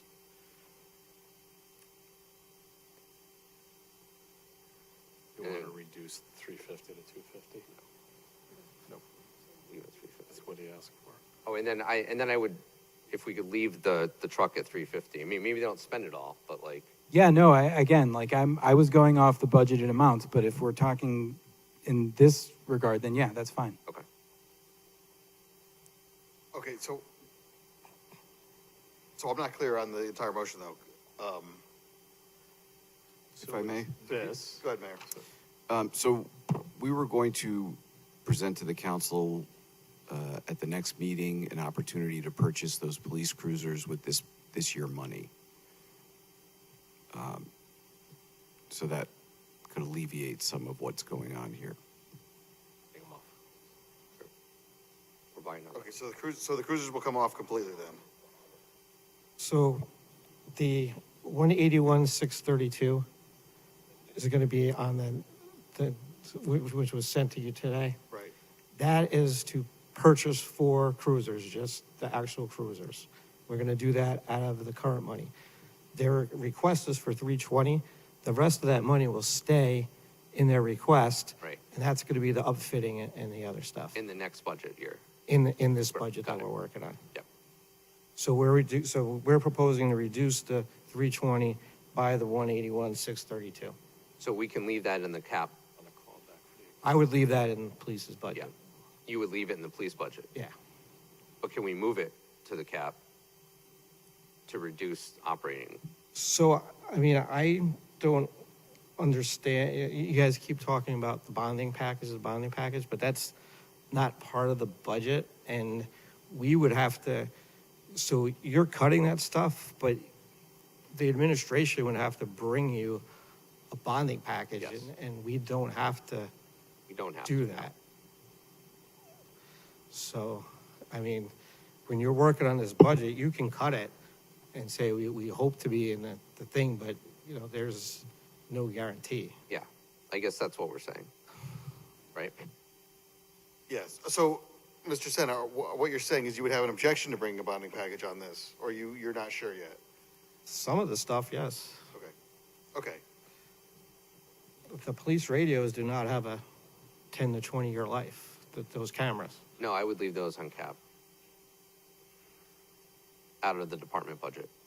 And, you know, $10,000 curbing replacement. That too.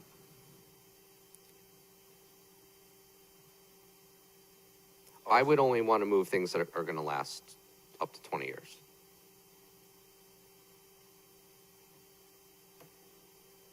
Years or more. Councilor Fishbein. Right, since we've started now to talk about the correspondence that we got today, and we're looking at this whole thing holistically, I think I gotta ask questions about the correspondence that we got today, because that's gonna get dovetailed somewhere in here.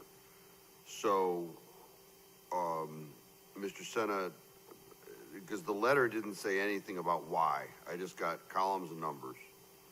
So the property tax, the proposed adjustment to property taxes is, I see what it is, why? Because we're reducing the expenditures by 192,632, so you don't need the taxes to pay for it. So that 192,632 is comprised of the cuts that are reflected below, is that fair? Correct. So literacy volunteers said that they're no longer going to be operating. They don't need the money. So we're taking that out. We want to pay for the police cruisers, and the reason for that is the window to purchase the vehicles for the next cycle. They have to be ordered by, I believe it's June 17th. So if we don't fund it in the current year, we're going to miss the opportunity to buy them. And just to be clear, in the current year, where would that money be coming from? So I'm taking some from contingency, some from the police salary, and some from my debt service line item. Okay, right, thank you for that. The ambulance entry that's on here, So when I did the budget, when I did the revenue portion, after it was submitted with discussions with Chief Buck, I did not take into account the additional ambulance runs that just started. So he told me he feels pretty comfortable that that number is more going to be around 2.7 than 2.5. So we're asking you to increase that revenue line item, and then the corresponding of that would be you don't need the taxes. okay, so that's an increase in ambulance. Revenue. Yes, the 200,000 is an increase in revenue. Okay. And then the other line that I guess you haven't addressed is the probate court office furniture. So and then the next meeting, you'll see that they have someone offered to donate their furniture. So there's going to be a line item for you guys to accept that furniture. So then they're not going to have to, so they're reducing their request. They don't need to buy the furniture because someone donated it to them. Okay, I thank you for all that explanation. Thank you, Mr. Chairman. Thank you. Okay, so the motion on the table, I'm not even sure where we're at with it. Can you just repeat the whole motion? Because we've been shifting around a lot. For the purposes of getting this on the first try here now, how vague can I be? Not very. No. Right?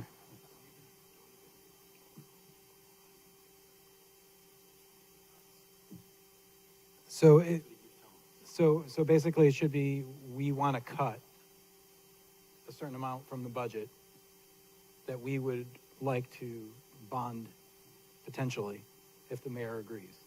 That we want to cut from the budget, these things with the recommendation that they be bonded, right? Yes. Thank you. So that would include, now I have to list them, the snowplow, the computers. Oh, sure, snowplow, 300,000. Computers, 165,000. Squad 8 fire was listed as 250,000, but we agreed to 350,000. Are we, there's, the 138 for the police cruisers will go to cap and non, so we're not gonna include that, correct? Okay. Which is in the budget. And the 180,000 for the police cameras. For the what? Police cameras. Can we leave those in cap too, though, since they're smaller and won't last? Sure. And then do you object to leaving the computers in cap? Because the 365 and the computers, No, so then, yes, I that's fine too. So we'll that move way the, we don't get into the bonding computer right, thing. so if the computers go to cap and non, Yep. that's 165 off. Yep. So now to add to this now, correct? So to offset, so the sidewalk, the 300,000 for the sidewalk, no? Is that? I think the whole thing, but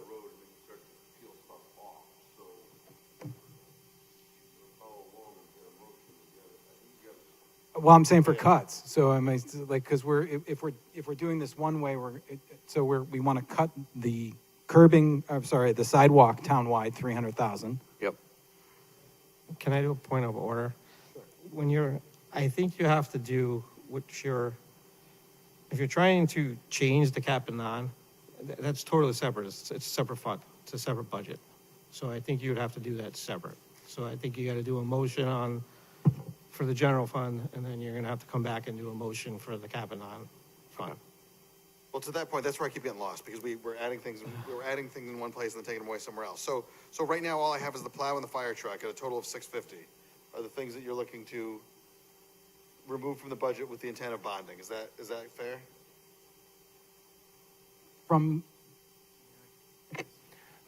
I think we're not going to get anywhere if we go with the intent of.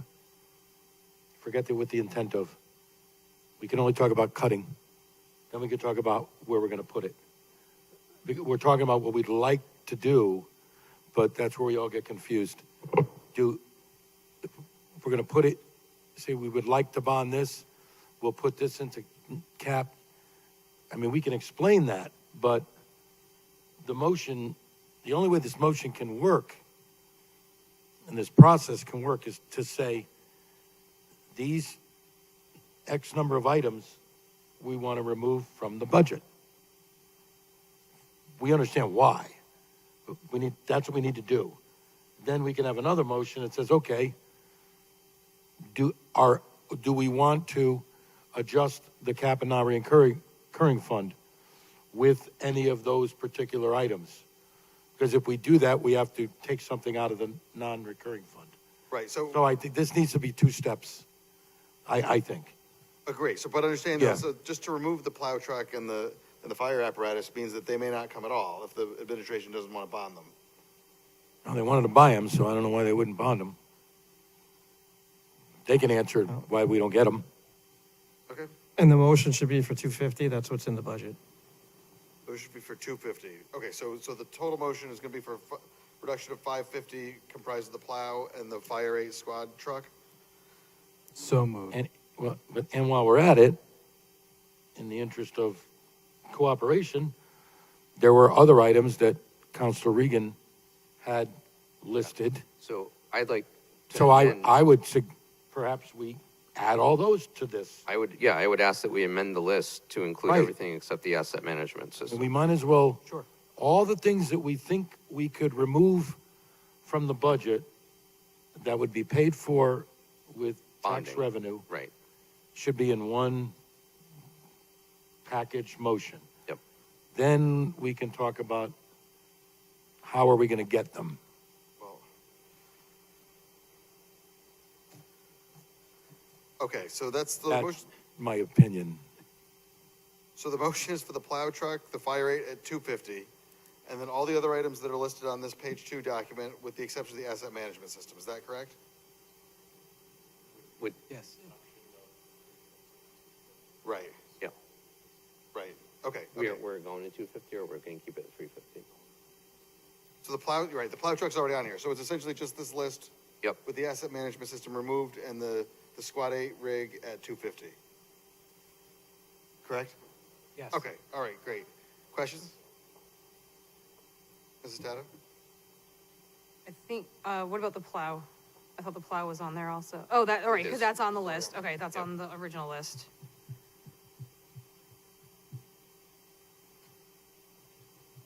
Okay. The cameras, we said We're going to move that to cap and cap and non. on. Com- And. Computers, cameras, computers. and police car upfits. Cap and on. All right, so the total of the original Councilor Regan's list was 2,935,000, and then we're adding, what were your totals, Councilor Reynolds, if you don't mind? Well, there was a plow for 300,000. We had that on That's there. on the list, that's on the initial list. And then, So it's Oh. the initial list minus 100,000, minus 140,000. what did he add? And then we're gonna go to cap and non and add the rest of their stuff Okay, there. okay, Yeah. understood, thank you. All right, so the motion, so, okay, so the changes, the items being reduced from the budget on page 2. Any other discussion on this motion? I do have one question. So, now, the strategy we all seem to be agreeing on. When we go to the cap and non-recurring fund, you already have in mind taking certain things out of that, so there's room for this other stuff? Some of this Yes. stuff is off cap non. What's that? Some of this stuff is off that. What is? This is where Yep. maybe I missed all this. Fine. I mean, the cap and non-recurring fund is outlined right now. And, That includes the townwide paving and all that. yeah, and I'm not looking at your list, I'm just saying we'd have to take some of that out if we're gonna put something else in. Right? Yep. No, some of the stuff on this list is off that cap list, which will make room for It's already off? cameras, the computers. When was it? We're pulling up that list now to do a direct. But that's all I wanna make sure I understand where we're That's gonna where we go got it next. from. I got that. the cap and non-recurring items, we haven't done anything to remove anything from there yet. That's what this motion's gonna do, right? The next motion's gonna do that. So I, I was reminded that the police camera expense is year 1 of 5. So it's not a good capital item Do we pay that amount every year? for 5 years. Yeah. So we could, While we have the cameras, we're not pre-buying. right. So could we still fund them from that line though? And we just do it for every 5 years? Or you want to move it into operations, you're saying? It's really an operational expense because it's, I mean, Basically like a lease or subscription? right. They're only good for the 5-year period. Right, they're not buying the cameras. Right, go ahead, Councilor Spade. So in effect, and I'm in support of the concept, right? You amortize over 5 years this expenditure, but you're not buying the cameras, please correct me if I'm wrong, until the 5th year. We are authorizing through this budget the issuance of bonds for the purchase of the cameras. Are we selling the bonds for? Not pre-funding. We're paying for them while we're using them. Chief, please. So it's, is it on? Hear me? It's a 5-year plan, so you can either pay one lump sum, which is like 500,000, or you could space it over 5 years. And through the company that we're looking at, it's more cost effective to space it over 5 years. And then built into the contract, you get new cameras at year 3 and year 5. So at year 3, they replace all the cameras for the agency, and at year 5, they replace all the cameras for the agency. So if, in effect, our $100,000 expenditure for this year, we are getting $100,000 in value, so to speak, for what we're doing. So that's a match. So I'm comfortable bonding that, quite frankly, given that, it's not like the fire truck where, we put $100,000 aside for 3 years, and then at the end of the 3 years, we got $300,000, we go buy a fire truck, right? This is totally different. Correct. So I'm glad we got that information. So thank you, Mr. Chairman. Right. All right, so other questions on this motion? Give me 1 second. Page 23, All right, so, the normal. Mr. Senator, are you clear on the motion?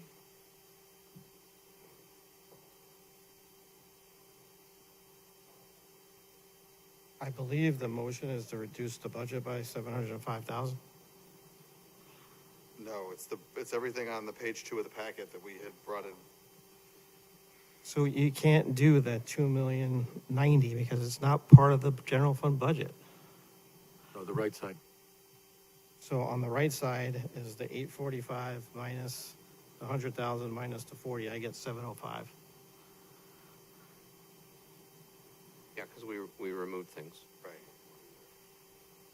Well, it's not part of the general fund. So in our original number, we had the computers and the software, which is why we're 500,000 short. So if the 500,000, so if we, let's say, from the cap and non-recurring budget, hypothetically, if we were to cut the lighting upgrade at Doolittle and the sidewalk town-wide, then theoretically, the computers and the software, again, I'm not saying, not using those things, but just saying, like, those things could be swapped out, right? So, like, that would be something that we could then either put into the cap and non to take it out of the department or put it into a bond package to take it out of the department.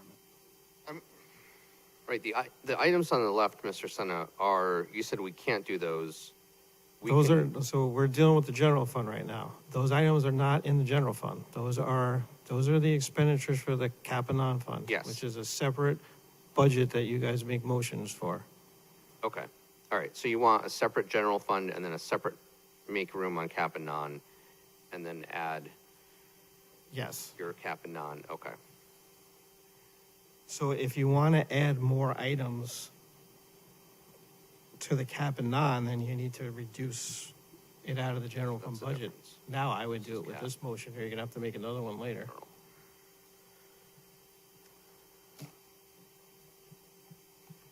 Go ahead. So if the intent is to do 2.9 minus the 140. You make a motion to deal with the right-hand side. Yep. Which is the general fund. And then I think you would use the diversion that we talked about earlier, where the 2 million that's in the budget right now, that's anticipated to go to cap and non, you set up maybe a different account, you call it capital expenditures.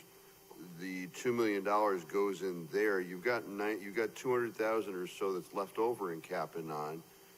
That you could appropriate that and make all of those expenditures. It's two separate motions, but that's the vehicle by which you could do this.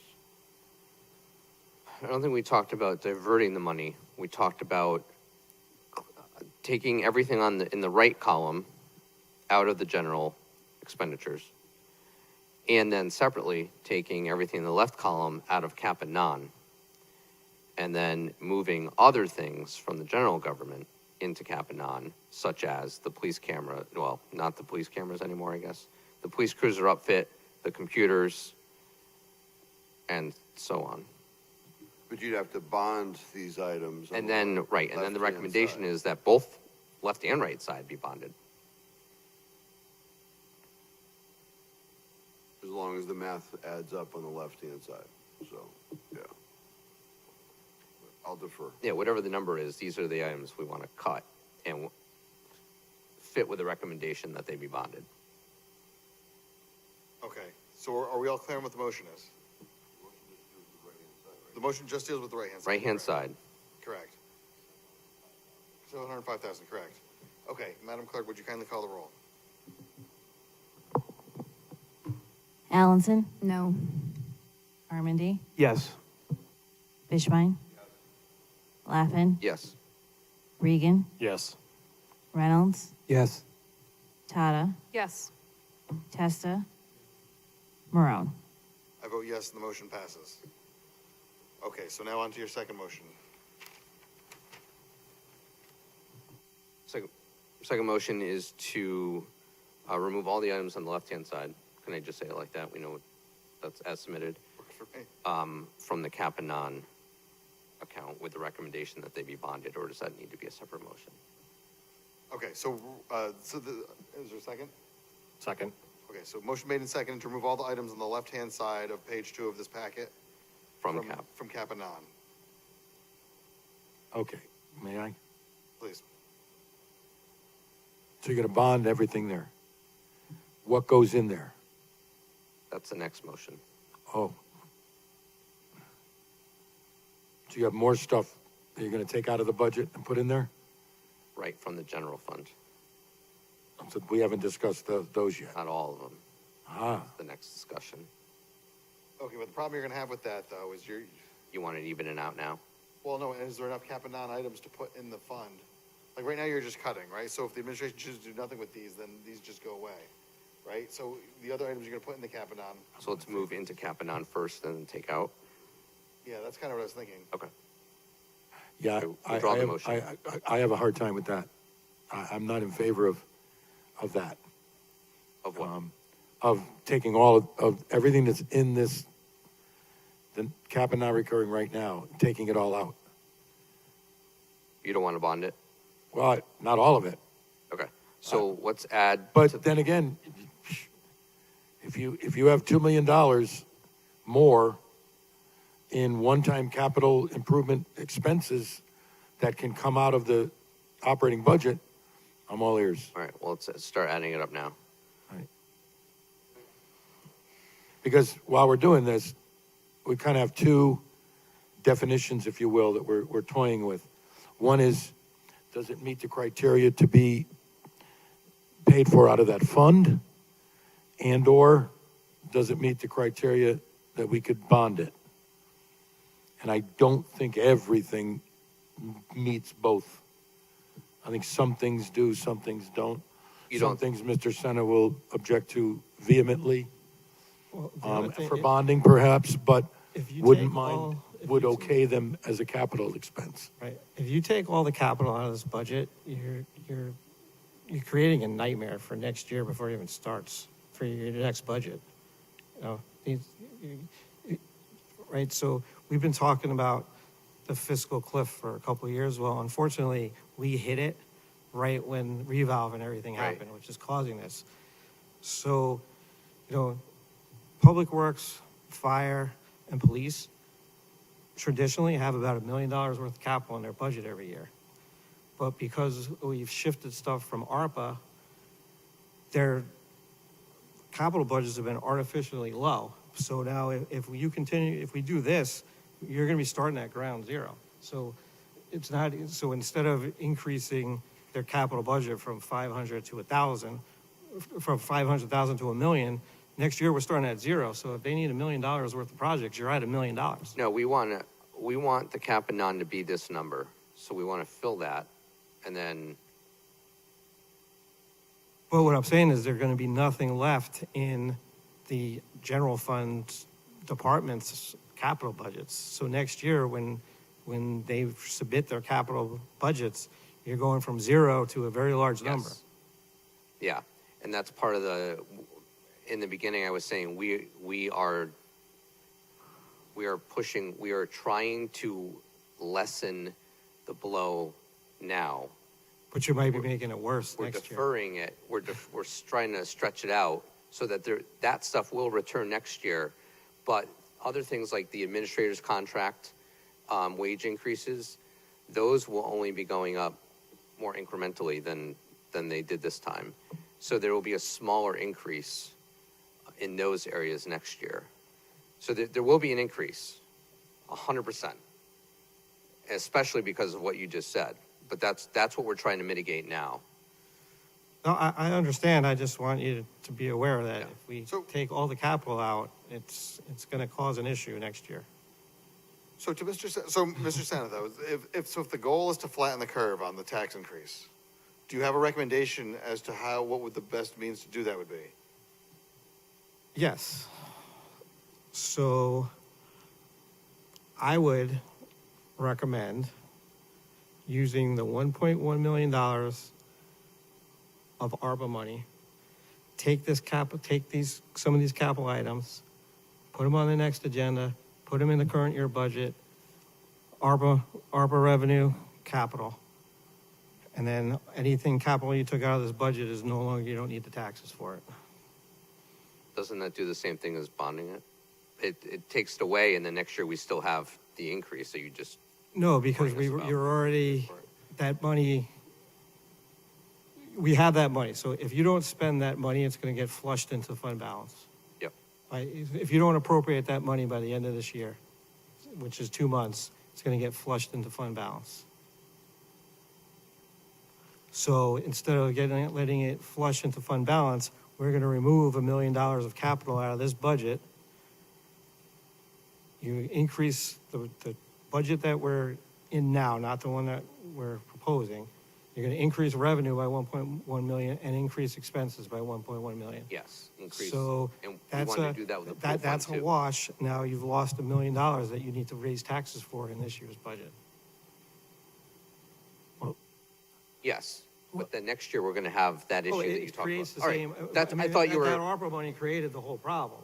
yeah. So I But it thought doesn't- you were trying but- to say there's another way to do it besides, But it doesn't mess with how we've been operating the cap and non-fund. okay. So you want to do one more year of the ARPA spending, because we've been doing it that way, and then next year. Well, so we didn't touch that this year because Right. we said you guys can spend what you want, but the way we did it is we said that we used that money for operations in this budget. Yep. So I'm gonna have to show that as a revenue. But that has to come into that year's budget. So it will be in fund balance, you can use it to you can appropriate it at fund balance next year.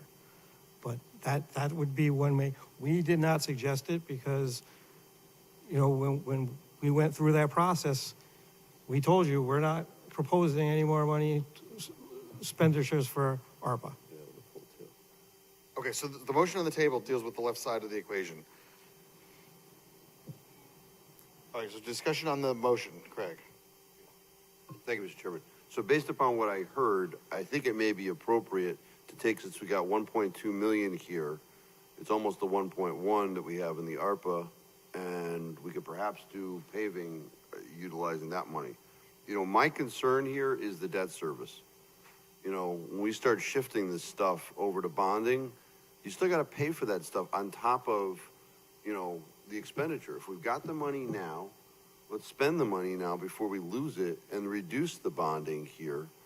So that's what I would suggest. I know that's not the motion that's on, but it's almost a match. Well, it's relative, because it's going to flush into the general fund. So we would increase the revenue line the same way if we claw back the pool fund of 900,000, put it with the ARPA money, it's 1 point, so it's 2 million. So we're going to increase, I guess, Mr. Senator, are we increasing the revenue from the general fund from 9 to 11? No. Okay. So what, Or no, because What you're I saying was- buy them now. because we're buying them now in the Okay. current year.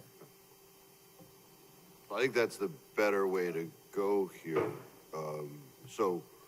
Just concerned about the debt service, and there was something else I was going to say, and I forgot it now, but go. Counselor Testa.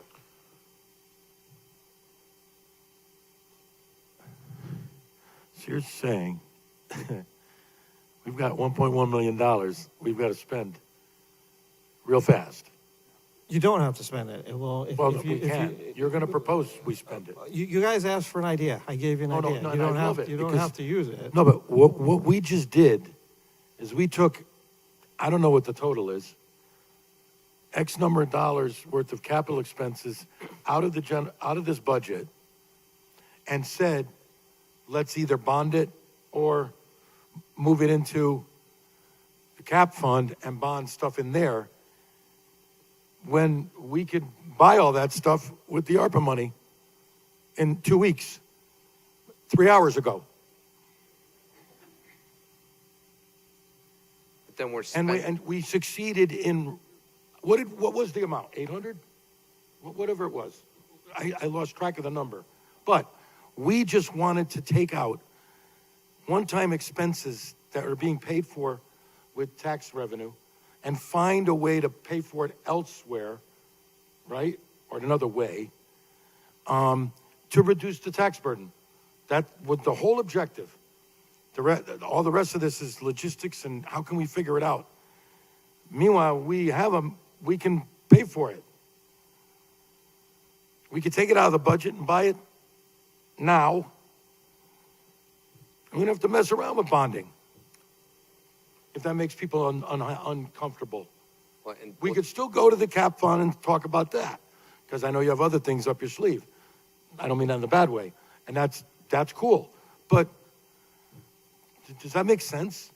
The fire truck, the cruiser, all this stuff, we could just buy it now with the 1.1 ARPA money, and it's out of the budget.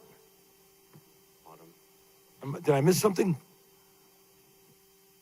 I'll defer because I've been doing all the talking. Autumn? It's literally what I just suggested, but nobody understood that, so apologies for my lack of clarity. I literally just suggested we take ARPA funds and offset capital expenditures using ARPA funds in this budget year. All right, so there's a motion on the table. Do you want to amend your motion then to align with what you just said, Mr. Testa? Or, I'm sorry, it was Mr. Reynolds' motion. That was my motion with Regan.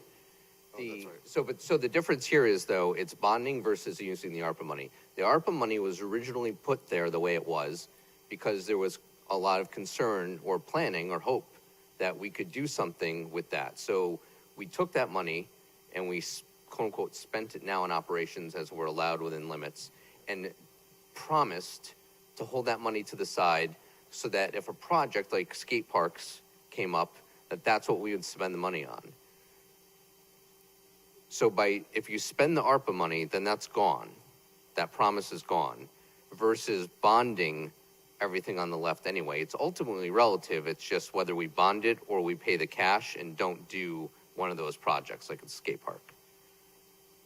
Did I mischaracterize that at all? So the one thing in play here is you might wind up delaying some of this work because if you want to bond this $2.9 million, now we need a bond ordinance. Now we need a public hearing. Yeah. So they're not going to be able to, if these projects are going to be approved to be bonded, then it has to go through that process. So they're not going to be able to start work on any of these projects until that 30-day period expires. Were they going to start buying them on July 2nd? Oh, they do. Yes, they do.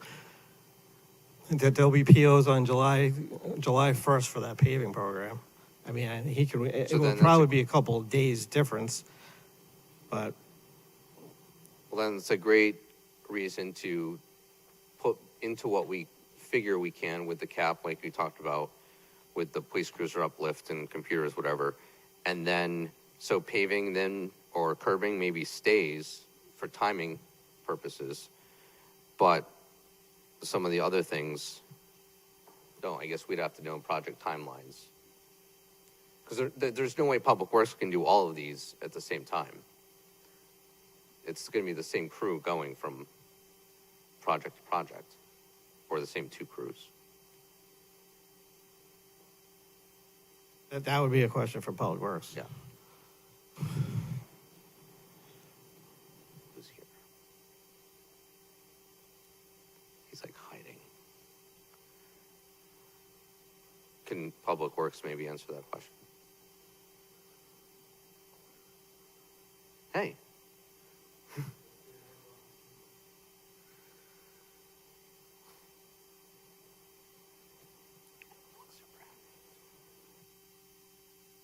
Good evening, and I am following you, but you're gonna have to repeat the question. So there are projects that we're talking about bonding that might include townwide paving, sidewalks, curbing replacement, downtown parking lot, project issues, components, library parking lot, Doolittle lighting upgrade.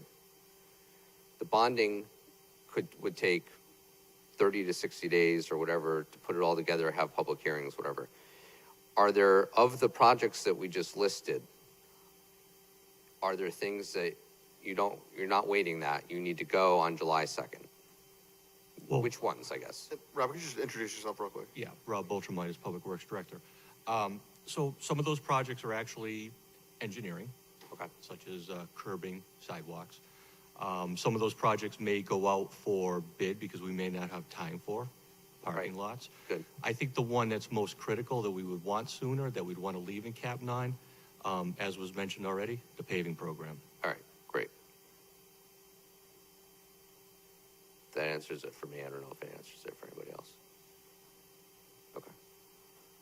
Okay, any other discussion on the motion? Well, we have to adjust. I'd even just withdraw it and redo, because we want to, Okay. I'm withdrawing the motion. Let's put stuff in cap and non based on Mr. Reynolds's list. That's the 200,000 that they let go, I think. I'm sorry. I'm recommending that Mr. Reynolds start with his list to add to the cap and add to the left. So Add to the left. items that we would add to the left before we Add remove. to cap and non. Add to cap and non. So so far what we've talked about was the 165,000 for the computers. We talked about the 180,000 for the cameras, although Councilor Fishbein did say that he would be in favor of bonding those. The additional money for the outfitting of the police cruiser, which was like 132,000. And the way that I kind of sort of figured this is, and so those would be the things so far to add, okay? And then the way that I would see it is like if it's 1.7 from the electric division, I would say that we could use that as a cap. We have 2,090,000 in there, but we're using 300,000 of our own money in the cap and non. So if we just isolate the 1.7 from the electric division, if we kept the townwide paving and then added the police car, the computers, that gets it up closer to 1.5. 300. Then if we add 180K for the cameras, that gets it up closer to almost 1.7. And then whatever, the smaller elements of this, would be curbing replacement and such. And then the remainder we could recommend a cut to be bonded. And that would include the downtown parking lot, the library parking lot, the lighting upgrade at Doolittle, and 325 North Main Street, I believe. I'm doing backwards math and it's late, so.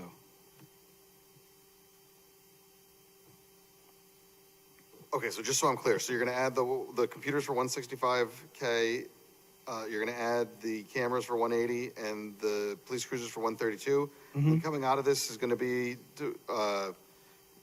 being eliminated from this is gonna be the downtown parking lot, 325 North Main, the library parking lot, and the Doolittle lighting upgrade, correct? I think that offsets the cost, yeah. Okay. Okay, so that's the motion, correct?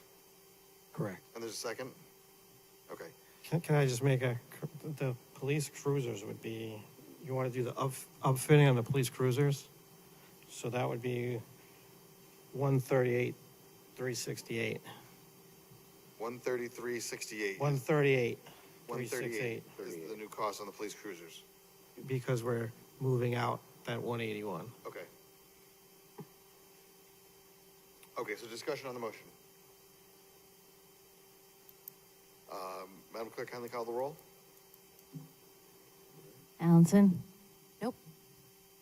Carmody? Yes. Fishbein? Yes. Laffin? Yes. Regan? Yes. Reynolds? Yes. Tata? Yes. Testa? Marone? I vote yes, and the motion passes. Okay, other motions on the budget. Can someone send me that motion tomorrow? I don't have that. I didn't get all that one, so. Mr. Reynolds, you want to send forward that to the comptroller? The motion? No, just the motion. Yes. Yeah, just the last one. Okay, other motions on the budget? Well, Good. so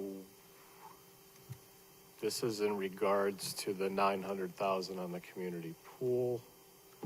That's still outstanding.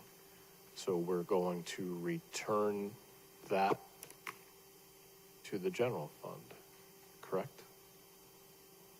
Yeah, why to the general fund, though? Put it where you want. I mean, we've got that 900,000, we've got the project coming up. We're able to bond, I'm assuming that this is acceptable use, that we bond the entire program. Right. Since it's, a tenth of the cost, maybe. Well, look at it this way, we've chosen to use up, Wait, yeah, hang on. I'm sorry, I finished your, I apologize. I did, sorry. I was waiting for Craig to. all right, Mr. Laffin, go ahead. As mentioned earlier, I think the concept is to return the 900,000 from the pool to the general fund and then increase the dependence on the general fund in the revenue line and reduce the revenue on taxes by 900,000. So you're treating the 900,000 like new money, even though it's been in the general. I'm going to increase the okay. general fund. Okay, so that, We use it, but that's how we're offsetting the tax increase Got it. by dropping it into the general I didn't know fund. where you were putting it. Because I'm trying to find ways to drop the tax increase. so you're really not adding it to the general fund. So you're adding it to the revenue that motion would be a transfer in, revenue transfer in. fund. Right. Yeah. So I ran a report earlier today. So it's showing 952,895.03, but there's 29,000 of encumbrances. So I'm assuming that's the rest of the bill for the architect or whatever. Okay. So right now I'm showing 923,130.84, but I would just make it 923,131 and I'll transfer Okay. The penny, we don't use pennies in the, Right. in the budget process. And so the appropriate motion would be to transfer that to the general fund? So correct. So your entry would be, so you can leave all these cuts these motions you made, they've been one-sided, so obviously the difference is gonna be to the taxes. So I would just make a motion to transfer in from the community pool the 923,131. So moved. And that will reduce taxes by that amount. So moved. Second. Okay, discussion on the motion. Councilor Fishbein. Aren't we in effect then using reserves, because this is a reserve account, for operation expenses? We're softening the blow of the other increases. But in effect, Yeah. we are increasing the fiscal cliff that our comptroller has warned us about. Not here. repeatable next year, Oh, I know, and Yeah. that's the problem. So but it won't be as much next year. we don't know what next year, but anyway, you know, I guess the other thing we could do with that money, because if I recall correctly, that's the million that we diverted from going into cap and non. So I don't know if it was the exact, there was one budget where It wasn't. you guys, I think it was two different budgets. Yep. But this budget, you guys, the entry was transfer out of $1 million to the pool fund. So Yeah, but- basically, you would just be undoing that. You're sending it back. Sending it back. But, well, so that came out of reserves, is what you're telling me? Come on, ARPA. The $1 million? Yeah. I don't, it didn't come from, it came out of the whole budget. So that was an Either expenditure. came line. out of a diversion from cap and non or ARPA. The It came out of ARPA? diversion was in the $1 million? 2020, and the pool money was the following year, or 2 years later. Yeah. The diversion was 100% 220 because it was COVID, and Chris Shortell, and it was part of Councilor Tata's trying to get to zero. That was definitely 220. 2020, sorry, I keep saying 220, 2020. All right, so They're separate. So the motion was made and seconded then on resigning that to the budget. Any discussion on the motion? Madam Clerk, kindly call the roll. Allenson, Yes? Carmody, Yes. Fishbein, Laffin, Yes. Regan, Yes. Reynolds, Yes. Tata, Yes. Testa, Marone. And I vote yes, the motion passes. All right, other motions on the budget. So I have one. I'd actually like to revisit the cuts page for the nonprofit social services. I wanted to cut. I think some of these, I think you can make cuts here that are pretty undramatic. I would suggest including the America 250, the Center Street Cemetery, and then all the lines associated to WCI. So it's 78 for America 250, 25 for the Center Street Cemetery, 50, 100, 115 for WCI.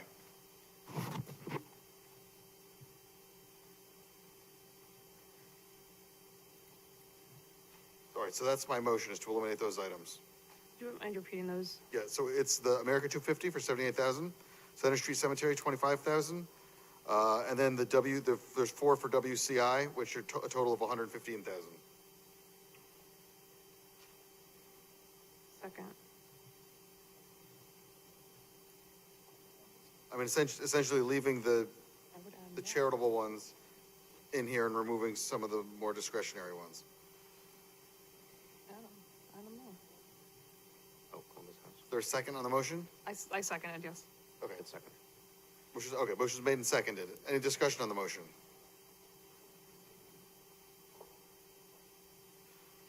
Okay, Madam Clerk, kindly call the roll. Allenson, No? Carmody, No. Fishbein, Laffin, Yes. Regan, Yes. Reynolds, No. Tata, Yes.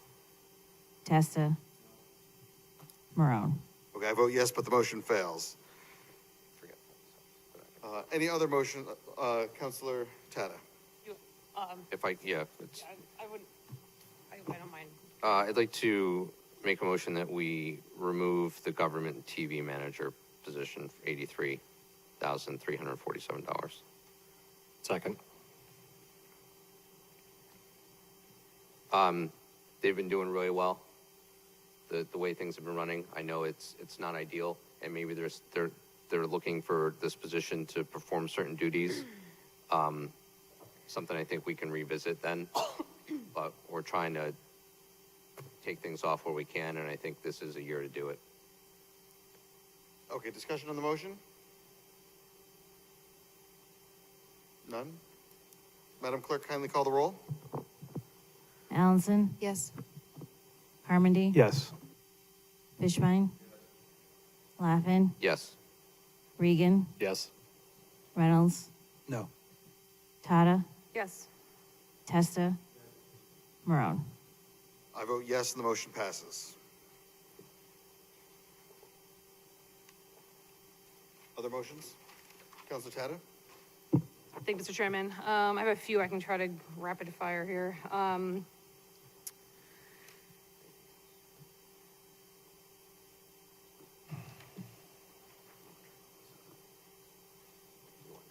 gonna make this as one motion. I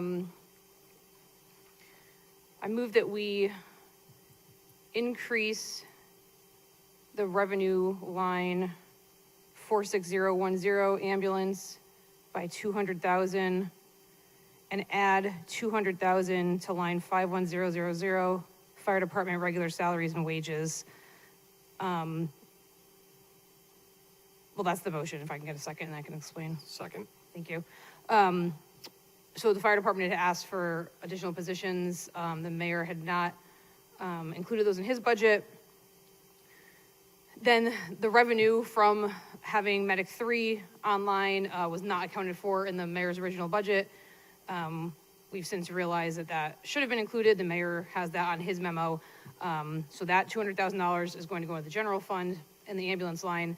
But I think it would be fair to also add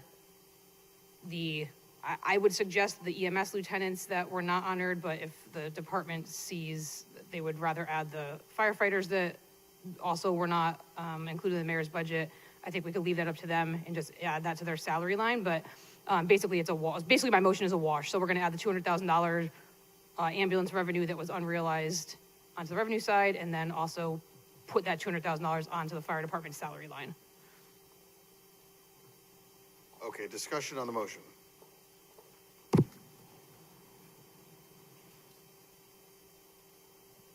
So the increasing the salary line by 200,000 though is going to give you how many officers? Like one and a portion? No, I believe if we start if it were to be the 3 EMS lieutenants, if we started that January 1st, which is where the other one that was honored will be starting, I believe that $200,000 would be more than enough to get you through the fiscal year. Okay, so with the encumbrance, so what's the, On them to figure out. It's, yeah, I've done the math, I could look it up for you. I believe that more than covers it, including benefits. okay, no, actually, I think we've talked, I'm all set. Okay. Okay, thank you. Any other discussion on the motion? All right, Madam Clerk, will you kindly call the roll? Allenson, Yes. Carmody, Yes. Fishbein, Laffin, Yes. Regan, Yes. Reynolds, Yes. Tata, Yes. Testa, Marone. Motion is unanimous. Thank you. My next motion.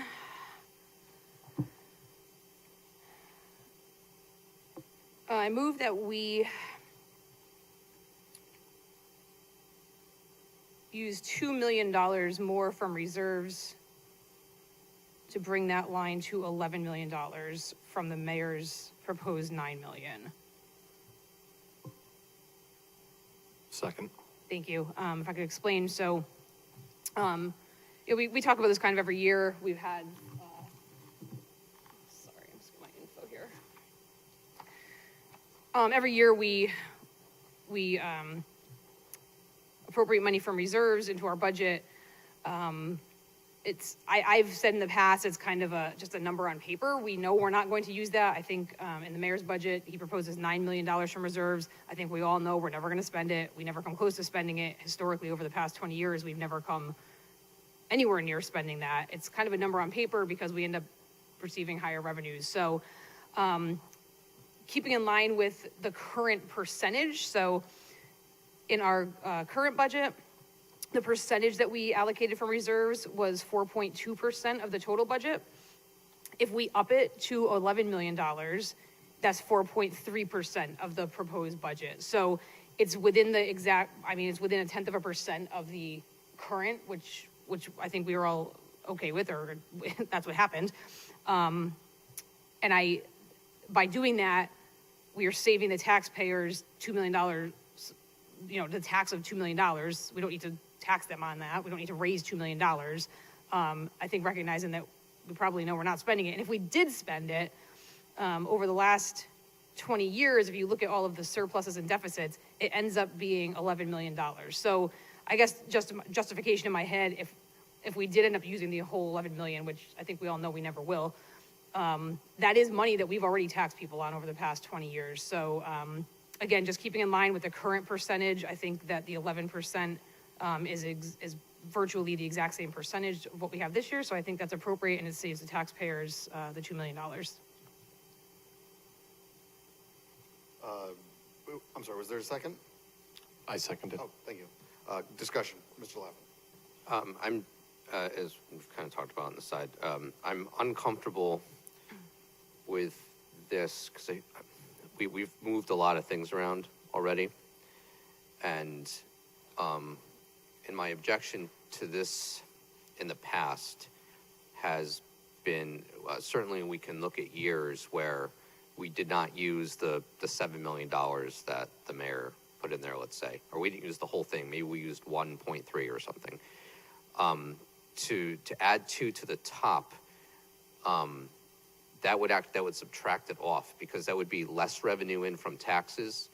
So it would be a greater spend on the general fund. Because what this does is this eliminates the action of raising $2 million from taxes that we're still planning on spending. So it in a sense will pay down the general fund. And so I'm not comfortable with that, as I have not been in the past. I know I've made a lot of other compromises and gone against other things I've argued about in the past, but I think this one I'm just not comfortable with. And we were already going to we already are making adjustments with the pool fund shifting over and things like that. I'd rather pass on this one for me this time. Thanks. Anyone else? Mr. Fishbein? Yeah, I mean, as with, the $900,000, I think we're already dipping into reserves for operating expenses, and that's just it's a path that we should not be doing. We're very fortunate in our town that we have, the electric division, the cap and non-recurring. Other towns have to bond that stuff every year, right? So their debt service already going into their budget already has that baked in. We're very unique in that we can do that, once every 10 years. We're already doing that, and then some. So I just think this is a bridge too far at this point. So thank you, Mr. Chairman. Thank you. Councilor Chada? Thank you. If there's one thing I hear the most, it's people say, they want to use, why don't we use the rainy day fund? Why don't we use the general fund? Why is our general fund so high? And then, we have an explanation for that, and we like it for the bond rating, and, certain things are allocated for certain things. But again, this year, this is the people's money. We already tax people on this money. We have $11 million that we overtaxed them over the past 20 years that's sitting there. I don't see a problem this year in giving them back $2 million of that. Thank you. Anyone else? Mr. Testa? So refresh me on what is currently proposed. Yes, the mayor. No, not your motion, I meant.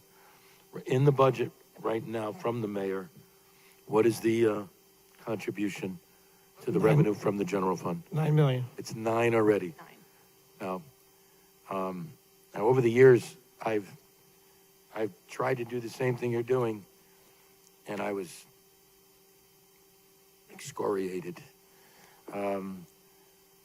I wanted to go to 6 from 4. Each year it was different, you know. But my argument was always, it's not, the philosophy doesn't work anymore. The philosophy argument doesn't work because every year we do it. The past mayor used to say, it's irresponsible to use reserves for operating expenses beyond what I'm suggesting. Beyond what I'm suggesting. And I said, well, it's just a matter of scale. It's not irresponsible. It's just you're only comfortable with 4 this year or 5. And then we would see the surplus and so on and so forth. I'm not against this in principle, because if ever there was a time we have to do everything we can to try to offset that tax increase, this would be the year. But we've never done anything to this level. That's a lot of money that we are, and I'm not so much worried that we're going to drain our reserve account, because we can't do this every year if we use it.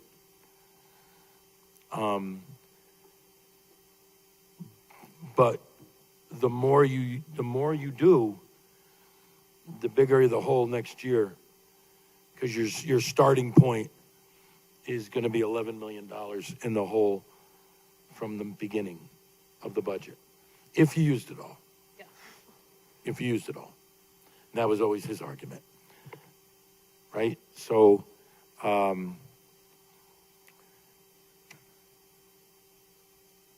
I would just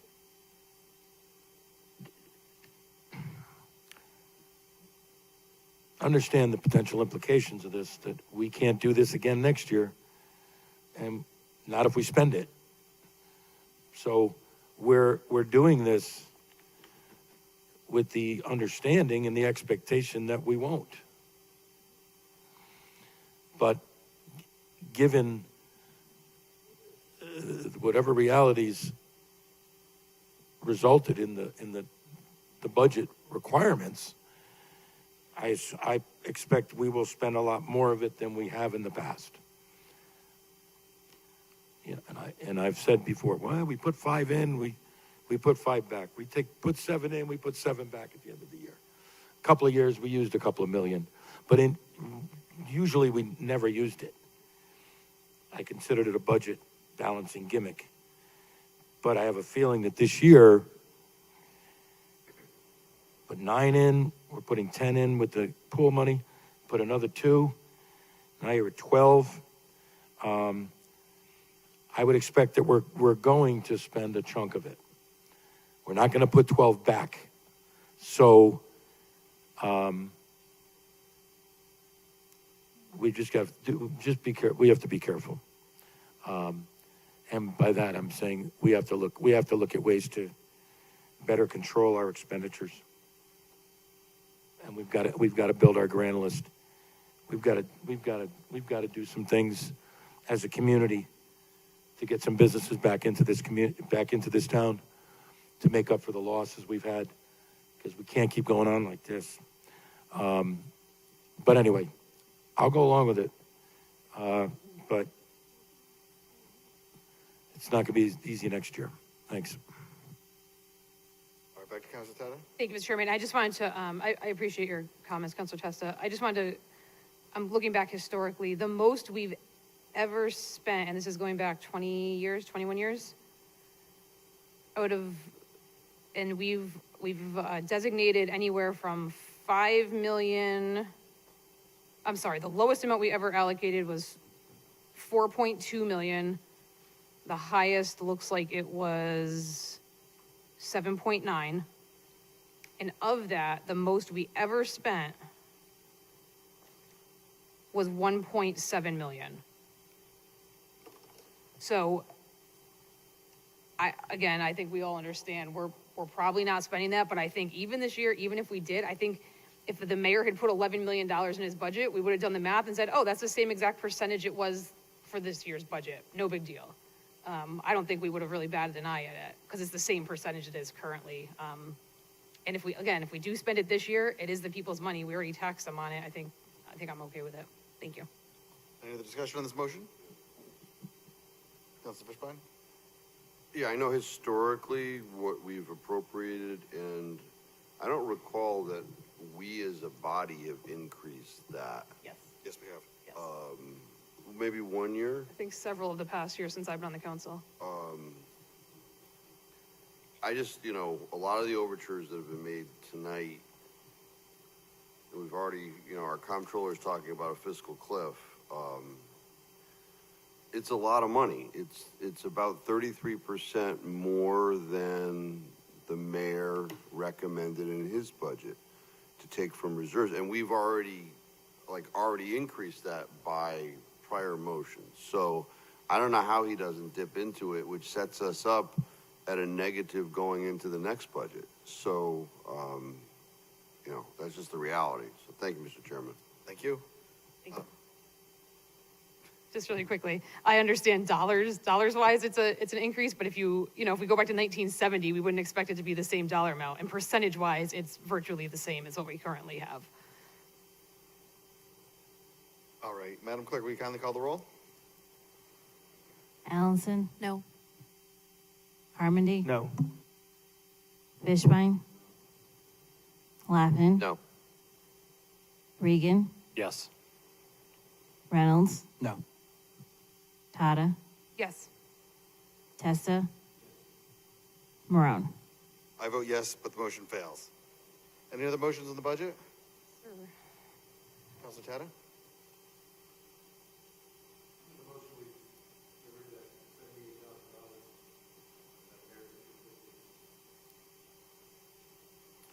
Okay, I'll second that. Any discussion on the motion? We'll take a voice vote. All those in favor signify by saying aye. Aye. Aye. Opposed? Okay, I think I counted 2 noes. So if that sounds appropriate, then the motion passed. Mr. Chairman, I move we remove the $5,000 from literacy volunteers. Second. All right, the $5,000 from literacy volunteers was moved to be eliminated. Mr. Senate? Make a motion for the rest of the sheet that we provided you for the police cars. So it'd be the 5,000, the 6,000, and the 181. Yes, so I move that be accepted as submitted. Okay, and the literacy volunteers on there. And the Okay, literacy perfect, volunteers. perfect. So the motion is made and seconded. Any discussion on the motion? All those in favor signify by saying aye. Aye. Opposed? Abstentions? Motion carries. Additional motions on the budget? Councilor Tata?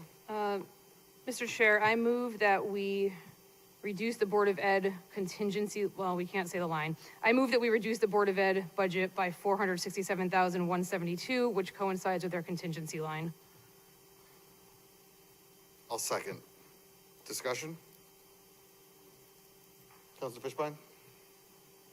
I mean, I take the same philosophy as I did on the general government side. I mean,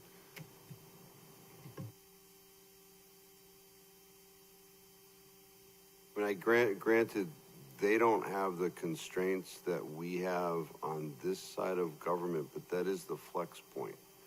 So, I think I'd be open to reducing it, but wiping it out, which actually, you're not wiping it out. I mean, they get a block grant.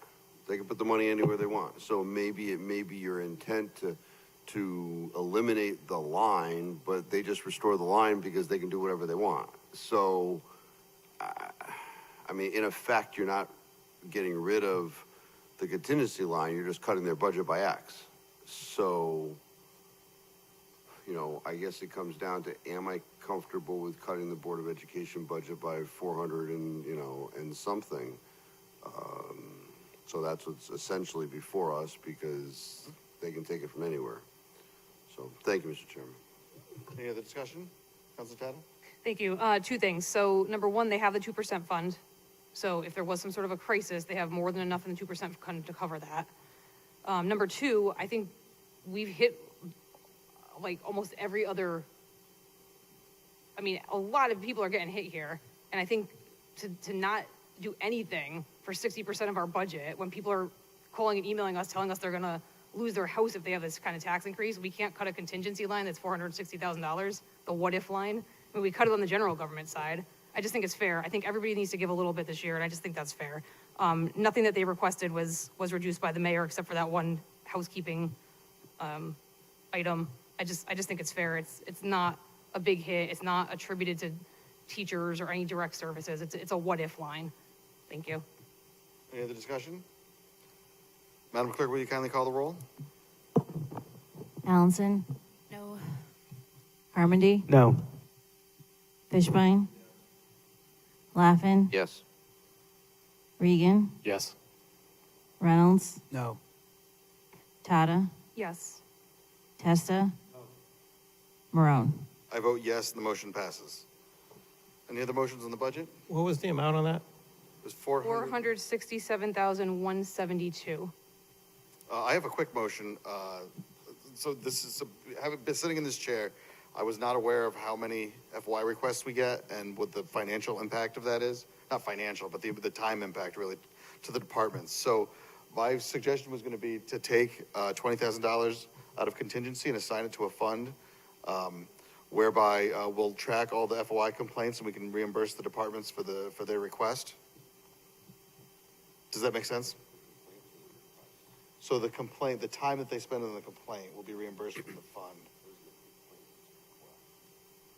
Request. That's fair. That's fair. If I may, Mayor? Mr. Chairman, several months ago, I actually did a survey of the departments to see what the impact of FOI requests had been. And I'm happy to resurrect that survey, perhaps update it. I think the administration could look at a program and, you know, perhaps we don't need to fund it, but I'm happy to have further discussion with the council about creating some kind of program to track the impact of FOI on the department heads. Okay, you know, it's all public record, right? So it might be a good way to track it and put it in a public place so people can have an idea. Okay, so I'll withdraw the motion. Any other motions on the budget? Councilor Tata?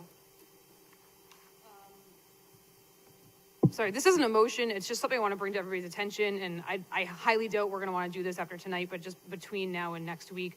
One resident had asked us about different taxing districts or things we could do similar to that. I think we kind of realized in our scenario that wouldn't work currently, but there is a law on the book that some towns are looking at where it's a phase-in of the property taxes due to reval. I can email the law to everybody just so you can read it over.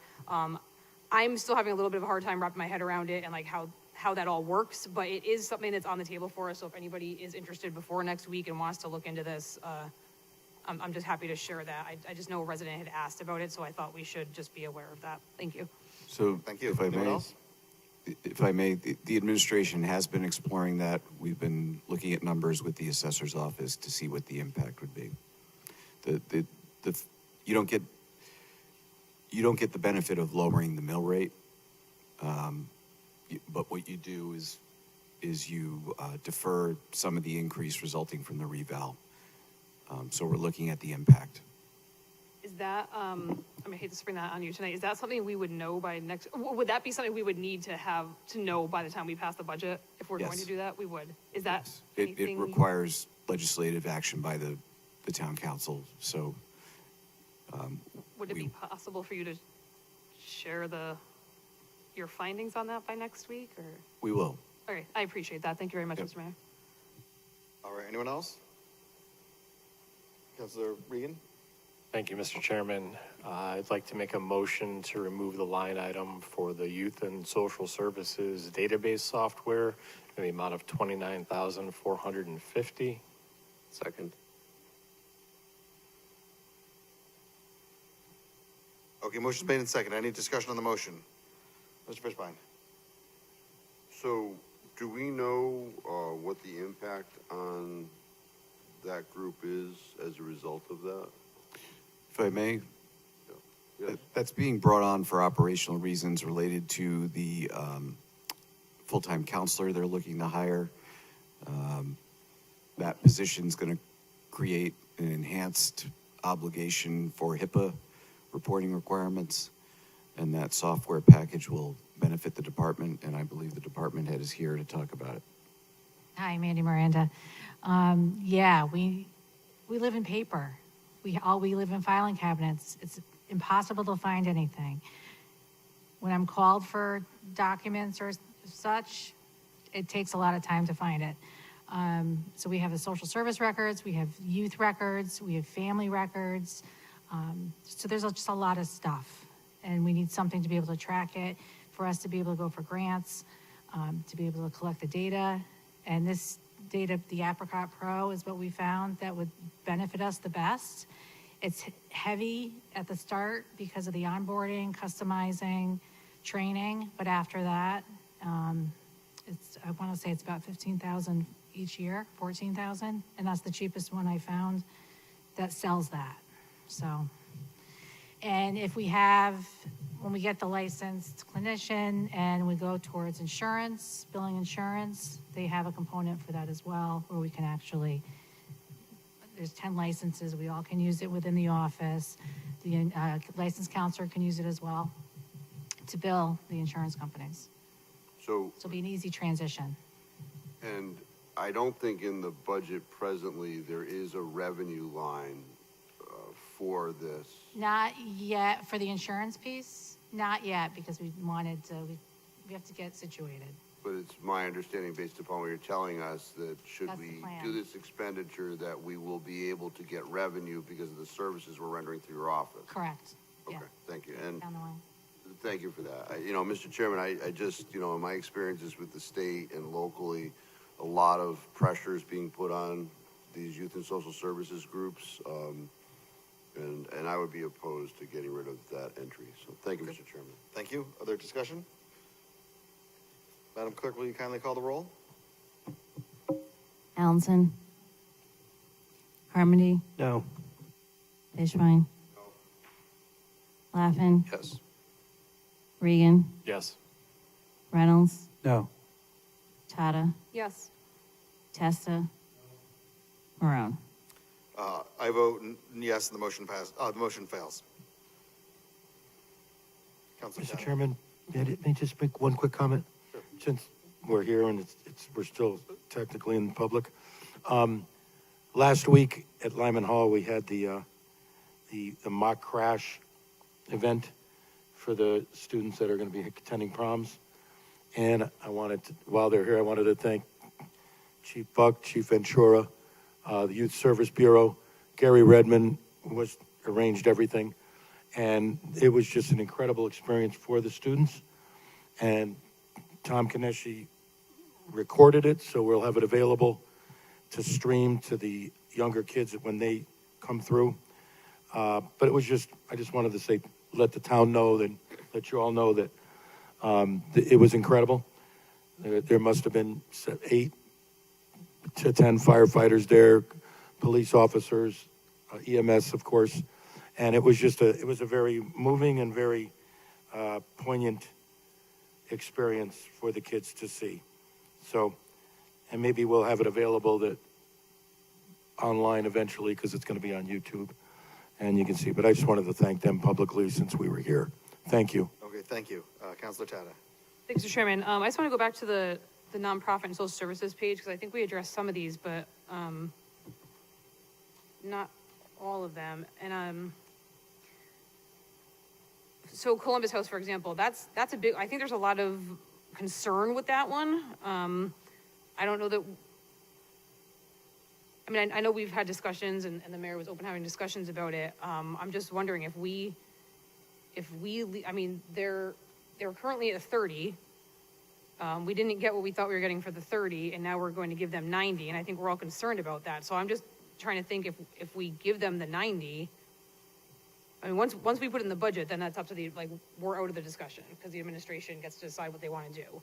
So I'm concerned about giving $90,000 there. I'm concerned about the increase to the library, only because a big rationale for their increase was that they were giving their employees a raise in the area of 4%, I believe it was, and we are not doing that for our own town employees. So I have a problem with giving that much money when we're we're saying we're not filling positions on the town end, and we're usually not giving 4% raises. The others that we haven't addressed, I mean, I would be good with flat funding everything, knowing that we're gonna have hopefully a larger conversation, but I guess my big concerns right now are, yeah, I mean, I guess I would make a motion that we flat fund any of the social services we haven't already addressed. Yeah, I guess that would be my motion, because that would address Columbus House Okay, also. wait, so let's be specific though. So you're talking about flat fund, so just name the ones you want to Okay, flat fund. well, Is Columbus House? Well, we already addressed. Let's see. Yeah, so it would be Senior Center, Center Street Cemetery, Columbus House, Glow, Library.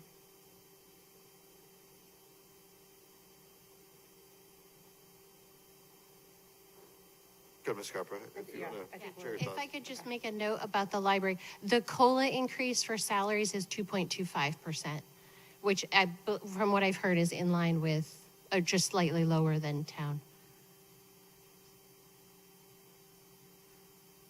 Thank you. Mr. Fishbein? You know, I concur on the concern about Columbus House.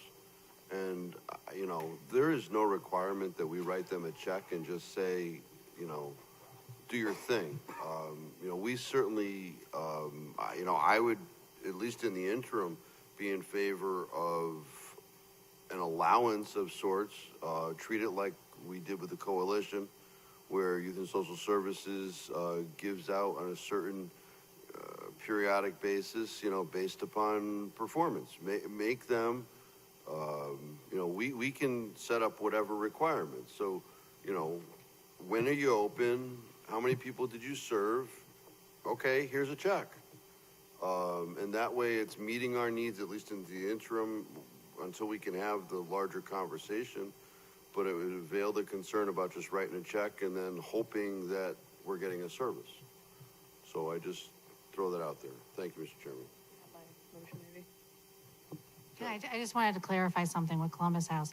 The 30,000, I believe that you mentioned, that was specifically for the family units. It had nothing to do with the emergency shelter piece for the adults.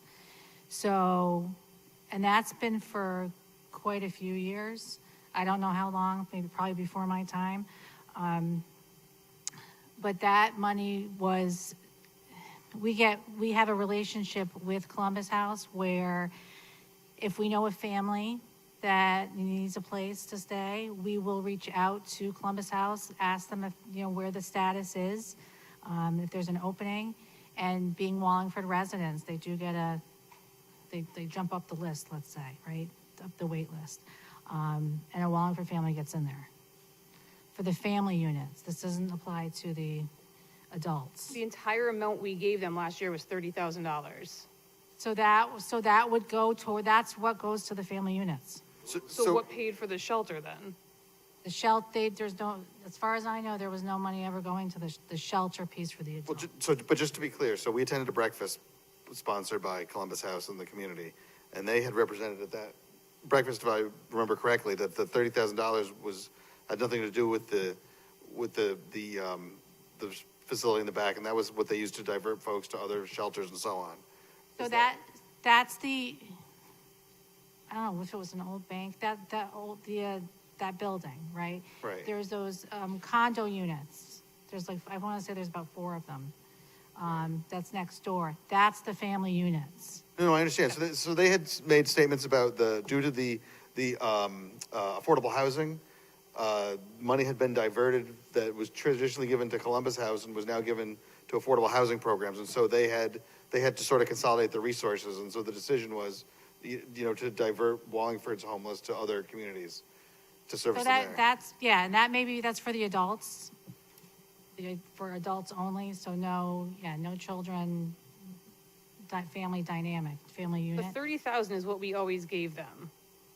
Now it's 90,000, and we were told that the family units, the condos in the back, were completely donated. The 30,000 was to run the shelter, and then they couldn't run the shelter for the 30,000, which is why we're at the 90,000.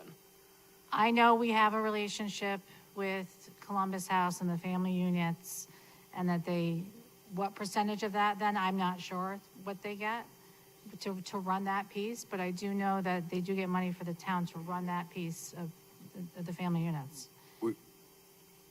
I was advised the same, that the $30,000 base is what allows them to operate those four townhouse units.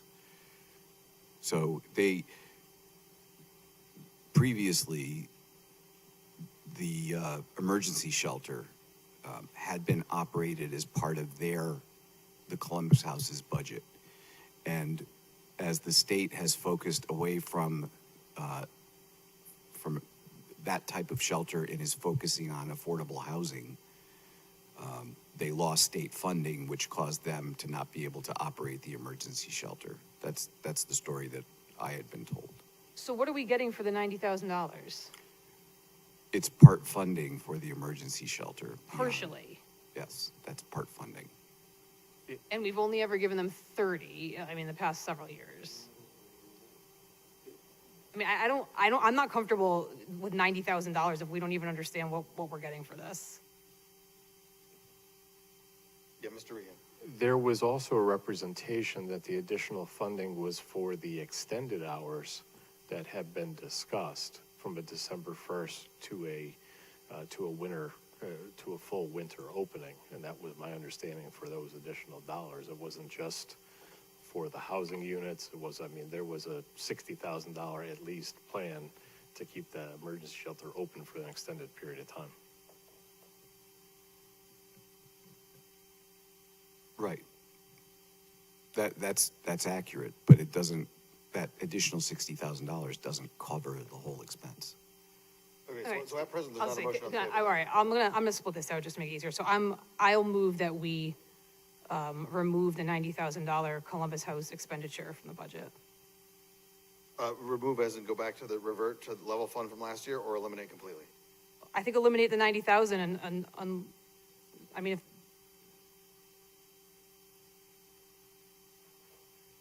No, let's go back to the 30. All right, so I'll make a motion that we allocate $30,000 to Columbus House rather than the 90. Is there a second? I'll second. Discussion? Mr. Laffin? Can we get like actual information? We don't have any backup from the Columbus House. Can we get like a definitive, this is it, 100%? If we remove this next Tuesday, it's small enough that it wouldn't change the mill rate, right? Like, it's a rounding error. So if this is the one we leave, I think it's fine. We could also fund it or, put it in the budget and then continue conversations for either better understanding or contracts or something along the lines of what Councilor Frischbein talked about, and the mayor, working with the mayor, he can choose not to spend it as long as we have it kind of available. But I would vote no on this tonight, looking for more information and confirmation, because a lot of what I heard tonight is not what I've understood or explained it to people. Same. So I'd be okay reverting it back to the level funding and then, make another appropriation at a later date. I think sort of the same argument, but I guess trying to keep the ball in our hands. Any other discussion, Councilor Fishbein? Everything that's already, I'm not going to reiterate, but even at the 30,000, I want to know I'm getting a service. Yeah, agree. So I have no problem, direct the law. I don't want to direct anyone, but empowering the law department to reach out to them to say, hey, it's not that difficult to put a contract together. So in exchange for X, we will get Y. But just throwing $30,000 at something that we don't know based upon the past experience that we're actually going to get a service, I think is irresponsible. And it potentially negatively impacts the community. I'll tell you, I think I mentioned before, when I did the 211 tour, and we started in Rocky Hill, and the scenario was somebody's homeless in your community, we didn't end up in Wallingford. We ended up with representations. I ended up at the homeless shelter in Middletown. And, I was told that people from Wallingford, go to Middletown, right? So I think there's a lot of questions here. But I would be I'm okay with appropriating $30,000, but I really think, the administration should be through the law department reaching out to them and we should have some sort of contract. So thank you, Mr. Chairman. Thank you. Any other discussion? All right, so Madam Clerk, we call the roll on reducing that line to 30,000. Allenson, Yes. Carmody, No. Fishbein, Laffin, Yes. Regan, Yes. Reynolds, No. Tata, Yes. Testa, Marone. I vote yes, and the motion passes. Any other motions on the budget? Yeah, I just want to finish up on this page, if you don't mind. So just the other one, I just wanted to, I just pulled up the libraries. I'm sorry, Ms. Scarpa, you were right. The 4% I was referring to was the library's budget increase was a 4.6% ask, which was granted. Where I was talking about the salaries was there's a line that says salary adjustments for staff members currently making below 90% of the market ratio. That was part of the, their proposed budget, and that's where I was thinking that I don't think we do that for our own employees, but the entire increase was 4.68%. The library has $4 million in reserves, and we're giving them a 4.68% increase. And I think with what we're doing on the general government side, we're talking about not touching Board of Ed, I think everybody needs to take a little bit of a hit. And if you've got $4 million in reserves, I think that we could probably flat fund or maybe reduce the increase a little bit, and they would still be okay. So I'll make a motion that that we reduce the library's amount by $150,000. If you have it right in front of you, can you tell us what the increase was in dollars? Yes. Do the math, I'm sorry.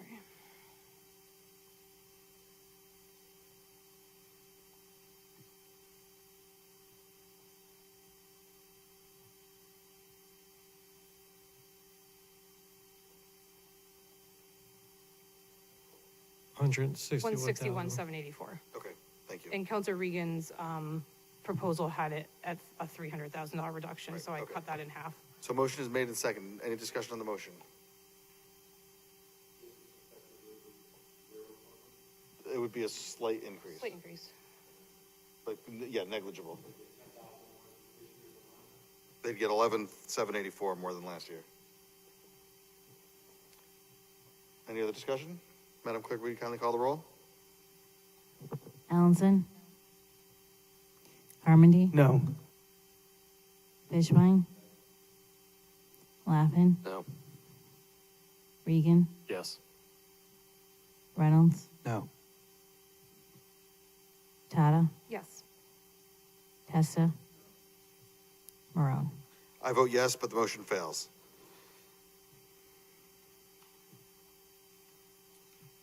All right, any other motions? Going once, going twice? Seeing none at 12:19 a.m. This meeting is adjourned.